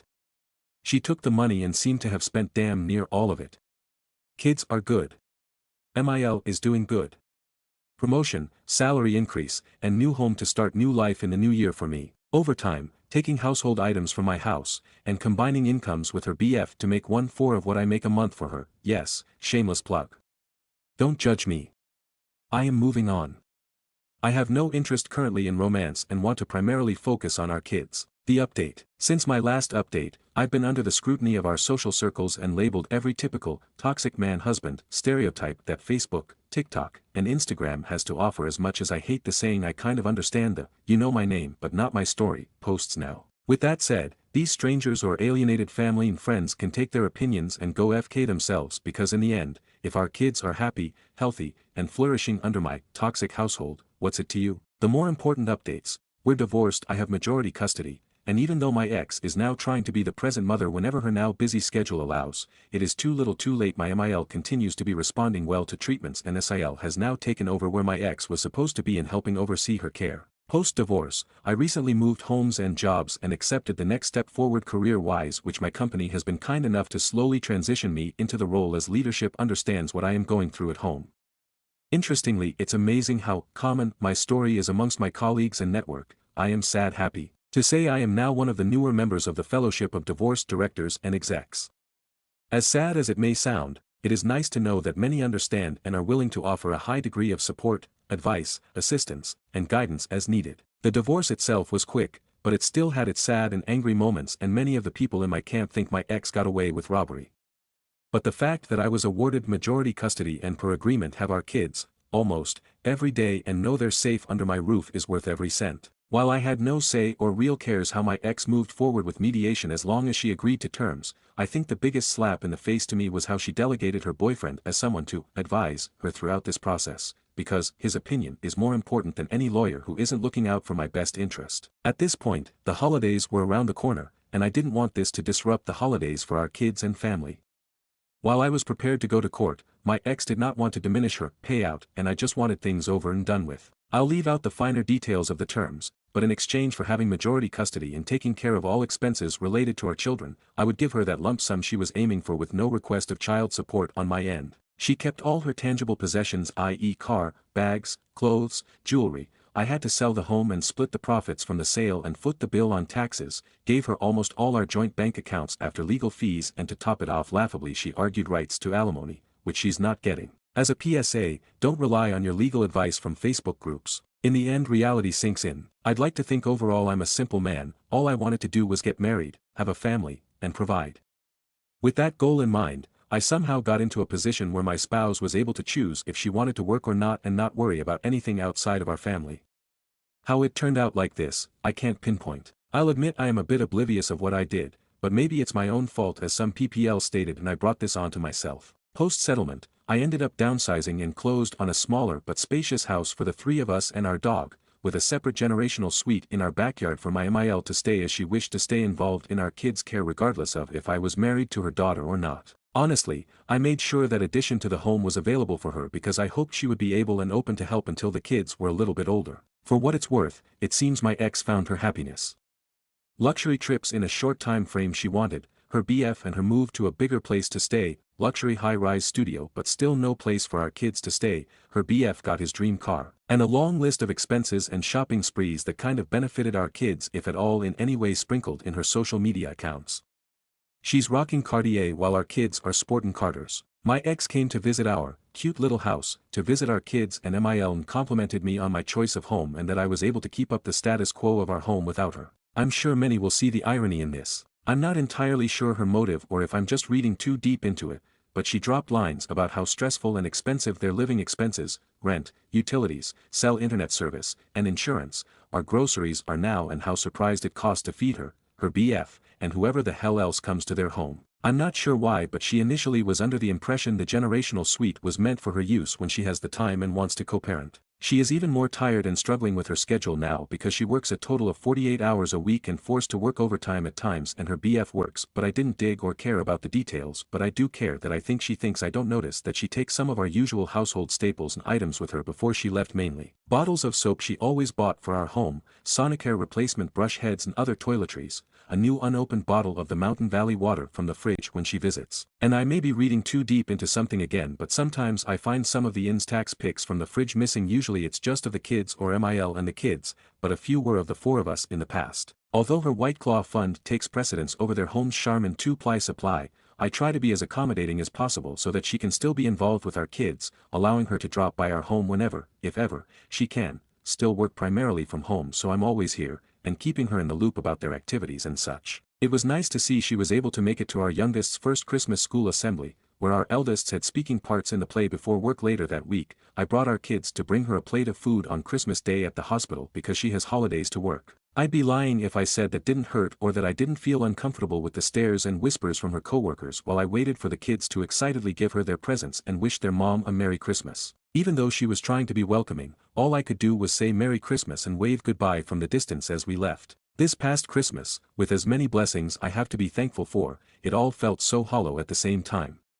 During New Year Eve, I embraced my inner Pinterest dad, trying to make everything as festive and fun possible, and copied ideas of doing a countdown at 9 p.m. for the kids with a balloon drop in our living room and popping some fireworks as soon as the sun set. On that note, I should mention that I rediscovered my love of cooking, something I did for years while a bachelor with my roommates, and the stress of a 4- and 6-year-old insisting that they're mini versions of Gordon Ramsay and can provide Michelin-level sous chef services. With the kids tucked away and asleep, I rang in the new year with my dog and a drink. Scrolling on my phone with the sounds of fireworks popping in the distance, I saw that my ex was living her best life in her new life, snap after snap after snap. So, I made a mental checklist for the end of 2024. Self-esteem, almost gone. Confidence, hanging by a thread. Ability to open and trust anyone outside of my current inner circle, and dog, non-existent. Hatred towards my ex and her newfound life, surprisingly gone. All I could do is just laugh a little at the snap on my phone. She left me, she hurt me, but she did not destroy me. We're now two different people with two different lives, and I must move forward for the ones I owe it to. Other than the connection of our kids and some immediate family, we have no more connections, and I really have no interest in acting like I was in my 20s and my 40s and spending half my paycheck on liquor because it's Tuesday and New Year's Eve. Maybe I'm just boring, but I can and only want to focus on my kids and ensure that their lives and future is the best that I can provide. Ensure the people and projects I oversee stay afloat and going in this economy. And last, but not least, make sure both my mother and Mil are taken care of in the future moving forward. Advice from what I learned. To the men out there, if you're in a similar situation, don't give up hope. But keep in mind, actions, records, and overall proof speaks louder than your words. It's an uphill battle, but no man has to fight it alone. Plan, prepare, seek reputable counsel and advice, and in the end execute. As hard as it may be, stay focused and be as objective as possible in these times, and most importantly follow through with what you say and promise to your kids. To the women, stay off social media and comparing your life to others. Just kidding, the first piece of advice applies to anyone regardless of how you identify. I don't think I'll be updating anymore, but I do plan to keep this all just for my Reddit pen pals, so please feel free to say hi cause it's nice to have new friends. Stories number 39. Aita for not apologizing when an ex-step-sibling reached out and I didn't remember them. My parents divorced when I, 26F, was 2. I have an older brother, 29M, who shares in my misfortune with our parents. The two of them could not stay single but never had a single healthy relationship, and there were many stepfamilies throughout my childhood. None of them were people I ever bonded with or thought about again. None are people I would ever try to find or say were a part of my family. They were in and out, and that was the way it was. A few weeks ago I got a friend request from a girl and I accepted it because we had mutual friends, though none were people really, it was mostly places that had accounts, and she quickly DM'd me with a lot of enthusiasm and I realized she clearly felt she knew me. But I had no idea who this girl was. After I gently told her I wasn't sure who she was. She explained she was a former step-sibling and she remembered me and my brother and had always felt like we were the siblings she didn't get to keep in touch with.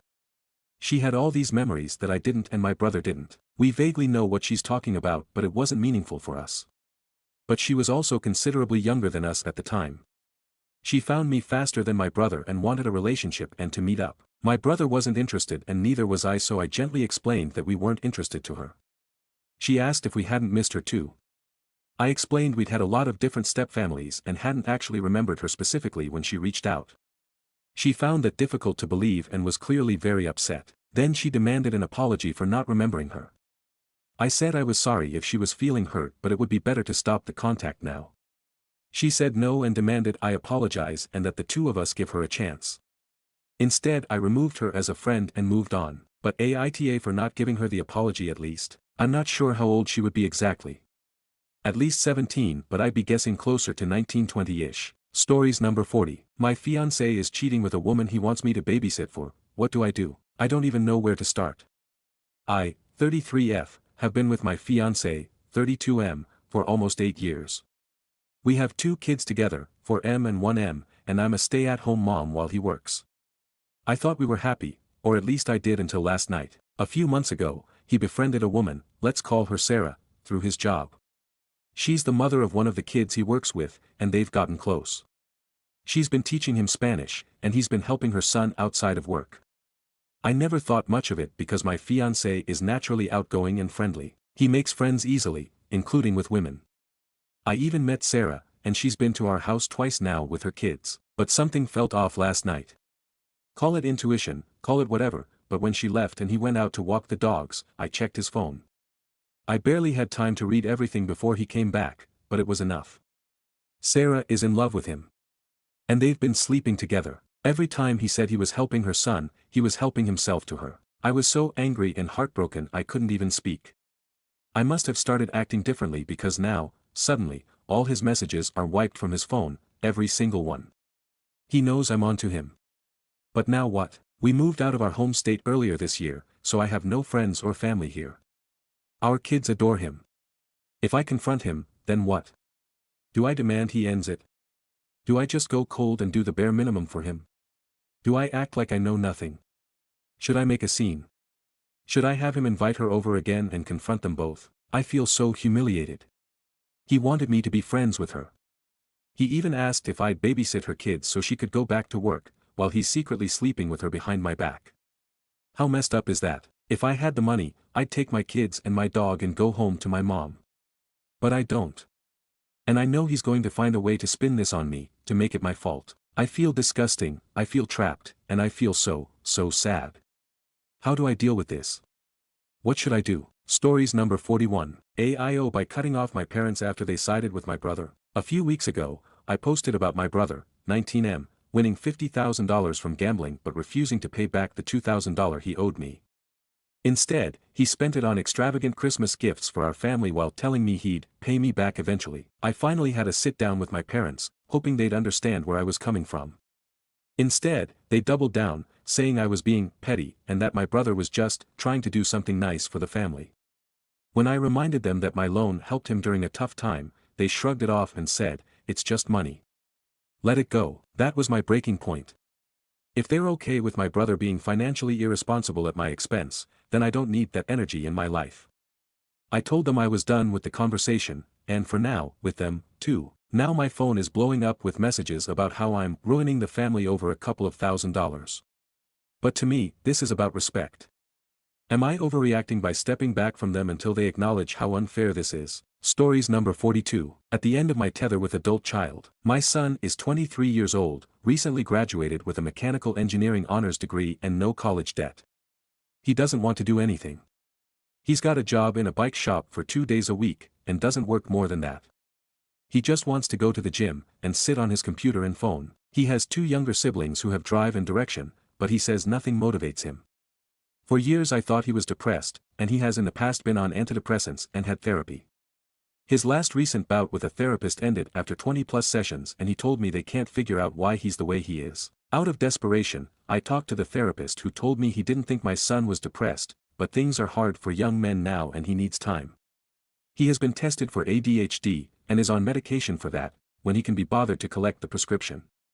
He doesn't believe he has ADHD BTW. He has burned his bridges with friends and is burning his bridges with us. He makes his own meals and takes them to his room to eat, despite being told that he has to be a part of the family if he's here. We charge him rent, but made the mistake of telling him we were saving it for him when he moves out. From this month I am deducting money for bills and food.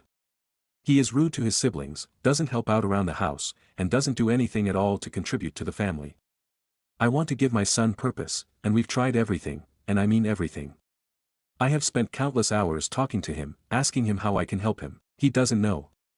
I've suggested he take a year out doing volunteer work, or traveling abroad for a year, or working a shitty job until he figures out what comes next.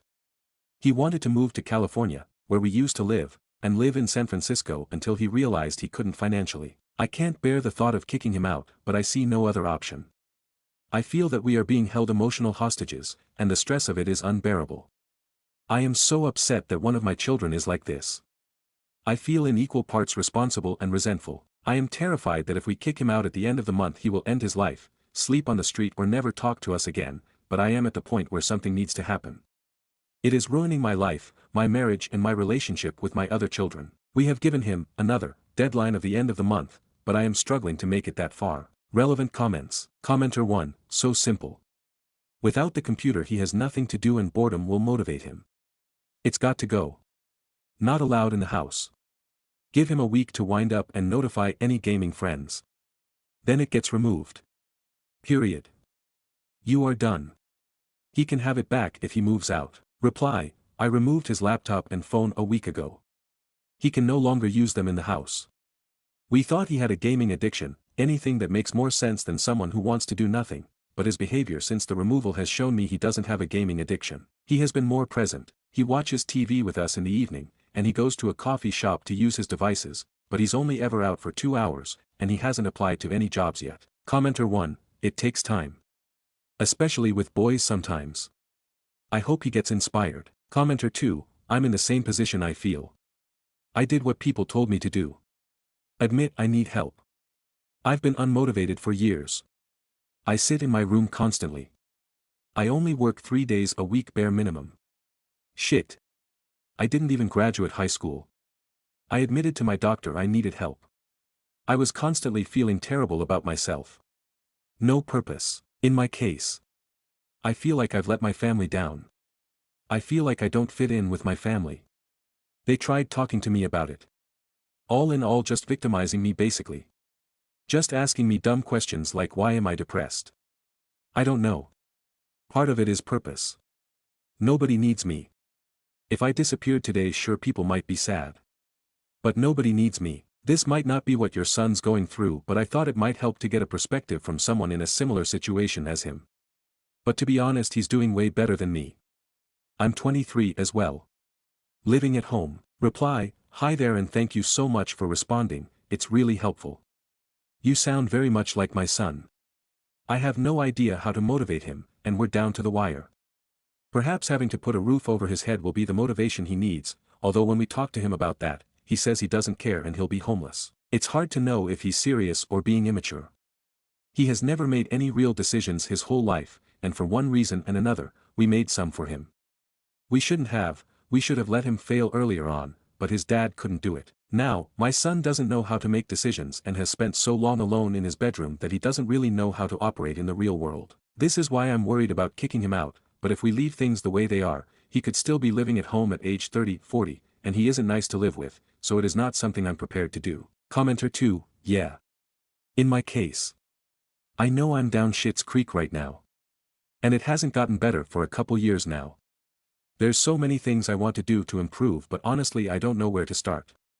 Or what to do. So I just end up doing nothing.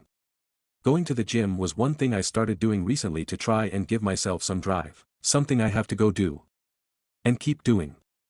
If he's at least gymming consistently, maybe he's trying to find something no matter how little. To try and be responsible doing. To decide to do something and stick with it offers some gratification. But I have a hard time sticking with anything lately. I spent most of my time as a child alone, so now, being alone is the only time I feel safe. It's the only time I can guarantee my environment. Like I said. This might be entirely different from your son. But these have been my little steps to try and improve myself first. If my family kicked me out now, I'd feel even more rejected, just trying to figure out where I should start honestly. Hope maybe some of this is similar to him. Reply, is it that the tasks, like making friends, getting a job, moving out, seem too big? I think this is part of the problem for my son. My son goes to the gym 6 times a week. He gets up at 5:30 each morning to be at the gym by 6, and he works out for 90 minutes each day. Then he comes home and makes his vegan breakfast. Then he showers for an hour. Then he has a snooze. Then, on a good day, he might go to a coffee shop for 2 hours, but that's only because I won't let him use his devices at home anymore. This is my attempt to get him out into the real world. Then he'll come home and rest. Then he'll maybe watch TV, or be alone in his room, and well, you get the picture. Most people behave this way on their vacation days, not 5 days a week. He works 2 days in a store, and he really enjoys it, but they have no more hours for him, and he can't be bothered to get a job elsewhere. Stick with the gym. Maybe you could try heading to a coffee shop too. But take your damn headphones off, you're shutting the world out, winky face. Update. OP here, thought I'd provide an update. I really stuck to my guns over the laptop and phone usage, and after a week or so of sulking, or adjusting, still not sure, my son decided to go on antidepressants. At the same time, he started to experience more of the world just by hanging around us more. My husband made him go into the office with him every single day to look for a job. My son did the bare minimum, but eventually my husband found him a job that looked interesting and he applied and got the job. It's just a job, not a career path, but it has changed our worlds. My son now works full-time and has kept his old weekend job. He now works about 10 days in a row, then gets a day off. By choice. With his first paycheck last month, he bought some new clothes, the first in several years, and some accessories for his bike. He is now planning on what to do with his next paycheck. He is also making friends at his new job, and goes biking with the guys after work. He's found his passion for biking again. I cannot stress enough the utter relief we feel.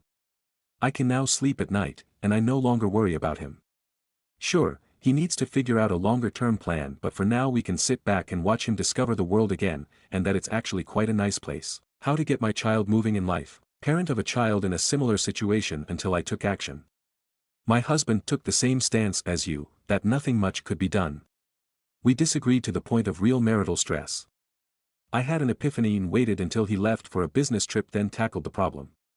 My house, my rules. I removed my son's computer, phone, and all other devices and stored them off-site. 23-year-old threw a fit and stayed in bed for 3 days, didn't move. I checked on him to make sure he was alive, took him coffee and food, talked calmly. After day 3 he got out of bed, sulked, went back to bed again.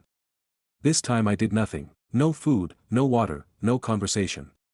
He stayed in bed in a dark room and wallowed. I of course was worried and checked for movement, but no more than that.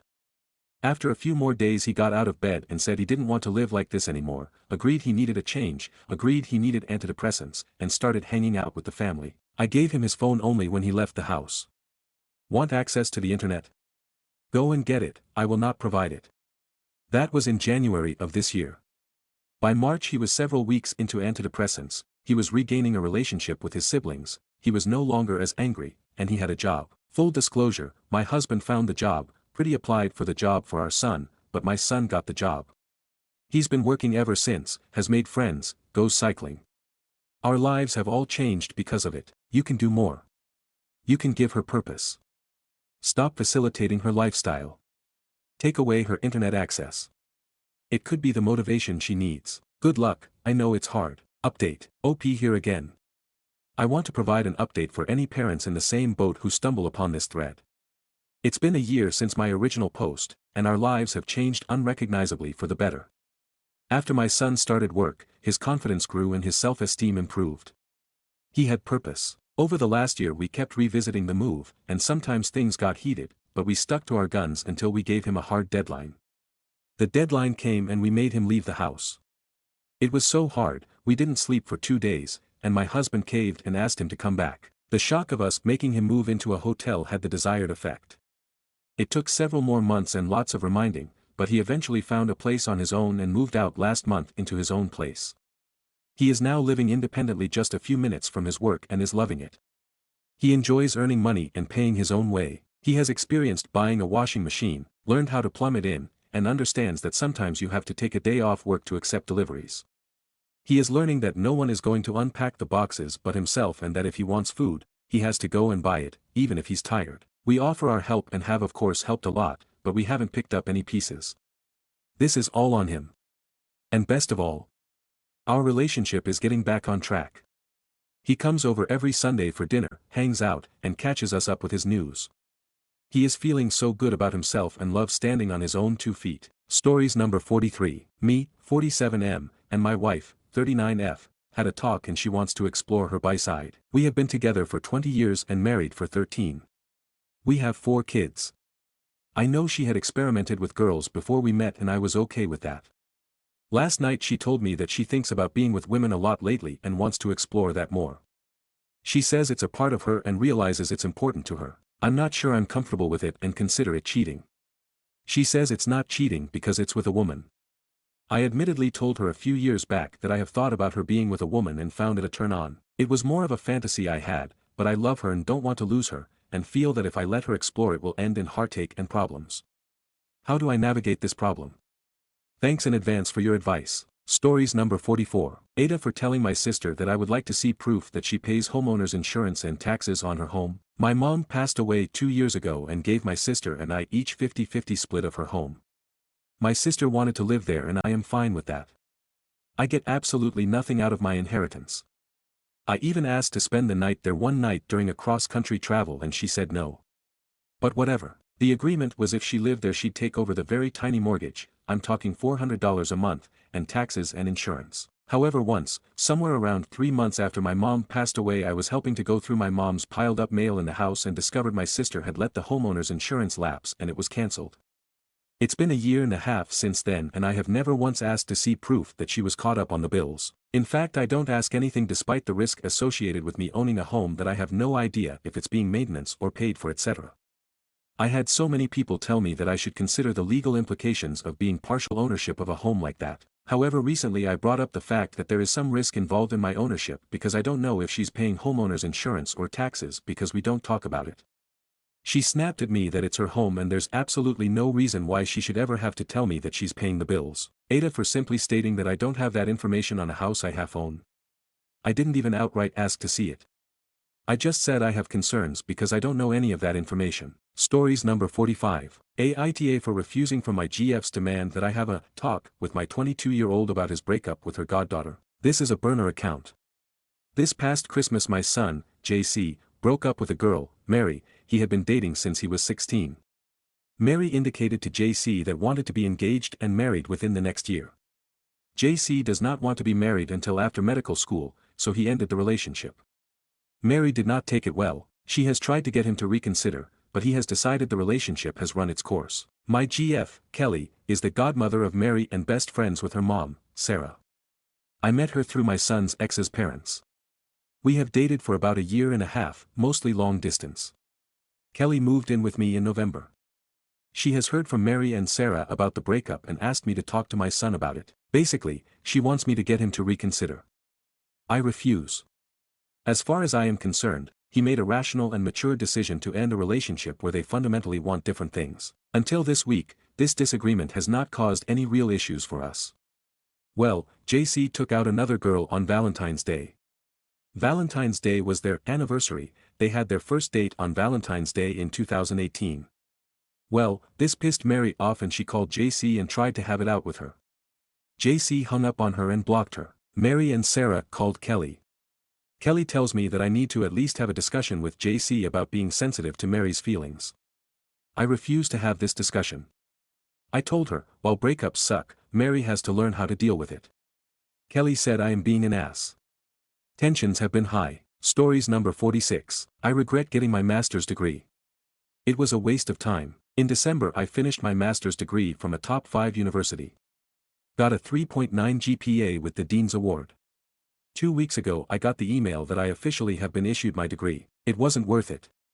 I spent 2 years crying and stressing over a piece of paper. I strained my relationship because of the stress. We're fine, but it still wasn't fun. I'm not even changing my job because of the degree. The only reason I got it was because my job was paying for it and I thought it would be cool to have a secondary degree, but it wasn't worth it. Now I've got a stupid piece of paper that says I completed some classes and wrote a 50-page paper. I wish I could go back and never start. Stories number 47. Aita for reminding my mother that I'm not my niece's parent. I, 19M, was kicking a ball around my kitchen and my mother said, "It would be nice if you did that with your niece," even though I was literally playing soccer with her in the house like last week. She just said it as if I never play with my niece, which isn't true. I told I do play with her. I was playing with her last week and she said something like, "Yeah, every once in a while, it would be nice if you did it a bit more," and then she had the audacity to say, "Remember who kicked a ball around with you when you were younger?" As if I'm my niece's parent or something. I said to her, "Yeah, but I'm not her parent, I don't have to play with her," and she went on a whole rant about how my niece loves spending time with me, basically just a guilt trip. My niece, too, lives in the same house as me, so I'm around her enough without having to play with her for hours a day. My mother is just acting like I never spend any time with her, and the fact that she brought up spending more time with her to me and not the actual parent of the child is crazy to me. Stories number 48. Aita for ending an 11-year friendship after she got her boyfriend to verbally attack me in my own home. I've been debating posting this here, but I want to know if I am overreacting or not, and I think this is the best place to ask. So, I, 22F, had this best friend, 22F, since middle school, and I have always been there for her whenever she needed someone. At the end of 2023 she started to really struggle with her mental health and having thoughts of suicide. Both me and her therapist recommended her getting admitted, which she did. After a few months she was released and went back to her parents' house. At the time we were both in our 20s. I do not judge people who are living at home since life is so expensive. All she would do all day was sit in her room and play Apex on her PlayStation, and once a day got for a walk down to the take that was close to her place to smoke weed. Her mental health started declining and I begged her to admit herself again because I was scared she was going to do something. Thankfully she did. I also just want to add that during all this I was living 6 hours away in another town since I had moved April of 2023, so I wasn't physically there to help, but we talked every day. We also started making plans for her to move down here and we would get a place together because her parents were a big part of her poor mental health, as she claimed. So the end of August rolls around and she moves down here and stays with me for the last month of my lease before we move into a 3-bedroom with another person I know. So we get all moved in and things are going good so far. Then she starts coming to me saying she has a plan and that she wants to off herself. Every time this comes up I talk her through it and make her feel better, all while this is taking a severe mental toll on me, as constantly hearing your best friend talk about killing herself hurts. All while we have been living together she has not been working and gets her rent and bills covered through a program she's in with her band. She is Native American, but she still needs a job but is refusing to look, which frustrates me to no end, as she is also constantly complaining about money and I am paying 100% of the grocery bill for us and also paying for every time we eat out. She has also started dating this guy who lives in the States. We live in Canada, that she met through Apex who was planning to come up here and spend a week with her. I explained that I am not comfortable with him coming over to the house and she said she was okay with that. About 2.5, 3 weeks ago I was frustrated with her and went to my parents' house to get their input on some stuff that was happening and they tell me I should take a step back as I have been mothering her. At the time I was in charge of her meds so she would actually take them as per her request. I agreed with them because I was feeling pretty used at the time. So after I get back home I take a step back and am not feeding into her constantly saying she is going to off herself since it is a manipulation tactic since she knows I would always drop what I'm doing to talk her out of it. I would also like to add that she has never actually tried to off herself and that's how I know she isn't always serious about having a plan. And yes, I know people show their mental illness different and some would see that as a cry for help, which I usually did, but after she constantly refused to try and get professional help, whether it was calling her doctor about her meds or calling the hotline, hence me not wanting to feed into it anymore. One day I get back from work after a pretty tough day, and she keeps coming to me say, she wants to jump off a bridge or she wants to throw herself out a window, and instead of how I would normally react I was asking how she planned to do that and she didn't know. I then suggested that if she really felt that way she should call the hotline as that's what it's there for and this was her response verbatim, no they are all losers. Just professional losers, and I asked if she was able to call her boyfriend and talk to him since that usually made her feel better and because I just couldn't handle the constant talk of her killing herself anymore. So she goes to her room and calls her boyfriend and I'm sitting in the living room which is right outside her door and I can hear everything she says to him and she talking about how she could just not be here tomorrow and that she could just off herself and that he's lucky she's scared of knives so she won't cut. And I'm fuming because I can't stand hearing her talk about herself like that so I'm messaging a friend who knows what's been going on between us and I'm trying to calm myself down but it's not working so I clean up dinner then I head to my room and lock myself in because I don't want to freak out at what she's saying and potentially ruin our friendship. The next day I go to work and come home, we exchange a few words and go back to my room and lock the door which I end up falling asleep because I was really drained. She then comes pounding on my door at 10 to midnight because I haven't given her meds yet which I hand them to her then go back to bed because I again work the next day. The next day while I'm at work, about half an hour before we close she shows up while I'm helping a customer with my coworker. When I'm done I walk over and ask what brings her here and she said it was to pick me up. I asked why since I take the bus to and from work and she goes off asking if I'm ungrateful for her picking me up and I say no it just threw me off. So we go home. Friday rolls around and she wants me to come with her like always to get her shot she gets at the beginning of every month and after all our running around for the day is done we go home and I explain to her that I have been cramping and she's like, oh so that's why you have been so distant, and I was like, no there is a reason, and I go over how much it upset me to hear her talk about offing herself like that and not wanting to freak out at her. She says she appreciated me not wanting to freak out and things somewhat went back to normal. Fast forward to the other day, her BF has been in town a few days and she has been staying with him every night but coming to the house every day. I have been feeding her cat for her but I told her since she's coming to the house every day I won't be doing her litter box. She was okay with that. So the other day she messaged me while I was at work that we needed to have a chat when I got home. So I get home and we have a chat. She goes off that it's not fair to her that she has to do everyone's dishes, she just loads and unloads the dishwasher since that one of her chores, and she wants everyone to do their own.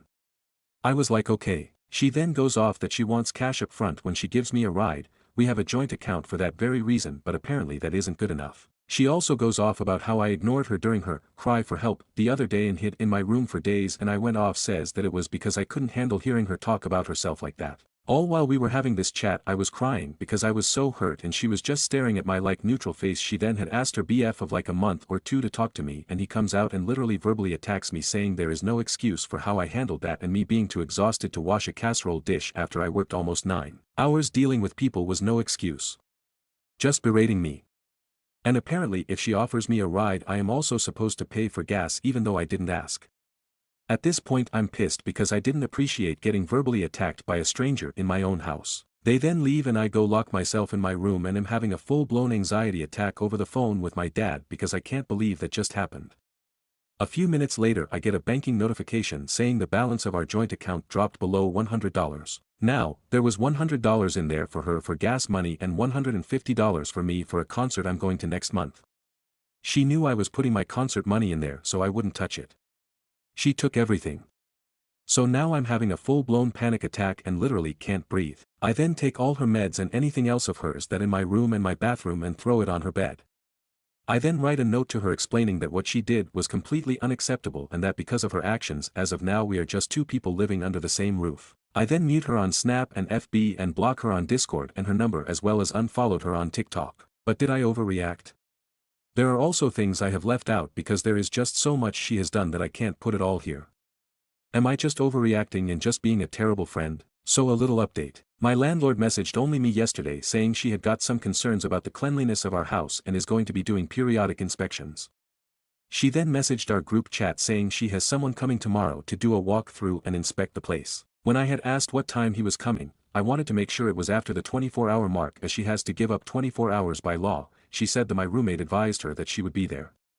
That solidifies that my roommate was the one that messaged her about the house. This whole situation had been causing me to have perpetual anxiety attacks and I dread going home every day to the point I have been staying at someone else's place when I can. Me and my other roommate that I get alone with talked and are going to rent another place together since we get along together. I booked a viewing for an apartment and also put in an application, so fingers crossed we get approved because I need out ASAP. I also wasn't home last night since I'm trying to avoid the house as much as possible. I get home from work and start cleaning my room for the inspection tomorrow and I start smelling cat piss in my closet and on my bedding. Now I have been locking my door recently because I don't want her in my room. It is your typical interior door lock that can be easily unlocked from the other side. I have also been putting a small piece of paper wedged in the door so it falls when the door opens. My window was also cracked, which I know I didn't leave open while I was gone. She broke into my room and I'm guessing locked her cat in so she would piss on my stuff because she is really bad for not using her litter box. I am going to get a camera to hide in my room until I move out, but I am beyond frustrated. I would also like to thank everyone from the OG post for telling me I wasn't overreacting. And yes, I know it was stupid opening an account with her and putting my own money in it. Stories number 49. My boyfriend, 25M, cheated on me while I, 25F, was going through my abortion. How do I deal with this? I've always taken extra precautions and been very careful, but somehow I ended up getting pregnant after New Year's. We used a condom and I took Plan B just in case, but I still got pregnant. We've dated for years. He still lives at home and I live with my mom, and the cultures we're from are very strict about these kind of things, so we had to deal with this alone. I couldn't tell anyone in my family or friends and it was a nightmare. I never wanted to be in this position, but we're not married and still in college and work part-time, so having a baby is not an option right now, so I had to get an abortion and I've cried every day since. I had extreme pregnancy symptoms, felt really bad for a few weeks, and I took a test that was positive and felt my world crash down on me. I cried on the bathroom floor the entire night, and first thing in the morning I called every clinic in my area. I felt sick and exhausted 24/7. My days consisted of me sleeping, crying and throwing up. Then I went to my appointment and was going to do everything at home. It was straight hell, extreme pain, bleeding, and I ended up with complications and had to go back and be put on a second round, and I made sure to do everything when my mom was at work, so I had to go through all of this alone. I just wanted to sleep through everything because at this point it was too painful to even be awake, physically and mentally. We live with our families and he can't just come over. He's never met my mom, and sneaking him into my house and risking getting caught is something I won't consider doing out of respect for my mom and the house we live in. Normally we see each other every day, we live a 7-minute car ride from each other. My boyfriend has really constantly brought up how he's trying his best to support me through this and that he feels guilty and anxious for getting me pregnant, and kept apologizing, and I didn't understand why, but I assured him it wasn't his fault. Every time I wake up, he's mad at me for not picking up his calls or answering text messages fast enough, even though I tell him I'm going to take a nap, and I update him constantly. I've explained my symptoms to him, told him how I feel exhausted and tired and how bad it's affecting me. He wants me to come outside and meet him, and I've asked him multiple times for some time because I really don't feel good. I just need to rest at home and take it easy because everything feels too much right now, and I'm super anxious and overwhelmed and absolutely terrified. All I've asked from him is that I just need peace, I need calmness, and I just want to find a way to heal and take things slow as I recover. He's consistently brought up how I'm not giving him enough attention during these 2 weeks and that he feels like I'm not allowing him to support me because there's no way I need that much sleep, there's no way I'm that tired and can't text back fast enough, even though I've told him I feel absolutely exhausted and tired. He has my location and can literally see that I haven't left my house for days, and my online status only updates when I reply to him. If I'm not talking to him, I'm not even on my phone because I barely have energy to do anything except for cry. At one point somehow the Find My iPhone location moved a little while I was asleep at like 2 a.m, and I woke up to 10+ missed calls and texts from him accusing me of going outside, literally in front of my building, without him knowing at night, telling me that I'm a liar and interrogating me by asking, "Who are you with?" I did everything in my power to prove to him I'm literally in bed. I really didn't have the energy to deal with this. 2 hours later of me explaining and trying to calm him down, he finally apologized and said he's going crazy because he misses me and feels like I'm avoiding him, and I tried to my best to explain that it's not like that at all. I've seen this kind of behavior from him before. when we had just started dating he made a huge problem out of the fact that I had 5 guy friends from middle school following me on Insta. I have 70 followers, majority are female friends, the rest is my mom and other family members, and out of those 70 only 5 are men that I don't even talk to. 3 of them are married and we've had each other on Insta since back in school, but he made a problem out of it because according to him I shouldn't have any men on social media at all, so I had to remove them. He's gone through my phone multiple times and accused me of going behind his back even though I have never in my life even looked at anyone else. I love him more than life, which is why I even allowed myself to deal with this bullshit, because I genuinely don't want anyone else than him and I've never gone behind his back, so I never understood why he doubts me so much. Whenever I've asked him he just says it's because he loves me too much and his biggest fear is me betraying him. These jealous and controlling behaviors kept showing up again and again, and we had a huge argument once and he promised me he would work on his trust issues and it's been better since then, kind of. I swear to God I hope someone can understand me. I have never in my life felt so exhausted, tired, sad, defeated, hopeless. I felt like I was living a nightmare, and on top of that I had extreme cramps and bleeding and my blood pressure was skyrocketing because of the stress I was in. I did everything to explain to him that my distance had nothing to do with him and him not avoiding him, that I love him and appreciate him, and I wish he just understood what I'm going through instead of thinking that I'm avoiding him on purpose and ignoring him when I'm really not. He kept making me feel guilty for sleeping and for not being okay. He told me he felt lonely and that crushed me and I didn't know what to do anymore because I was at a point where I could barely take care of myself. I reassured him multiple times that I'm just going through it and all I need is time to deal with it, and I really wish he could be with me, but being in his car through all of this is just not something I'm comfortable with. He suggested staying at a hotel, but I really just wanted to be at home in my bed with everything available. Things started finally looking better this week and today we met up to study together and he got 2 notifications on his phone. Mind you, this is the first time I'm out. I found out I was pregnant February 7th, went to the clinic February 10th and my abortion lasted from the 10th to the 18th. I feel a little better now. We both stared at his phone and I saw that it was a girl on Snapchat that sent 2 snaps to him, and I just asked who that was because it was 8 a.m. in the morning, and as far as I know he's always been very clear on how he would never go behind my back. He doesn't have girls on social media and that's why he's always going through my phone to make sure I'm also loyal to him, which I never really had any problems with because I don't have anything to hide. He got nervous and said it was a coworker, then I asked him who. Because he works in a factory and I've never seen any women at his job, only 2 and they're both seniors. I immediately knew he was lying and asked him to please tell me who that is, and he just refused to show me his phone or tell me who that is, and I asked again, is it a coworker, a friend? I told him if there's nothing weird going on I really won't have a problem with this, I just want to know who that is. He said it was an old classmate and that it was nothing, and I got even more suspicious because first he said coworker and then old classmate, and after a lot of going back and forth he wouldn't let me see his phone and stood back and said I'll show you myself, and he just showed me her Snap profile and I asked him to scroll down because I wanted to see when he added her and it said February 9th. She sent a snap saying exactly, "Good morning, thank you." I just stared at him and asked him to exit the chat, and I saw about 3 more girls that he recently added, all of them the same day. 2 days after I tested positive and literally the night before my abortion that he drove me to, and he had been talking to all of them during these weeks where I've been at home living a nightmare. He apologized for it and said there's nothing between them and he just felt lonely because I wasn't giving him attention, and I really almost lost my shit here. I just said so while I was at home. And he immediately started saying no, I swear I just wanted someone to talk to, but it was only friendly, nothing weird, I swear, etc. And I want to believe him but I can't. He refused to let me see their chat, but it was all hearts and good mornings and good nights and I don't even want to know more. I didn't say anything and I just left, and now I'm home literally shaking. I can't even cry out of the chalk I'm in. I don't know what to do. He keeps calling and texting me and I don't want to freak out. How do I handle this? I just keep thinking about how when I was at my absolute lowest he was doing everything except being there for me. He was stressing me out, arguing with me and causing drama when I was just begging him to calm down, and he made me feel so guilty for the state I was in, and now to find out this whole time he was adding and talking to other girls, just I don't know anymore. WTF. Stories number 50. Aita for telling my roommate to move out after she risked my life to prove a point. I 25F have 2 roommates. Jenny and Abby. Jenny started noticing her food going missing and blamed us both. I didn't eat any of her food so I wasn't super worried.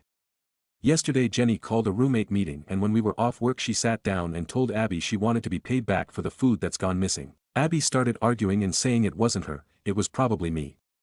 That's when Jenny said it couldn't have been me because she was putting nuts into her food and in her stuff, like food that doesn't even make sense to have nuts in it, because I'm severely allergic to them. She said I couldn't have done it because I'd be dead. She said it all proud like she got Abby, but I literally felt sick. I could have died. Like genuinely died. An EpiPen isn't a cure, you still have to go to the hospital and it's bad. Also it's really expensive to replace them. Like for $30 of food she was willing to risk my life. She and I argued and she said she knew it wasn't me, so that's why she did it, but I don't believe her. I told her to move out and now both Abby and Jenny are mad at me. But it's my life. It's my name on the apartment. I'm fairly certain I'm justified in kicking her out, but I'm double checking. It feels absolutely insane that I could lose a friendship of 4 years to something that wasn't even my fault. Abby is pissed at me and says I'm overreacting, but she also doesn't want to move out, so she's at least somewhat on my side. Jenny is angry and not speaking to me. I told her she has 30 days to get out of. Stories number 51. Aita for hurting my friend's feelings by criticizing her shoplifting. I, 27M, have a friend, 23F, who lives in California. She frequently shoplifts from major retailers, justifying that she can get away with it both because of the state's questionable theft laws and for the fact she's less likely to be profiled on account of being a white woman. Most of our arguments have made for several hour-long back and forths, often to no avail. Recently, my friend met another woman who she intended to be in a relationship with. This woman checked off a lot of boxes, and I could tell my friend was particularly excited. However, when my friend's crush learned that she was a shoplifter, she broke off contact because she didn't want to be exposed to a bad influence. My friend returned to me, complaining about this falling out and how upset she was over it. After I asked her to explain the reason and she did, I told her that most people don't support stealing, especially because she's not exactly stealing to survive. She mostly pilfers books, makeup, and other recreational products that she does not want to pay for with her full-time job. I then asked friend if there might be something to learn from this, to which she replied, "Keep things to myself, lie more." When I told her that might not have been the right message, she groused that she doesn't know why she tells me things. Considering that friend is Christian and constantly argues against sinful behavior, such as premarital sex, it's extremely frustrating to me that she can't seem to grasp why stealing is wrong. Am I wrong to have brought it up when she complained about her failed crush, and should I have been more supportive, or is she simply refusing to learn a basic lesson about morality and social contracts? Stories number 52. What is with my Gen X mom's thing about my body hair? I don't know if this is a generation difference or not, but I'm fairly curious. I'm Gen Z and my mother is Gen X. I don't shave during the winter, I only shave my armpits, because everything is covered and keeps me warm and I don't want to dull a razor for no reason. My mother is a very sweet and kind person, it's just she is semi-disgusted with my body hair and I'm pretty sure it's an internal misogyny. I told her there's nothing wrong with me growing my body hair, I don't mind and BF doesn't care, why should I? She tried to say everyone should shave and I said my BF doesn't shave, why only I should. We kinda left it at that. I wonder if it's just an internal battle thing or what. I know body hair, it's completely natural, I just want to know why my mother's stance is so different. Any advice is grateful, appreciated. Especially Gen X. Edit, clarification. Stories number 53. Aita for shoving cake in my husband's face. I, 35 female, have been married to my husband Mark, 36, for 5 years. And it's been great until yesterday. Yesterday was our 5th wedding anniversary and we had my family, my in-laws and some friends over to celebrate. And when we brought out the cake we got, Mark decided to grab the back of my head and shoved my face into the cake. Mark and his friends were laughing and my family were also laughing. My friends just said whoops and didn't stop it. My in-laws though were horrified and came to check on me. I confronted Mark about it because I told him numerous and multiple times not to shove my face into the cake, but he shrugged his shoulders and said, "Just lighten up." I was so mad that I took a slice of cake and shoved it in his face. But guess what, he started crying and his friends, my own friends and even my own family gave me dirty looks and icy glares and went to go check on and comfort Mark. It's been a few days and my own family said, I should have just left it alone and they're not talking to me. My own friend said I took it way too far, and even Mark has been giving me a hard time about it. However, my in-laws said that he shouldn't have shoved my face into cake if he wasn't ready for the consequences, and they have been defending me. But because my own family and friends aren't speaking to me and have cut me off, I need to know, was I the bad apple for shoving cake into my husband's face? Stories number 54. Aita for telling my best friend I don't want kids. Recently my best friend told me that she was diagnosed with a condition that prevents her from having kids. I have always been open about the fact that I don't want to have kids, maybe adopt but never give birth to one, even before I knew of her condition. But when I said it in passing one time, she got angry with me for saying that I don't want kids. She told me it was rude to say that around her because she doesn't have a choice. Our friends were on my side of it, as it's never been a secret that I don't want kids and that she tends to make things out to be worse than they are. So am I the asshole? Edit. All I said was, "That's why I don't want kids," referring to the unruly kid in the store she and I had been in. She gave me a dirty look and said, "At least you can have kids." Stories number 55. Aita for refusing to attend my brother's coming-of-age birthday party. Not the a-hole. For some background, I, 22F, have a younger brother, 4Y difference. Our family has a history of having only girls in line, so naturally my brother is everyone's treasure, especially our mothers who treats him like some delicate flower. Basically, I grew up stuck between boarding school during the week and doing chores around the house on weekends because my brother was always too young to do chores, or it's girl's job to clean and cook. It's the same even today. I do chores, he goes out with friends. I would lie if I said I don't get annoyed by it. He's clearly our parents' favorite child and I often get told that I should do better as a woman. In the past I used to be less vocal about it, but these days I'm starting to notice more things that don't necessarily sit right with me, and one of them is my brother's coming-of-age party. Here, that particular birthday party is the most important one you'd ever have. Our parents organized everything for their son, reserved the venue, got him to invite all his friends and the whole family, hired a whole team just to decorate the venue in whatever theme their son picks, even managed to book a DJ that's famous in the area and therefore hard to hire. And now, don't get me wrong, I also think that this particular birthday is meant to be celebrated big, I really do. But I still remember mine. My coming-of-age party wasn't meant to happen. Our mother was against it, saying that we don't have enough money to throw a whole party about it. At the time I was very persistent because I wanted to have this celebration. I fought with our mother about it really bad, and in the end it was Dad who convinced her to allow it. I did have my celebration, though now that I look back at it I really wish I didn't. My coming-of-age party was at a restaurant, with music played from a Spotify playlist, and just a few closest friends of mine, plus the close family. Am I saying it's bad? No. It was a great night and everyone had fun. It's just everything around it, all the fights to have the celebration, the pressure of choosing only the smallest number of guests, having to explain why I couldn't invite all of them, and all the preparations I had to do on my own. I was also told to give away the money I got in presents to pay back my parents for the party. It's a tradition that guests give you money for you to start your adulthood with it. Some people use it for college, some buy their first car with it, whatever is your priority. I didn't get to keep it, and now that it is my brother's turn to have his party, and seeing how different treatment he gets, I might have reached my limit. I pointed out how unfair it is, as our financial situation didn't change, and told them that I will attend the party only if he will give away the money he receives, just like I was told to do. Otherwise, I won't go there. I felt truly hurt, still do, but am I the asshole for giving such an ultimatum? Because I definitely feel like one.